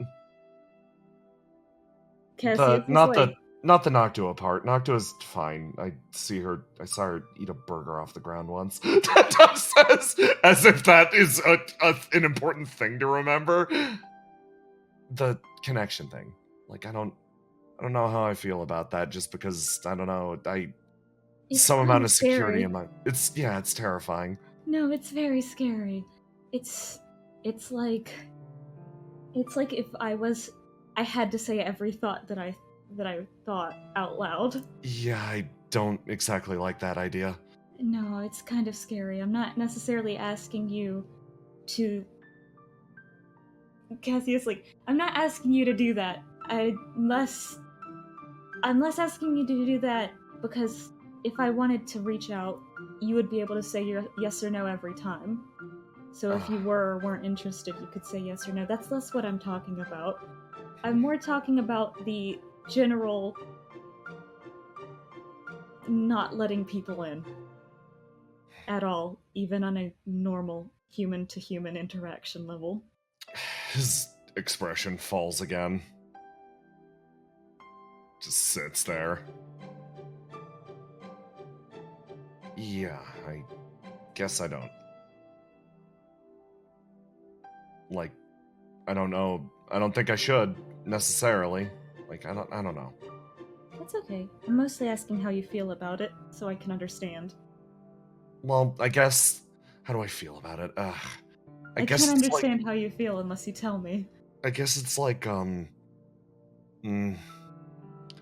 why would I go through the effort and take the time, like, to really thoroughly explain out how I feel about every given thing when it's always honestly kind of changing? He sort of relaxes, and, like, I don't know, it just doesn't really stop. Like, one moment I'm feeling one thing, one moment the next. It's a lot. It doesn't always make sense. It takes me a lot of time to make sense of things. And then when I do, I've already moved on to the next thing, and, like, yeah. So, yeah. I get that. Cassius is, because that's exactly how Cassius is. Yeah. No, I understand that. I'm pretty much the same way. I think a lot of people are. Yeah, so I'm not exactly gonna just let people in, because, yeah. I'm not asking you to tell me every single little thing. You don't have to keep the door open all the time. I'm just asking if you're ever going to open it. Seems... And if it's no, that's fine. I just need to understand. Well, like, I don't know. I've given a few glimpses in. Like, when we were on that island. Nods. Talked pretty openly about that. It's just, things have changed since I got back. Already. Again. Is that upsetting? Yeah. Yeah, it is. Do you want things to stay the same longer? I want them to stay the same long enough for me to get used to them. Is that how it was before? No, not really. Before, Has it- everything was too stagnant. You want the middle ground? Yeah, I just want to live a normal life, I guess. Okay. Thinking, having thoughts, formulating based off of what Dodge is telling him. Okay. Nods.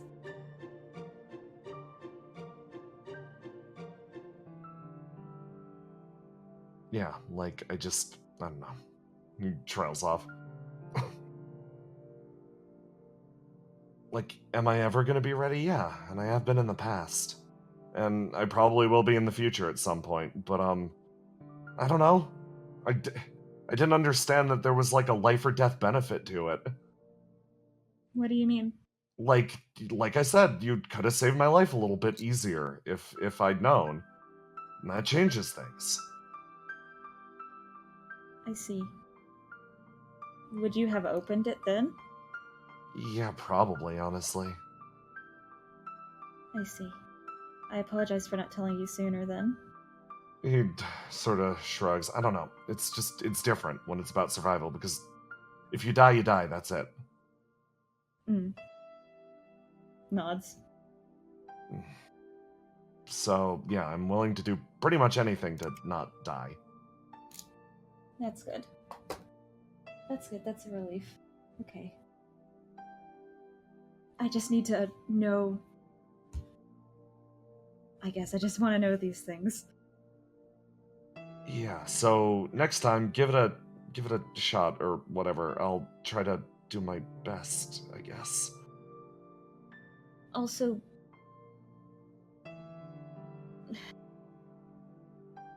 I'll try to do everything I can before I do that. Huh? And if it does happen...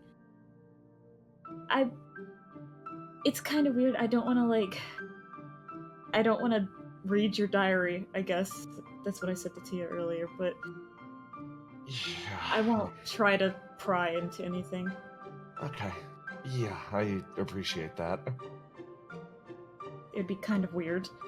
Yeah, still, if it's life or death, though. You're starting to understand Dodge a little bit better. There's, like, one of the barriers that's facing him is he will not do things unless his life is directly threatened, because he's been in enough dire survival situations that is a plane he operates on. So, there's some shit there that you're, like, digging into a bit. Cassius just doesn't want to, like, I don't know. Cassius doesn't know what. Cassius doesn't want to make him mad. Cassius doesn't want to make him mad by, like, pushing him too hard, you know? Yeah. You're and like, yeah. He's like, I don't want to call him out and him get mad at me, especially when he's not feeling good, Nah. you know?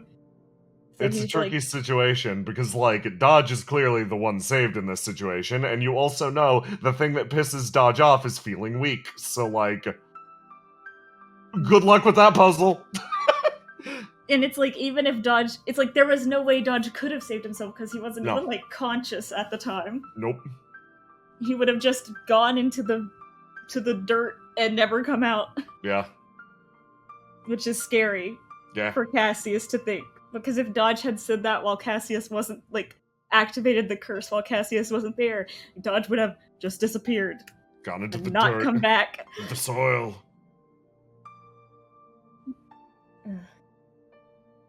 I guess he's... Oh, Cassius.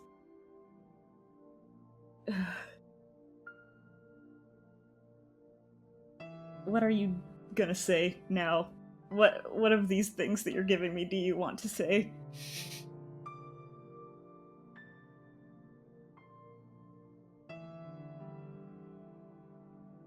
Okay.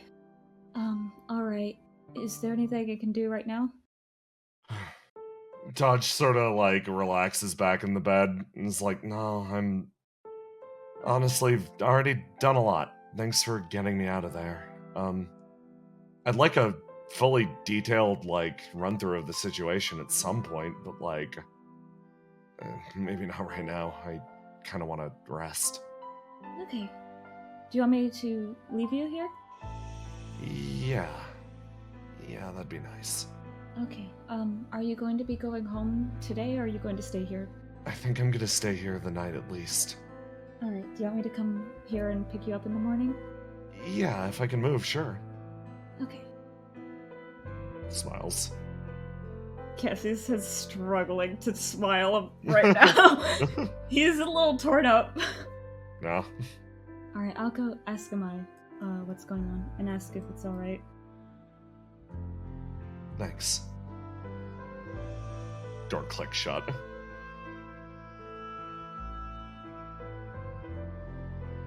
Are you cooking, Amai?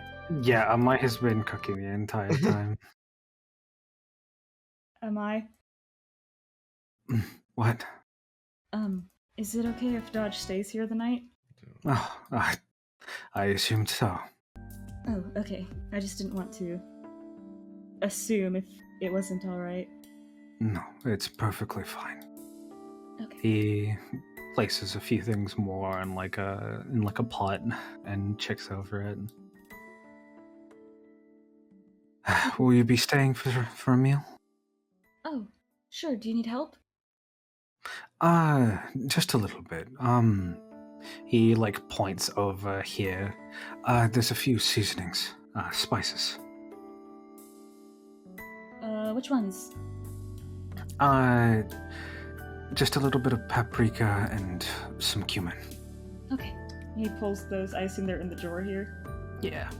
He pulls those out and he brings them over. You gonna help Amai cook? Yeah. You spend some time cooking, and before too long, you both come out with the meal. Yeah. This one has made herself at home. Tia sits like a disciplined knight, legs folded, just very serenely. This one's lying like a slob. Kestrel, arm thrown over the, like, elbow up on the table. Fawn still pressed into Kestrel's side. This is one of the few times Amai doesn't have a thick smell of incense around him. Oh, I see. He has his normal one. Because he's too tired to keep it up. What's the normal scent? He smells incredibly sweet to one person in this room. Yeah. She seems to actually cheer up slightly. It's like, it smells just like a general, like, scent, like a sweet-smelling scent, but to legends and other creatures, it's slightly intoxicating. Sealy continues relaxing back. He places a bunch of stuff down. Typically this isn't used with forks or eaten with forks and knives, but I can supply those. And he pulls out like a bunch of things like naan and stuff like that. Ooh, excellent. Sealy reaches down and very greedily starts to eat almost immediately, oh, delicious. She slides over and she's actually well practiced and eats it the correct way. Tia sort of awkwardly I'll try to follow your example then. Kestrel and Fawn smoothly begin eating it as well. They're well traveled. Tia's the one person out. I don't think Cassius is particularly. Cassius isn't super well traveled. He's lived in the one place his entire life, so I think that he might struggle a little bit. But Amai does put some spoons down for the people who aren't comfortable with that, and says, "Cassius, you take a seat down. I'll take something to dodge, and I'll be joining you soon." All right. Sealy sort of looks across the way. So, how did your conversation with Dodge go, if I can ask? Oh, he's sick. Yes. Ingesting a part of another creature like that will do that to you. She relaxes. Well, Amai said that he would keep an eye on him, and I don't know. Oh, would you rather solve the problem yourself? I would just like it to be solved. I see. Well, it sounds like... Motions with head over to Kestrel. Kestrel, cocks an eyebrow, points over at the door. Those two had a solution in that direction. If you kill or destroy the governing creature, then, simply put, whatever's causing him his ills will just fade away. Oh. Okay. If you manage to, say, tear down the township, I believe Dodge will be just fine. Then again, her expression sort of lightens up a bit. That was his intention, wasn't it? He was going to come back and take some sort of a trial? Yeah. She looks at you, Cassius. Very intently, those cool eyes almost flickering off the incense holder in the middle. Well, do you remember that the huntsman only moved in pairs? Yes. Her expression sort of falls for a second. I hope you can act as his reflection. I did promise that I would. She sort of smiles. Yes. That's an adequate note. She almost seems to nod to herself. Yes. Huh. And looks over to the side. Well, if you're ever looking for any advice on how to exercise things, please don't hesitate to give me a call. I'm quite experienced after all. Kestrel's I don't think I saw you do anything other than stand around and bake bread. Her expression falls. I had a very important role. And that role was playing along, at least for the moment. And even her bread baking skills are probably subpar at best. How tremendously rude. He sits down. I can teach you how to make them properly then. And I will teach you in the way that I learned from the town. I'll teach you the way that a true bread baker has been taught. She struggles with her. Now that I'm no longer in sync with that creature, the role it gave me is slipping from my mind. Frustrating. The secrets of bread elude me yet. How about a cooking competition? Ah, delightful. Tia sort of leans over and looks at Cassius and is hey. What's up? You're thinking about going back to that place, right? Eventually, probably.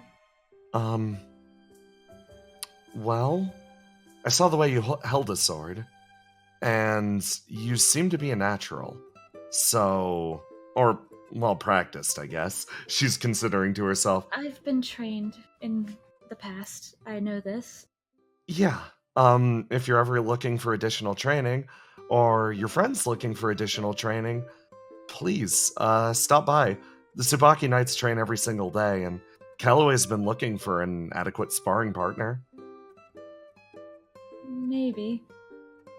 Right now, I just mostly spar with the tide. I see. Well, our swordsmanship will put the tide to shame. She sort of glitters. Kestrel's like, I'm not even with the tide, but at this point, I suppose I feel no... He looks back. When did I start feeling proud of the tide? He looks back at where Sonder left and is like, is this camaraderie? I hate it. And then he leans in and is like, well, the tide has a multitude of powerful fighters in it. Please, don't listen to the Tsubaki family. Come to the tide first. We'll teach you how to swing a sword. Did I do a good job advertising, Fawn? You do know that the tide are the ones that taught me how to swing a sword in the first place, right? Yes, but the tide has recently taken on new and wonderful inductees. Oh, I'm not interested in you being my senior. I'll What? leave that one to the current. Well, if Dodge wants to polish his skill anymore, he's always... I think Dodge has... Cassius pulls out Dodge's sword. I think Dodge isn't interested in learning the sword anymore. What? Kestrel's face focuses in on you for a second. You feel livid. Just this livid lance punch through you, and Fawn just slightly, pats her, and is just like, listen, he's grown too big for us. You have to let him go. Let him follow his own path. I think the last weapon that he tried was the Tonfa. Oh, the Tonfa, I see. Sticks by another name. Just Don't be says, rude. Baby. You know, he's pretty good with a rifle, not so good with a pistol. Fawn sort of edges in and is just like, I don't know this situation 100%, but I know Dodge pretty well. I think it's pretty important that he find his own way through this. Just telling him what to do isn't gonna be enough. He's sort of gotta find it for himself. He's always got that thick head, and the best you could do is just be there to catch him, right? Nods. Kestrel looks over and blinks a few times and is like, are you... Yeah, you're probably right, sure. Relaxes back after seeing a tear form in the corner of Fawn's eye. Seely looks over to Amai and is like, well, this was a very nice day. Please, if this ever happens again, don't hesitate to invite me. I will. Seeing you, Seely. Yes, it was excellent seeing you as well. Part of me thinks that I was supposed to be doing some grand or important task, but for the life of me, I can't remember what that was. Amai gets up and says, if I may, and he pulls her in for a hug. Oh. You hug Seely and you reflect on that one memory that you managed to take from her. When you pull away, she's making this face. What is it? She's thinking pretty hard about this for a second and is like,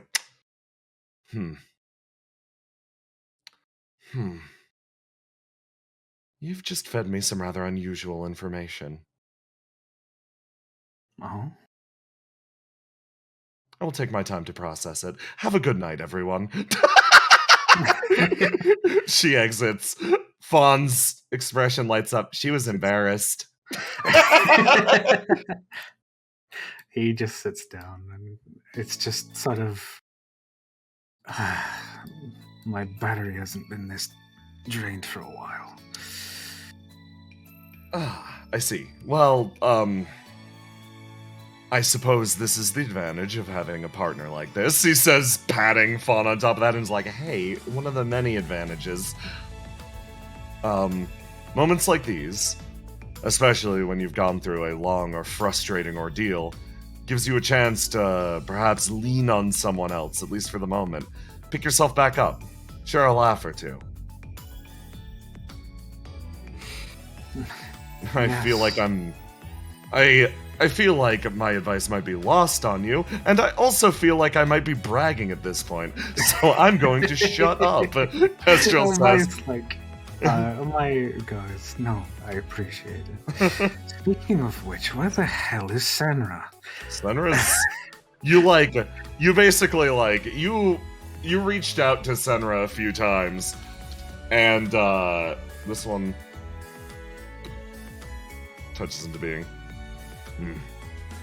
We're back. Okay, good. I was worried that place would absorb me. Oh, what? I'm a part of you, but I'm also... The bond between you and I can be severed. He just... In a strange moment, he just, fucking yanks Senra into his chest and squeezes it. Rubber duck noise. Tia sort of crawls her way across and is like, well, seeing how your partner's resting right now, is there anything on your mind, Cassius? To be honest, there's a lot on my mind. I see.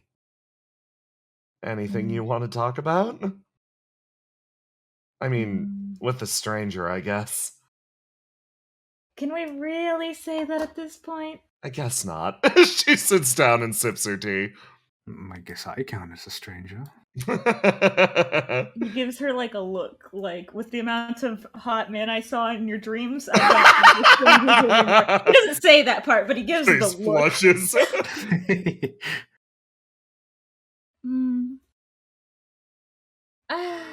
I'm just worried. I think that's fair, right? To be worried. Yes. They weren't wrong when they said that he's very hard-headed. I don't know him very well, but I'll trust your assessment there. Yeah, you're probably right. Strong head. Cassius moves so that to give some space. I'm just worried about him. I always kind of am, but I don't know. When things like this happen, he gets in his own head a lot. Yeah, I mean, I've got a family member like that, and to tell you the truth, I still haven't exactly found my way into that head of hers. Just waiting for her to come out someday. Yeah, I'm just waiting for him to open up, I guess.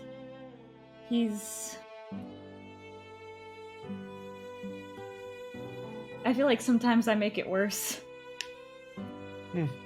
She sort of shrugs. You let him know you care, though, right?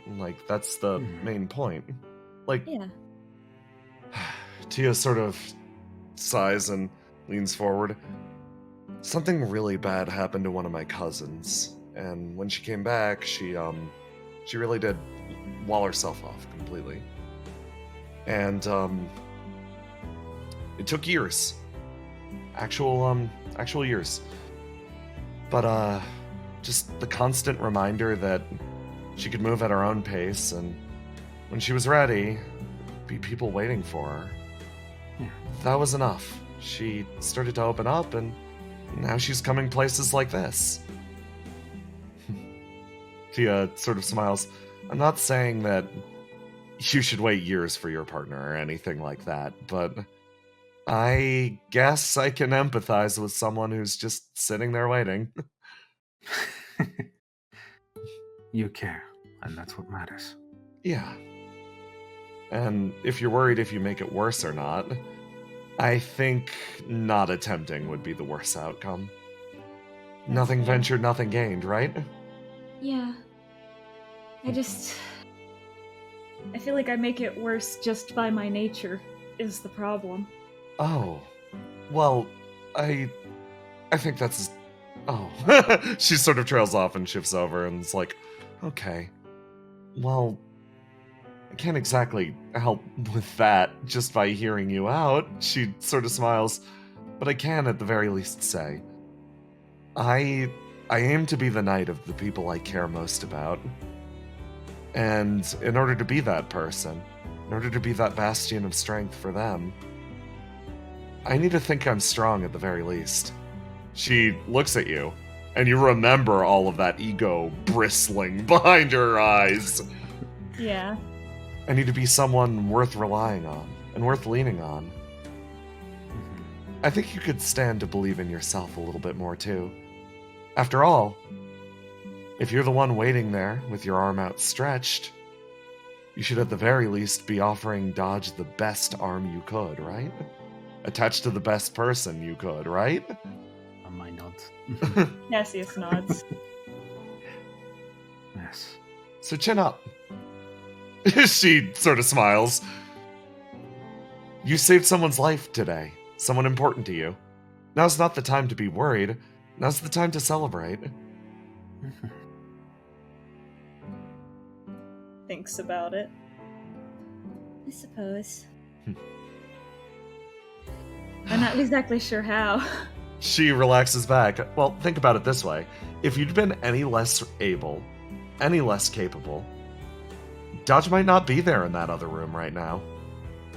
Or if you'd done something wrong or different. Gets a very solemn expression on his face. The fact that he's there right now is a testament to your choices. Sure, things could have been worse. She sort of drums her hands on the counter. But at the same time, you saved a person's life today. And if that isn't enough for you... She sort of smiles and leans back. You might be being a little greedy. Maybe I am, he says when she says it like that. There's nothing wrong with wanting more, I guess. She sort of drums her fingers on the table.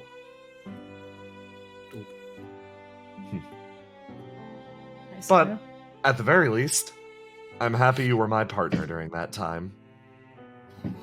And I can say... we got out of it the easiest. Yes. I can say with confidence you were certainly enough. Don't remind me. Sorry. She sort of stands up, pats you on the shoulder, and moves off in this direction. Well, it's been a pleasure of an evening. Really, I mean it. And if things get too heavy in terms of, if practically things get too heavy or things get emotionally too heavy, my door is always open to either of you. You two as well, calls over to Kestrel and Fawn who are futzing with things on the table. Fun's... She curtsies and then moves out in this direction and Cassius bows politely. Exits out into the night.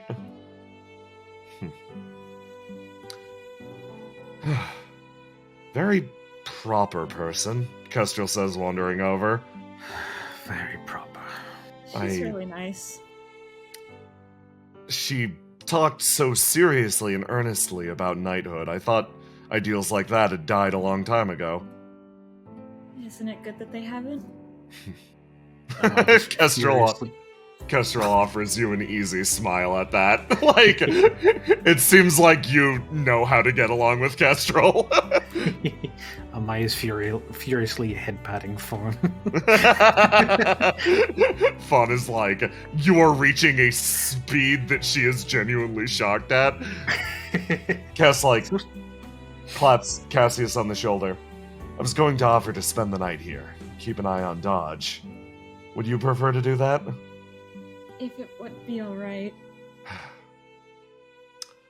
Normally, I'd fight you for it, but Fawn, I think, would get mad at me, so just this once, Cassius. I'll leave him to you. Just this once? Like, he takes a step backwards. Just this once. What do you mean? Are you taking... Compete. Dude, my shop is not a place for you to... No fighting, Fawn says, speaking up. Fine, no competition. You're his partner, after all. Waves. starts to move off in this direction. I'd lose anyway, says dramatically fainting as he goes off in this direction. Certainly you would. You're trying to get sympathy points, aren't you? No, I'm trying to be an asshole. It's not working. It's not working. Have a good night or whatever. Opens the door, closes it. Fawn, there are some leftovers in the fridge at my place if you guys want them. Nodding feverishly, exits into the night. Would it be alright if I stayed here for the night? Having company is not gonna hurt me. I have a few extra blankets. I can always run home and grab some of my own if you want. No, it's alright. I have a surplus of the things. Yes, we'll all sleep over. Where are we even putting all these people? I don't know. I could sleep. He points at all the pillows. I could sleep here if you want. Yes, you we didn't do. want to sleep with Dodge? What? These two watch. I could The sleep bed- on the pillows in there. Well, the bed is large enough for 2 people. Unless you want me to sleep with...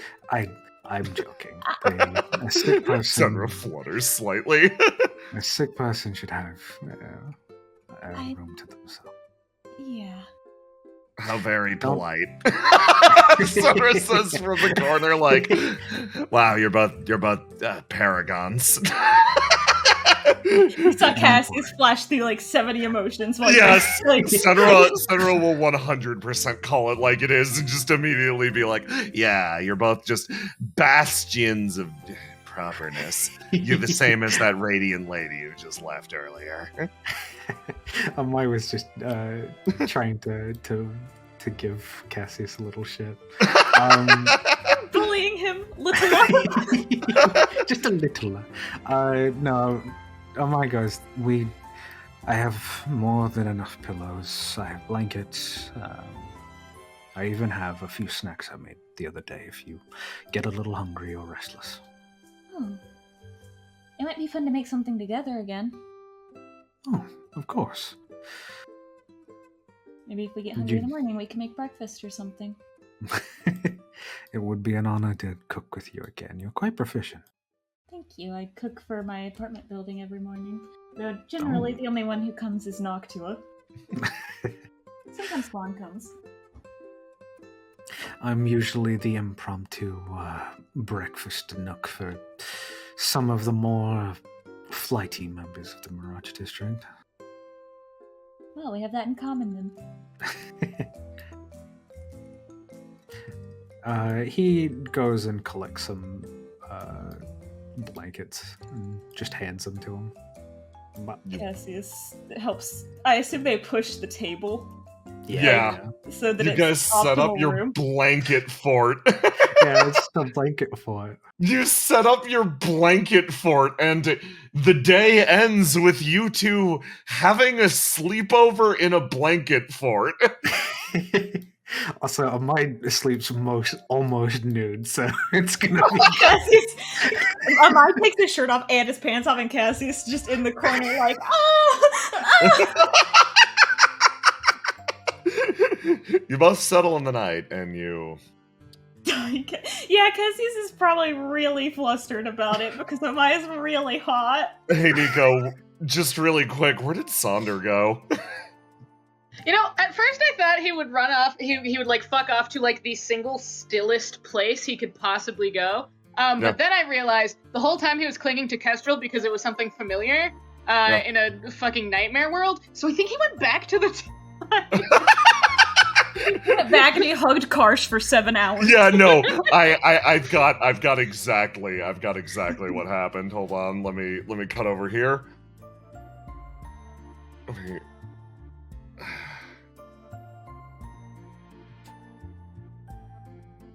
You go off and you go he, like, someplace. briefly considered going to one of those places that's open 24 hours, even though it never gets business after, like, 10 o'clock. But then he was like, No, I have to. I'm gonna live under the Tide floorboards. Yeah. 3 days. Karsh is running through Tide HQ like, okay, well, my ship's done, so kicks open door. Rui, you in here? Hold on. Roll20 is fighting me. Ah. Give me a moment to open it up in 5 other browsers to see if it will stop yes, of fighting course. me. Oh, wait, nope, there it is. I win. Okay. Rushes over. Rui, you in here? Come on, shift's over. It's your turn to. Hey, Sonder. Sonder just sitting like, Jesus fucking Christ. Wow. Do you want me to close the box again? You good? It's fine. Listen, everyone has stolen Rui's hiding place. Yeah, I was gonna actually tag him out. This is where I hide too. Sonder, like, is everyone in the Tide? Hi. So, how's it? Why are you in the box? Look. Sonder just like, look. Yeah.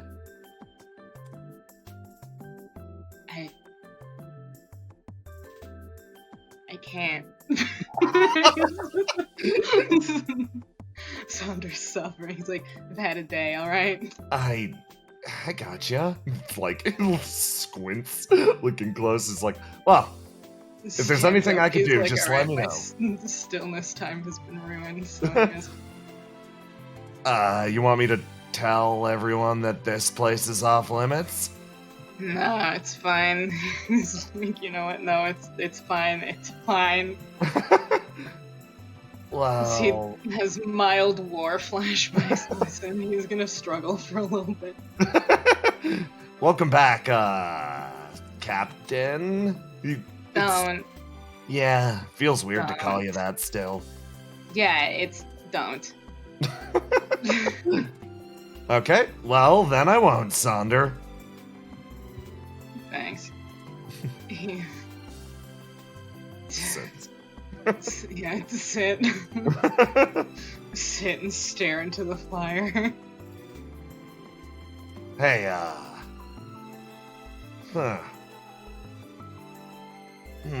what can you feel Karsh thinking next to you? Karsh His thinks. brain rubbing brain cells together. Sonder waits for Karsh to use his brain. Huh. I think I'm happier now than I used to be. He kind of leans over. He leans forward a little bit and he kind of looks at Karsh and he's like, oh yeah? Yeah. Yeah, like something big's missing, for sure. He taps his chest. But at the same time, how do I put this?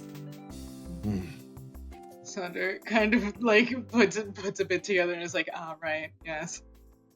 Something big sure is missing. It feels like ever since things have changed with the tide, it feels like I'm alive again, you know?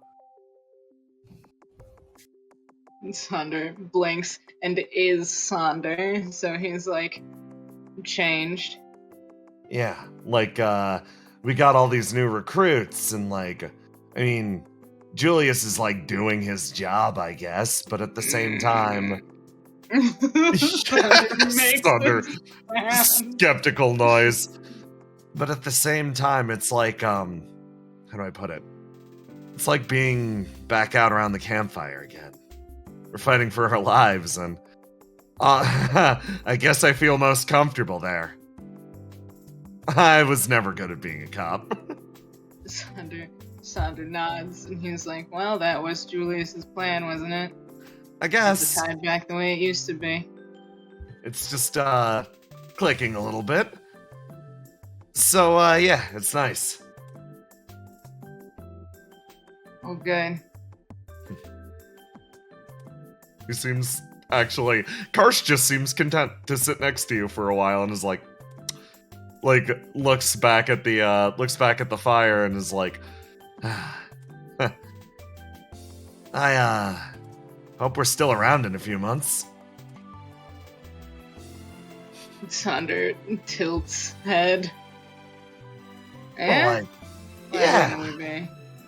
Well, you never know what tomorrow will Digging. bring, right? Okay.